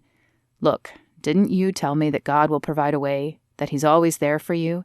She sniffled and looked up at him. Yeah, but I didn't think you were listening. He took her face in his hands. I always listen when you speak. You are the most amazing woman I have ever known. You have this inner strength that shines through. This is hard, but God will show us what to do." Us? Max could hear the hope in the singular word. He paused for a moment as he reflected on the decision he made last night. After he had put Peyton to bed, the feeling that he needed to have Jesus in his life had pressed strongly on him, and he had sunk to his knees on the floor by his bed and prayed for Jesus to be his guide. "Yes, us. I wanted that strength that you and Peyton and Helen have. I wanted to be the father she needs, and I knew I was going to need help, so I prayed last night." Alyssa's eyes widened. "You prayed? Like accepting Christ prayed?" A smile pulled at the corner of his lips. "Yes, like accepting Christ prayed." "Oh, Max, I'm so happy for you." She threw her arms around his neck and enveloped him in a hug. "Oh, sorry," she said, pulling back. "Don't be sorry. I could get used to hugs like those. In fact, I hope you are happy for us. I'm hoping that you plan to stick around with Peyton and me." Alyssa nodded, a smile on her face, and though he wanted more than anything to kiss her, Maxwell refrained because kissing her in a room full of caskets just seemed wrong. Instead, he squeezed her hand and pointed to the deep red casket. "I think that is the one." "I agree." With the casket picked and paid for, Alyssa and Max chose the flowers and then met with Pastor Brown, the pastor who would perform the service.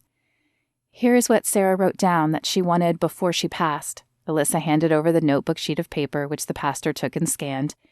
"We should be able to do this without a problem. Are you two planning on a Friday service?" He folded his hands together and looked from Alyssa to Max. Alyssa looked to Max, who nodded. "Yes, Friday should be fine with us." With those preparations done, Max and Alyssa headed out to his car. She held tight to his arm, drawing strength from him. "Can I spend time with you and Peyton tonight? I don't think I can handle being alone." "Of course you can. You know you are always welcome in my house." The ride back was quiet, and Alyssa's mind wandered as the buildings passed by. It had been hard losing her mother to cancer, but it felt even harder losing Sarah. Maybe it was because of Peyton, but she thought it was more because of Max. Her heart was torn at the contrast of her joy of his acceptance of God and the feelings she knew were developing between them, and the guilt that she felt being with him when Sarah couldn't. "What are you thinking?" he asked finally, breaking the silence. She turned to him, a small frown on her face. "I'm struggling with my feelings. I'm so sad at Sarah passing, but I'm so happy for you, for us, and it feels wrong." "I know what you mean. I'm feeling the same thing. But shouldn't we be happy that Sarah is no longer in pain?" Alyssa shook her head. "How did you get so knowledgeable all of a sudden?" "I had good teachers." He squeezed her hand with his free one. "It will get better." Maxwell pulled into the garage and opened the door for Alyssa. Before stepping in the house, they both took a deep breath to clear their heads. Helen, sensing their moods, hugged each of them before she left. "I'll be praying for all of you." After the trio had dinner and Max put Peyton to bed, he joined Alyssa on the couch. "Can you just hold me?" she asked as she scooted closer. Max opened his arm and smiled as Alyssa scooted in. Her dark hair spilled across his chest, and he couldn't keep from stroking the soft locks with his free hand. A flowery smell drifted up and tickled his nose. He wondered why he had never enjoyed this with the other women of his past. There was something comforting about having Alyssa's body curled up to his without expectation of anything else.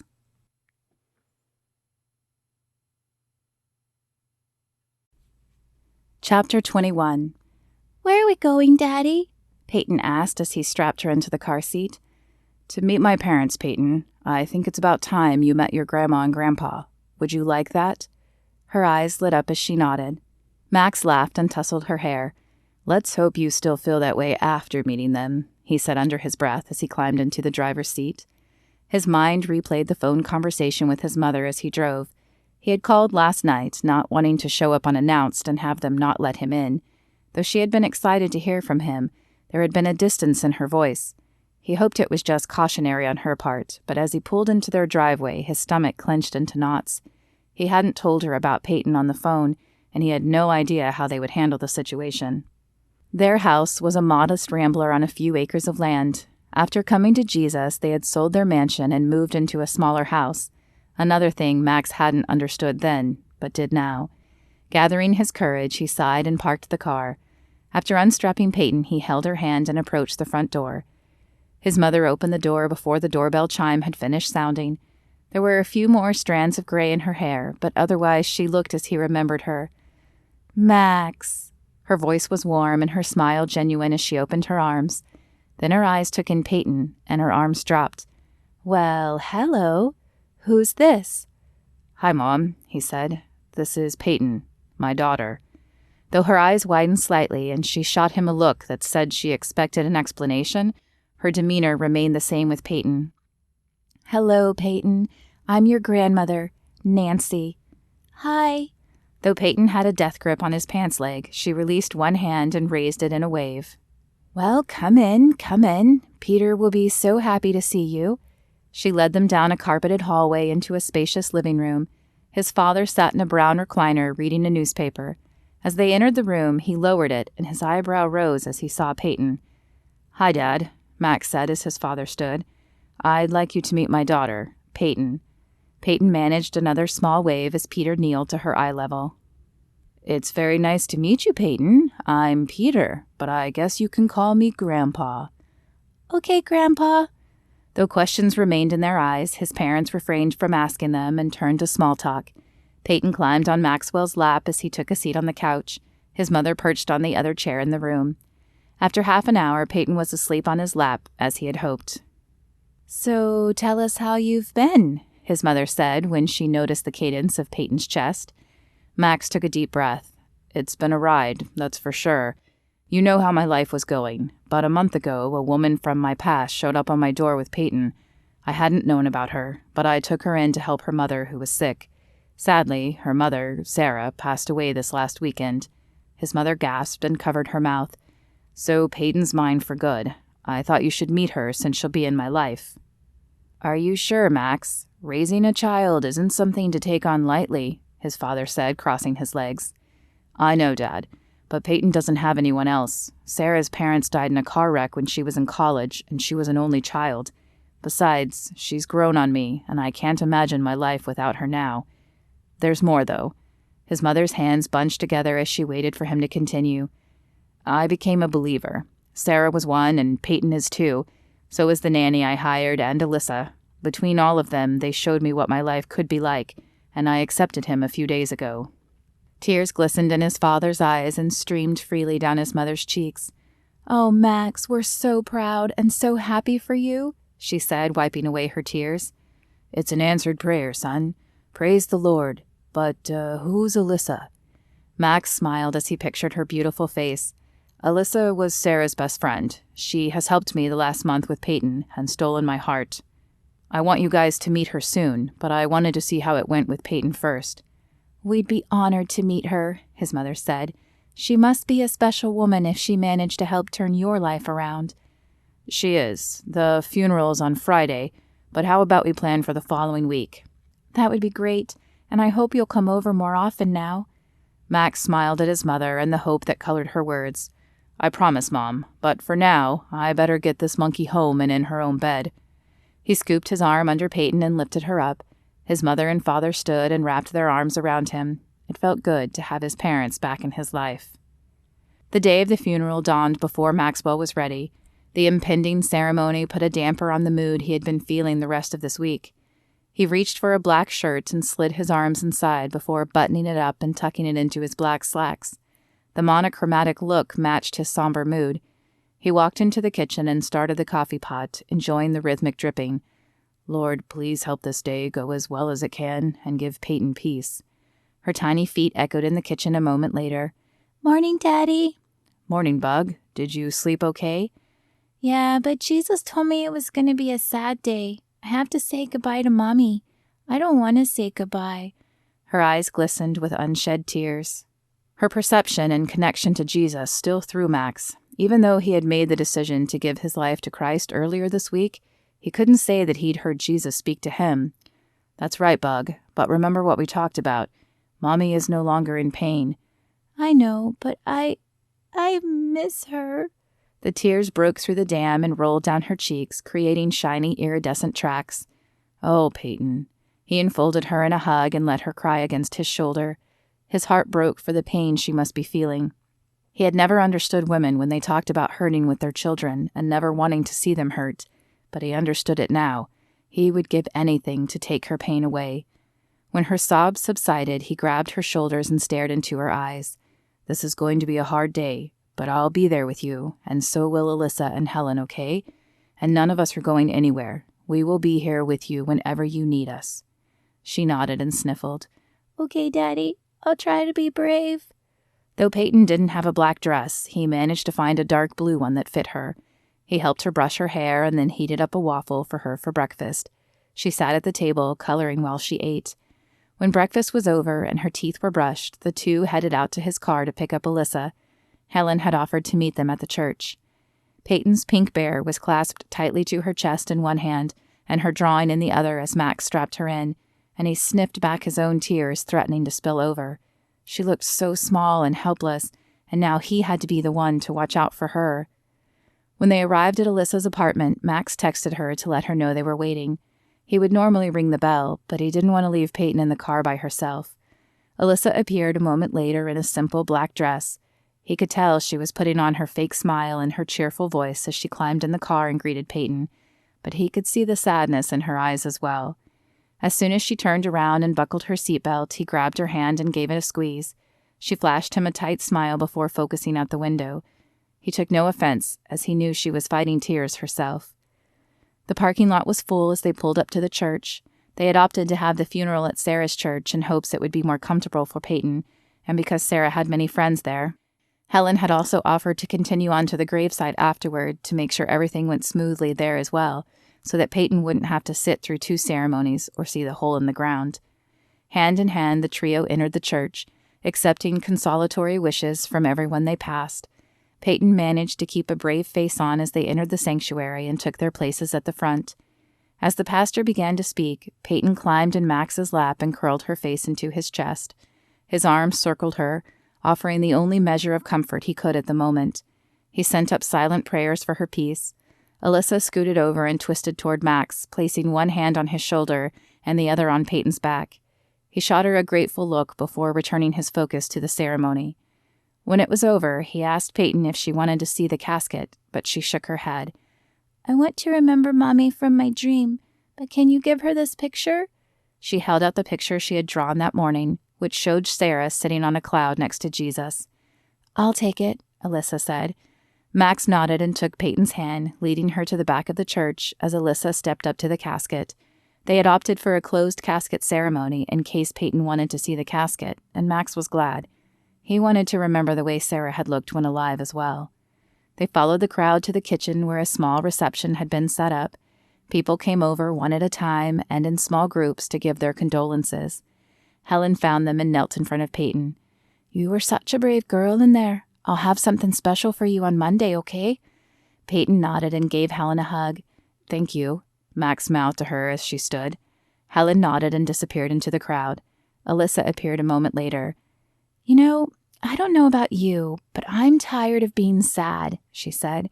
Your mother had one final thing on her list, and that was to take you to the zoo after the funeral. So how about it? Peyton's eyes lit up. I love the zoo. I know you do. So what do you say? Peyton nodded and the 3 slipped out of the church. The day had started overcast, but as the trio pushed open the front doors, a ray of sunlight broke through the clouds, as if Sarah was smiling down on them. Alyssa grabbed Max's hand and smiled. The zoo was mostly empty when they arrived. Peyton ran from one animal to the next, squealing in delight at each one. This was a good idea, Max said to Alyssa as they followed Peyton. Yeah, Sarah definitely thought ahead. She was really good at that. I wanted to ask you if you would come have dinner with my parents next week, Max said as Peyton stopped in front of the giraffes. Alyssa's eyes widened in mock surprise. You have parents? Ha ha, very funny. Max squeezed her hand and pulled her closer. Well, I was beginning to wonder. You never speak about them. We haven't had a very good relationship for a few years now, but we mended things a few days ago and I'd like them to meet you. Then I would love to. I haven't been as close with my father either. After my mother died, we both processed her death differently, and he ended up remarrying. That's hard, Max said. How long has your mom been gone? 3 years, Alyssa sighed. Cancer took her too. I worry sometimes that it'll take me as well. Hey now, you can't think like that. You aren't your mom or Sarah. Just because it happened to them doesn't mean it will happen to you. Besides, I'll be praying every day for your health.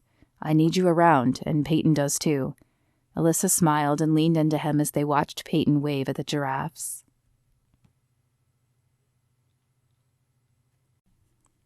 Chapter 22. Though Max had told her not to stress, Alyssa couldn't stop the fluttering in her stomach at meeting his parents. What would they be like? Would they like her? What if they didn't? "Will you stop?" Roxy asked. "You're making me nervous." "What do you mean?" Alyssa hadn't voiced those questions out loud, had she? She thought they had just been in her head. "You have crossed and uncrossed your legs 7 times in the last minute, popped your knuckles 3 times, and bit your lip twice. You're emitting so much nervous energy that you're making my stomach bunch into knots, and I'm not meeting anyone." Roxy finished her rant with a smile, letting Alyssa know that she was kidding. Mostly. "I'm sorry, I just haven't done this in a long time, and Max and I are still new. I mean, are we even a couple? I don't think we've said as much." Roxy shook her head. "Alyssa, if you haven't noticed the way that man looks at you, then you are crazy. You said yourself that he's changed from the playboy you met. That ought to tell you more than words ever could." Alyssa took a deep breath and nodded. "You're right. I need to trust God and stop worrying on this one." As if on cue, her phone beeped with the message that Max was in the parking lot. Normally, he would knock on the door, but as he had Peyton with him, they had agreed he would just text so as not to have to get her out just to strap her back in. "That's my cue," she said, waving the phone. "Wish me luck." "You don't need it," Roxy replied with a smile. "Knock 'em dead." Alyssa flashed a grateful look at her friend before heading out the door. Max's Malibu was parked in the closest spot, and she slid into the seat, turning to say hello to Peyton. "You get to meet my grandma and grandpa, Aunt Alyssa." The pitch of Peyton's voice was so high it was almost a squeal. "I know," Alyssa said with a smile and turned to Max. "She's not excited at all, is she?" Max laughed. "Not one bit. Are you ready?" Alyssa nodded, though the butterflies were still zooming in her stomach. He squeezed her hand before pushing the gear shift to reverse and backing out of the parking spot. 20 minutes later, the car pulled into the driveway of a modest rambler. Alyssa blinked in surprise. Max's house was so much larger, and she had thought that at least some of his money came from his family.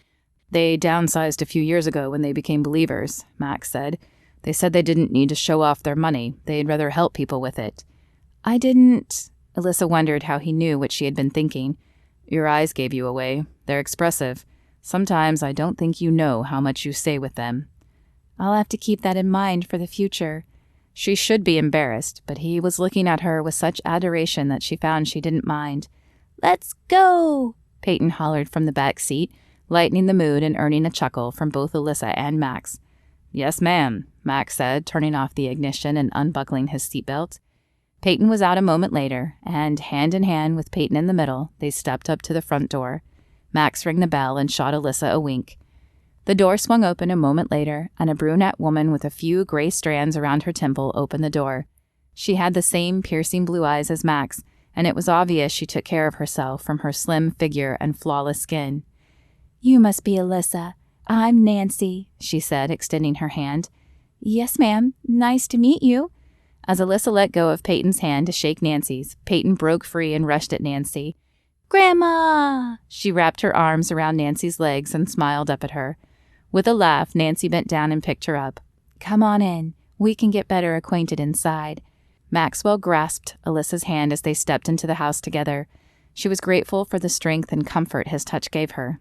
Nancy led them into a comfortable, homey kitchen. Tan cupboards lined the wall and complemented the gray and silver speckled marble counter and the stainless steel appliances. A large dining table sat to the left, surrounded by windows, overlooking an immaculate backyard. "Sit, sit." Nancy motioned to the dining table as she placed Peyton in a chair with a booster seat. "Peter, come and eat."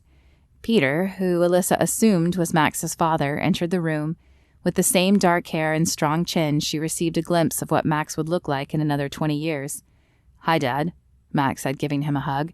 "I'd like you to meet Alyssa."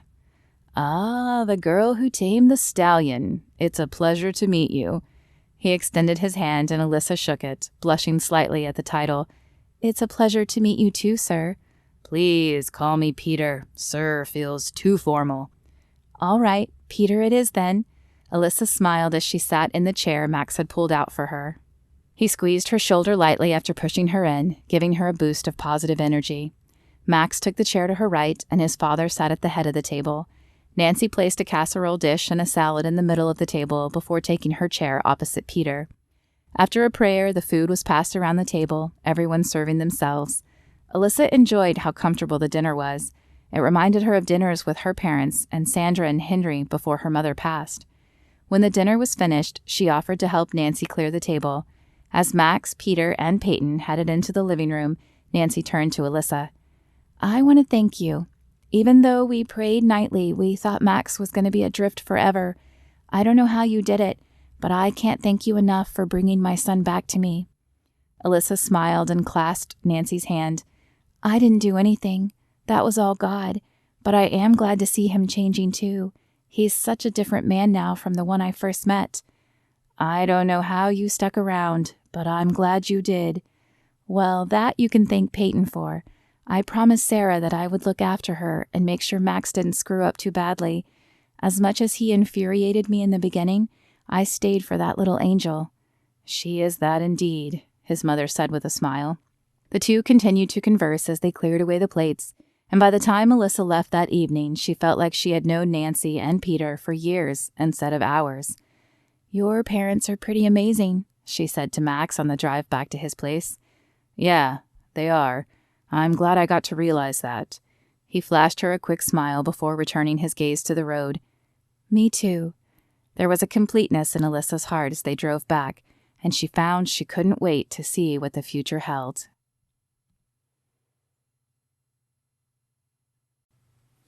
Chapter 23. 2 months later. Max held the shiny ring in his hand and tilted it back and forth. The light glinted off the diamond, sending rainbow arcs across the wall. He couldn't believe he was thinking of purchasing this. 3 months felt fast to be getting engaged, but he couldn't imagine his life without Alyssa in it, and he didn't want to.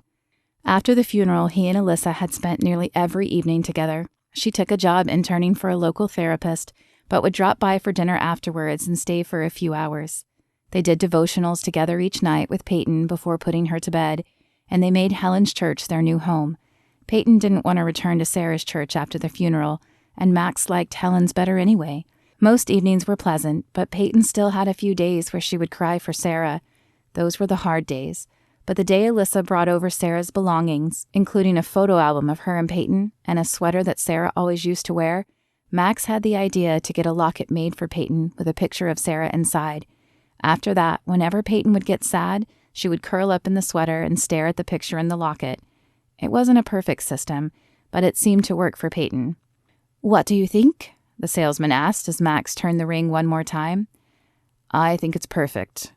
With the ring nestled in a black box and tucked away in his pocket, Max headed back to work.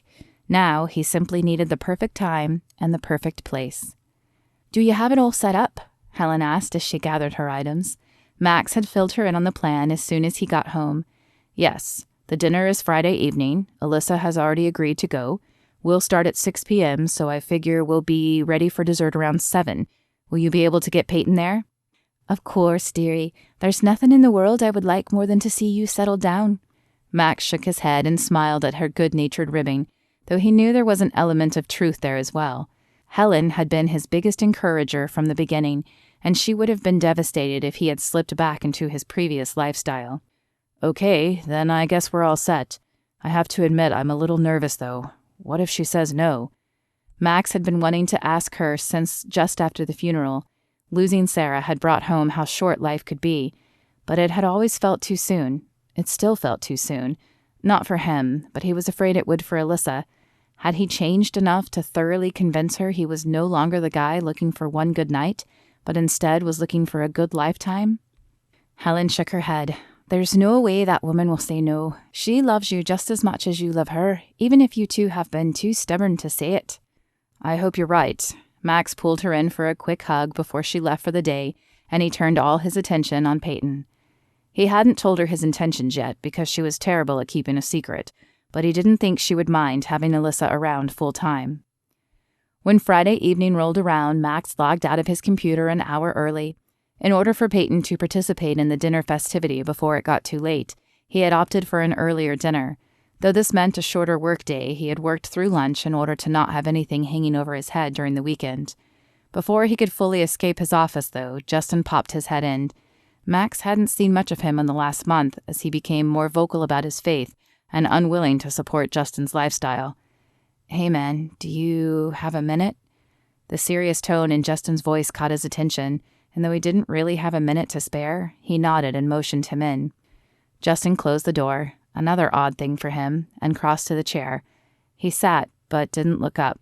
Max wanted to tell him to spit it out, but he could see that something heavy was weighing on Justin. "You've been praying, man, right?" The words were muffled as his face was focused on the floor. "Yeah, I've been praying." Max set down his satchel and mug and moved to the front of the desk. "What's going on?" Justin looked up, fear and anger fighting for control in his eyes. I just got back from the doctor's office. I've got an STD." Max's knees gave out and he leaned against his desk. "Oh man, I'm so sorry. Of course, I'll pray for you." As he said it, Max couldn't help but send up a grateful prayer that his life hadn't turned out the same way. He had gotten tested after Sarah's funeral, partly because he was worried about not being there for Peyton, and partly because he wanted to be sure he was offering Alyssa something worthy when it was finally time. "Is it the big one?" "It's not HIV, but it's nearly as bad. I always thought pregnancy was the worst that could happen, you know?" Max knew only too well. Though he had received the sex education talk in high school and knew all about STDs, he, like Justin, had thought he was invincible, that he was only seeing clean women. But when you didn't take the time to get to know them, it became a lot harder to stay clean. "I think this may be your wake-up call." Max worked to keep his tone even and non-judgmental. "Mine came when Sarah died. I realized my life had to change so I would be around for Peyton. Maybe it's time you take stock too and figure out what's really important to you." Justin looked up but said nothing. Max took that as his cue and placed his hand on Justin's shoulder, closing his eyes and opening up his heart. "Lord, my friend Justin is hurting. Please give him peace and insight into how to handle this problem. Forgive us of our past sins and help us to follow the path you want us to be on. Amen." "That's it?" Justin asked. "That's it," Max said, smiling. "God knows what's in our hearts, so the words weren't as important as the intention. Besides, nowhere in the Bible does it say we should pray long, flowery prayers. It just says to pray unceasingly. But this prayer isn't a cure-all. It isn't going to make your problem go away, and you'll have to decide if you want to make the life change. But if you do, you're always welcome to come to church with Alyssa, Peyton, and me. We'd love to have you with us."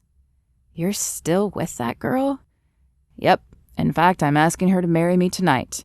Max pulled the black box out of his pocket and opened it up. Justin shook his head. "Wow, I never thought I'd see the day. Maxwell Banks officially off the market for good." "And happier than I've ever been," Maxwell said softly. "I think you could be too, if you gave up this lifestyle." Justin pulled his shoulders back and put his hands on his knees. "I'll think about it, but thanks for the prayers, man." Max's heart was heavy as he watched Justin leave. He had hoped Justin would see the light, that a scare like this one would be enough to cause him to reevaluate, but it looked as though Justin was more stubborn than Max thought. Unable to do anything further now, Max gave the matter to God and gathered his things again. He'd have to take a quick shower in order to pick Alyssa up on time. Once home, he gave Peyton a hug, promising to talk more once he was dressed. Then he jumped in the shower, letting the warm water calm his nerves. After drying off, he picked out a blue shirt that brought out his eyes and tucked it into his black slacks. He decided to let his hair air dry to give it that tousled look. Before leaving the bedroom, he grabbed the black box from his work pants and shoved it in his left pocket. "Wow, Daddy, you're handsome," Peyton said as he entered the kitchen. "Thank you, Bug." He planted a kiss on her forehead. "Tonight's a special night. I'm going to ask Alyssa to marry me." Her eyes grew wide. "You mean she'll be my new mom?" "If all goes well," Max said with a laugh, "and you get to help. Helen is going to bring you to dinner tonight, and you are going to bring this box in," he pulled it out of his pocket, "and ask Alyssa to marry us. Can you try that for me?" "What's in the box?" Her small finger reached out to touch the black velvet. Max opened the lid and enjoyed the delighted surprise that spread across her face. "It's so pretty." "Yes, it is, so you have to be careful with it. Now, do you remember what you're going to say?" Peyton nodded, her eyes still large. Aunt Alyssa, will you marry us? Perfect, Max said, ruffling her hair. I'm going to let Helen hold this ring until it's time, okay? Peyton's smile turned down into a small pout. Daddy, I'll be careful. I'm sure you will, but I'll feel better if Helen has it until it's time. He looked to Helen, who nodded. I know exactly what to do. Don't you worry your pretty head, she said. Right. He handed her the box, holding it just a moment longer than necessary. His hope was that this proposal would dispel any lingering fears Alyssa might have, but letting the ring out of his sight was way out of his comfort zone. We'll see you at 7, Helen said, tucking the box in her purse. What is the matter with you? Alyssa asked as the waitress sat them. You seem jumpy and distracted. Oh, just a hard day at work. It was not exactly a lie, as the information Justin had shared still weighed on his mind. Do you want to talk about it? The therapist in Alyssa began to show as she folded her hands together on the tabletop and regarded him. I do, but it's not dinner talks, so let's do it later. He reached across to grab one of her hands. Why don't you tell me about your day? Alyssa narrowed her eyes at him but began to fill him in on her day. Of course, she couldn't discuss actual patients, so it was more about what she was learning by sitting in on sessions. Welcome to Sabon. I'll be your waitress, Tamra. Our special tonight is... She stopped suddenly, and Max looked up, his heart dropping into his stomach. Maxwell? Maxwell Banks? Max nodded. This couldn't be happening again. Not tonight. Hi, Tamara. As Alyssa looked from the red-headed waitress to Max, he felt her hand tighten its grip on his. Well, I certainly never thought I'd see you again. Tamara's voice had lost all friendliness and now dripped with venom. I see you got a new flavor of the month. It's not like that, Max protested. I'm sorry for what I did to you, but I've changed. I've been seeing Alyssa for months. Tamara flashed Alyssa a cursory glance. What does she have that I didn't?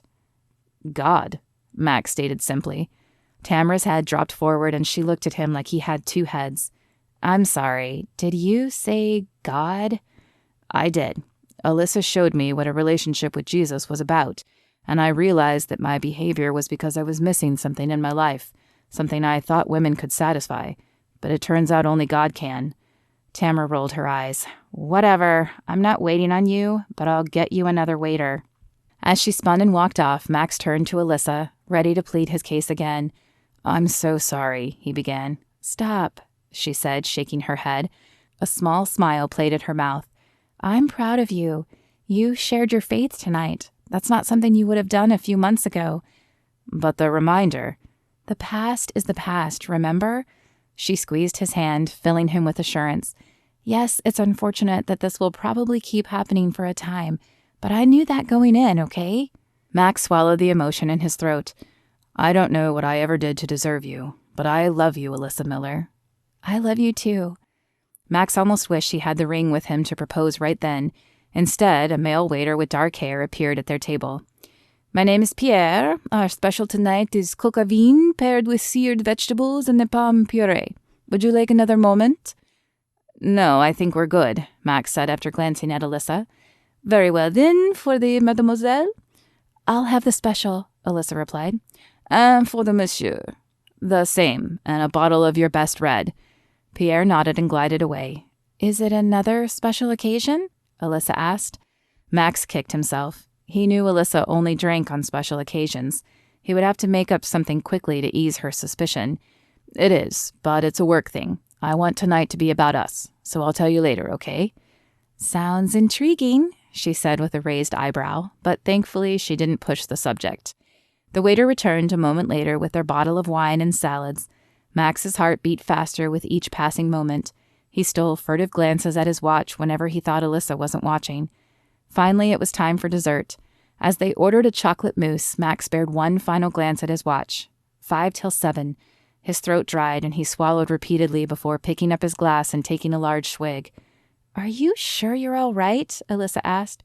You're acting weird. He cleared his throat. I'm fine. Just a tickle. Okay, if you say... Max, what is Peyton doing here? Her eyes had left his and were focused over his left shoulder. He turned, and sure enough, Peyton was meandering through the crowd, waving at other patrons. Helen followed behind her, smiling and shaking her head. Peyton, is everything okay? Alyssa asked when she reached their table. Oh, yes, Aunt Alyssa. I just needed to ask you something. She turned to Helen. Can I have it now? She wouldn't let me hold it, Daddy. It's okay, Bug, Max said, smiling. Helen handed over the black box discreetly, and Peyton covered it with both her hands before turning back to Alyssa. Aunt Alyssa, will you marry me? Us? She opened her hands and held out the black box.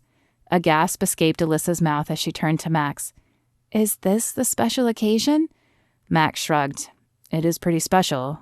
If you'll say yes. Open it, Peyton shouted. Alyssa opened the box and her eyes widened even further. Max's heart dropped at her pause. Was it too early? Was the ring too big? Of course I'll marry you. Yay! Peyton's loud voice and clapping drew the attention of the other patrons, who also joined in clapping. Max rose from his chair and pulled Alyssa up, wrapping his arms around her waist and twirling her lightly in a circle. You've made me the happiest man alive, he said as she stopped the spin and placed his lips lightly on hers. Another cheer erupted from the surrounding patrons, and Alyssa pulled back, her face red. Peyton hugged her next, and after Alyssa sat back down, climbed up in her lap. The waiter appeared a moment later with the dessert. Can we get 2 more chairs? Max asked. And another one of these to share? Of course, sir. I'll be right back. He placed the mousse on the table and turned, returning moments later with 2 more chairs. Sit, Max motioned to Helen. Join us.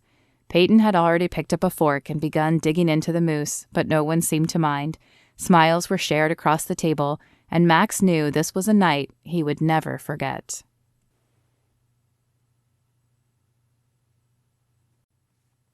Chapter 24. Do you have everything ready? Aunt Sandra asked. She and Callie had come up a week early to help with the final preparations for the wedding. I think so, Alyssa said. She began to list everything on her fingers. Catering, cake, flowers, venue, dress.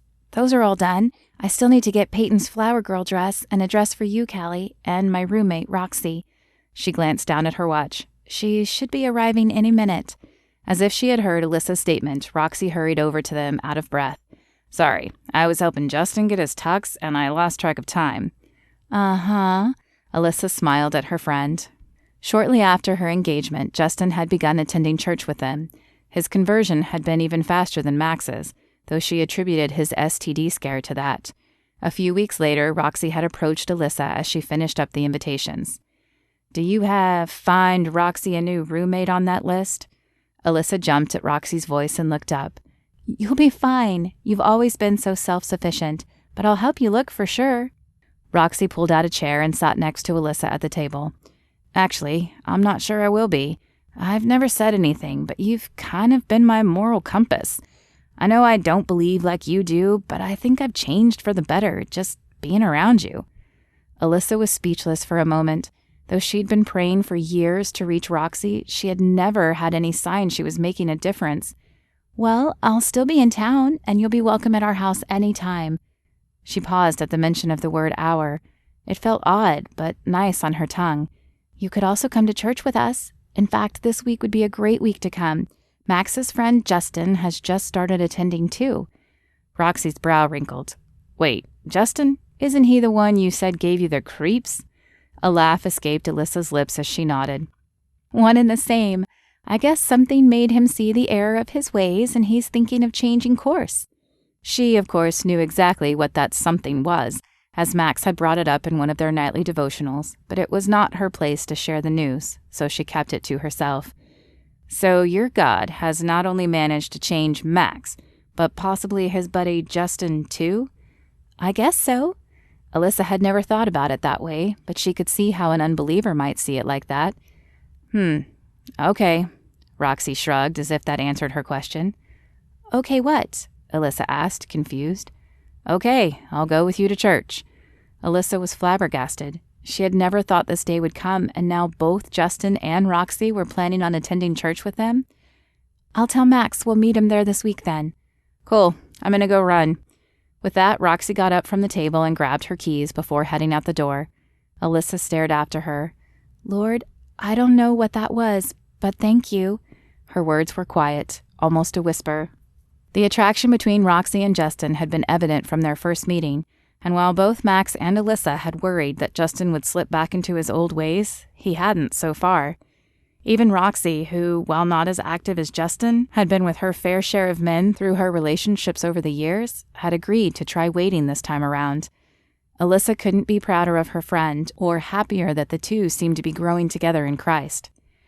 Well, now that you're here, I'd like you to meet my friend Callie and my Aunt Sandra. Roxy waved to the women. Hi, I'm Roxy. Good. Now that that's out of the way, let's pick your dresses. Max gave me the gold card, so money's no object today. Alyssa smiled as she fingered the gold card in her purse. Though her mom's family had money, Raquel had tried to raise Alyssa more modestly, and after her death, Alyssa hadn't been as close to her grandparents, so she was glad not to have to ask them for money. Besides, Max had insisted on purchasing them as a wedding gift to her. The women headed to the back of the store where the bridesmaids' dresses were kept. She and Max had decided on a color scheme of pastel pink and blue, but Alyssa hadn't wanted to force the women into one particular dress, so she had opted to let them pick their dress as long as it matched the colors. Callie and Roxy went to work flipping through dresses, while her aunt and Alyssa looked at flower girl dresses. I think this one is perfect, Alyssa said, holding up a pastel pink dress with rosettes across the front. It is beautiful, Sandra agreed. With that task done, they turned their attention to Callie, who was modeling a simple pink number in front of the 3 mirrors. What do you think? Callie asked. I love it, Alyssa said, and Sandra agreed.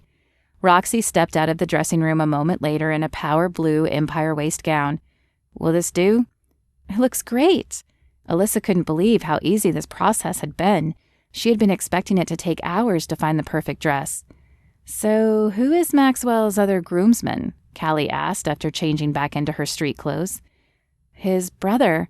I've never met him because he lives in Scotland. He's a photographer, but I guess he's flying over for the wedding. Should be fun, Callie said as they headed to the checkout. As the morning of the wedding dawned, Alyssa's stomach fluttered as if a swarm of butterflies were playing tag inside it. She had slowly been moving her items over to Max's, so all that was left were the clothes she planned to wear today and her shower items. The bed she was leaving for Roxy in case she wanted to forego a roommate and make it a guest room. A bittersweet feeling descended as she looked around the room she had called home for the last 3 years. It wasn't that she'd miss the room exactly, but she would miss the camaraderie with Roxy, the late-night ice cream binges and movie nights.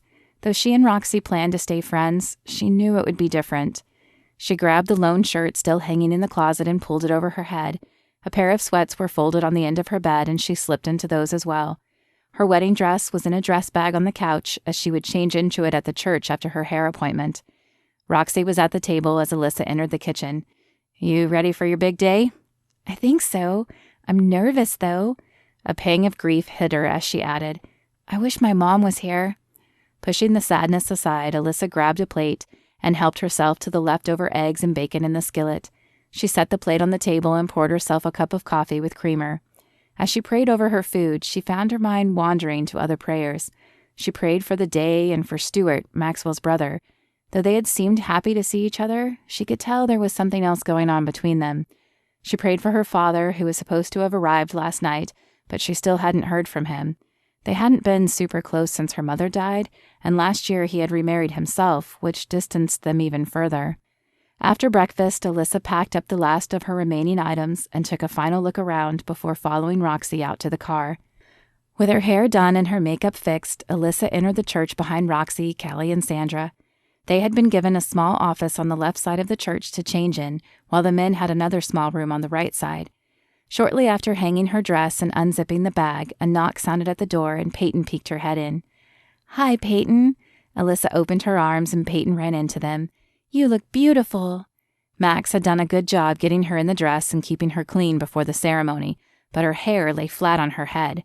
I'm on it, Roxy said, reading her mind and extracting the curling iron from her bag. Roxy had thought ahead and packed a curling iron, blow dryer, extra hose, and makeup in her bag just in case. As Roxy began curling Peyton's hair, Alyssa pulled out the dress and slipped it on. She opted for something simple, so the dress was an unpretentious white shift that pulled on the floor. A delicate lace beading covered the bodice, and a satin belt connected the bodice to the creamy white skirt. Lifting up the skirt, she stepped into the Cinderella shoe she had bought. They weren't real glass slippers, but they were see-through, so they looked like them. Cinderella had been her favorite fairy tale growing up, and she and her mother had often discussed the glass slippers she would wear when she married. As her mother wasn't here to share the joy, Alyssa had made sure to have something that made her feel close to her. She blinked back tears as she remembered the many conversations with her mother. "She's watching from heaven," Sandra said, noticing the shine in her eyes. "I know, it's just hard on days like this." Alyssa sniffed and pulled back her shoulders, determined not to cry out of sadness on the happiest day of her life. 20 minutes later, the rest of the girls were ready, and they led the way down the hallway.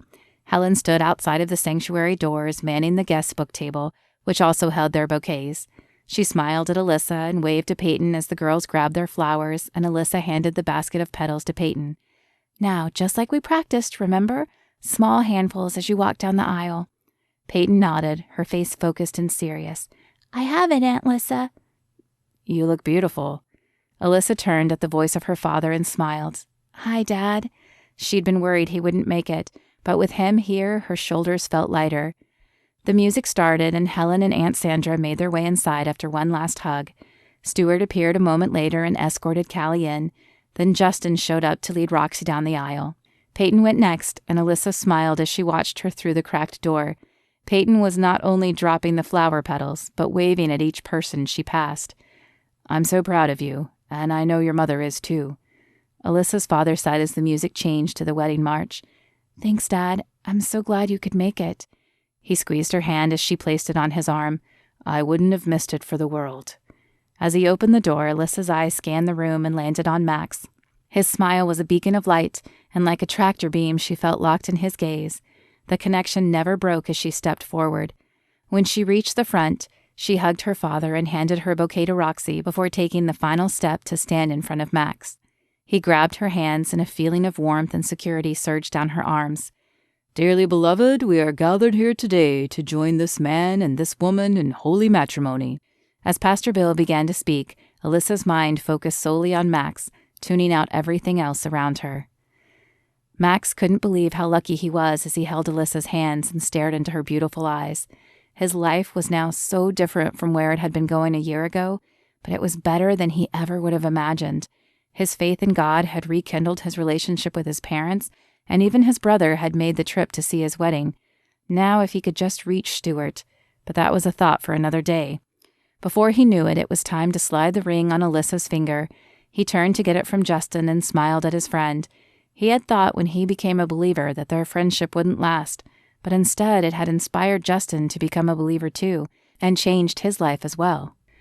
"With this ring, I thee wed." The words were like lightning as he slid the ring on her finger. He felt a sense of security in his soul and knew he would never forget this feeling.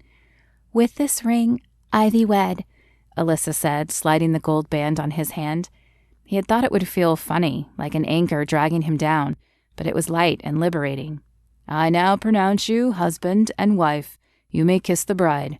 Max smiled as he leaned in and placed his lips on Alyssa's. It had been hard waiting to be intimate with her, but he knew tonight the relationship they shared would be more special than any of his other nights combined. As the crowd cheered, he grabbed Alyssa's hand, and they ran down the aisle and out of the sanctuary. The wedding planner had set up another room for them to go to directly after leaving until it was time to enter the reception, and he led her there now. She was laughing as she ran beside him, one hand holding his, and the other lifting the front of her skirt so she didn't trip. He opened the door and shut it behind them. Alyssa collapsed on one of the chairs in the room. "That was fun, but I wish you had told me you planned on running. I did not wear my marathon shoes." She held up her feet and wiggled them, showing off the see-through Cinderella-esque heels. "I promise I won't make you run again, at least not until you get better shoes." He pulled her to her feet and wrapped his arms around her waist. Her arms wound around his neck, bringing her body closer to his. He could almost feel her heart beating against his chest. "I'm so glad I met you, and that you agreed to marry me." "Me too," she said with a smile, "though I'd never have believed it if someone had told me the first day." He laughed as he shook his head. "I was so clueless." "And helpless," she added. "But we make a good team," he finished. She nodded and parted her lips as she looked at him. They were perfect and pink, and he needed to feel them again. Closing his eyes, he lowered his head until his lips were on hers. Though the kiss started slow, He could feel a raw need, a passion boiling inside. He knew if he didn't stop this soon, they wouldn't make it to the reception. Begrudgingly, he pulled back, breaking the connection. "We better go greet our guests." Alyssa sighed, but nodded and followed him out of the room and down the hallway. The church had a large room with an attached kitchen, which was where Max and Alyssa had decided to have the reception, so people wouldn't have to drive to two places. As they entered the room, a large cheer went up, and the DJ announced them over the speakers. "Mr. and Mrs. Maxwell Banks." Max blinked and shook his head. He would have never thought there would be a Mrs. Banks. Daddy! Mommy! Peyton ran at them, a blur of pink as her little legs pumped. Max swung her into his arms, placing a kiss on her cheek. "You were wonderful, Peyton. You tossed those pedals like a pro." "And waved. Did you see me wave?"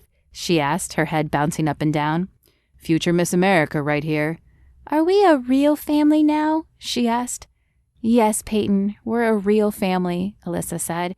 "I'll be there every night to tuck you in, and I'll be there when you wake up." Peyton reached out her other arm, enveloping Alyssa's neck and creating a hug triangle between the three of them. Max couldn't remember a time he'd been happier. The end. This has been The Billionaire's Secret, written by Lorana Hoopes, narrated by Lorana Hoopes. Copyright 2018.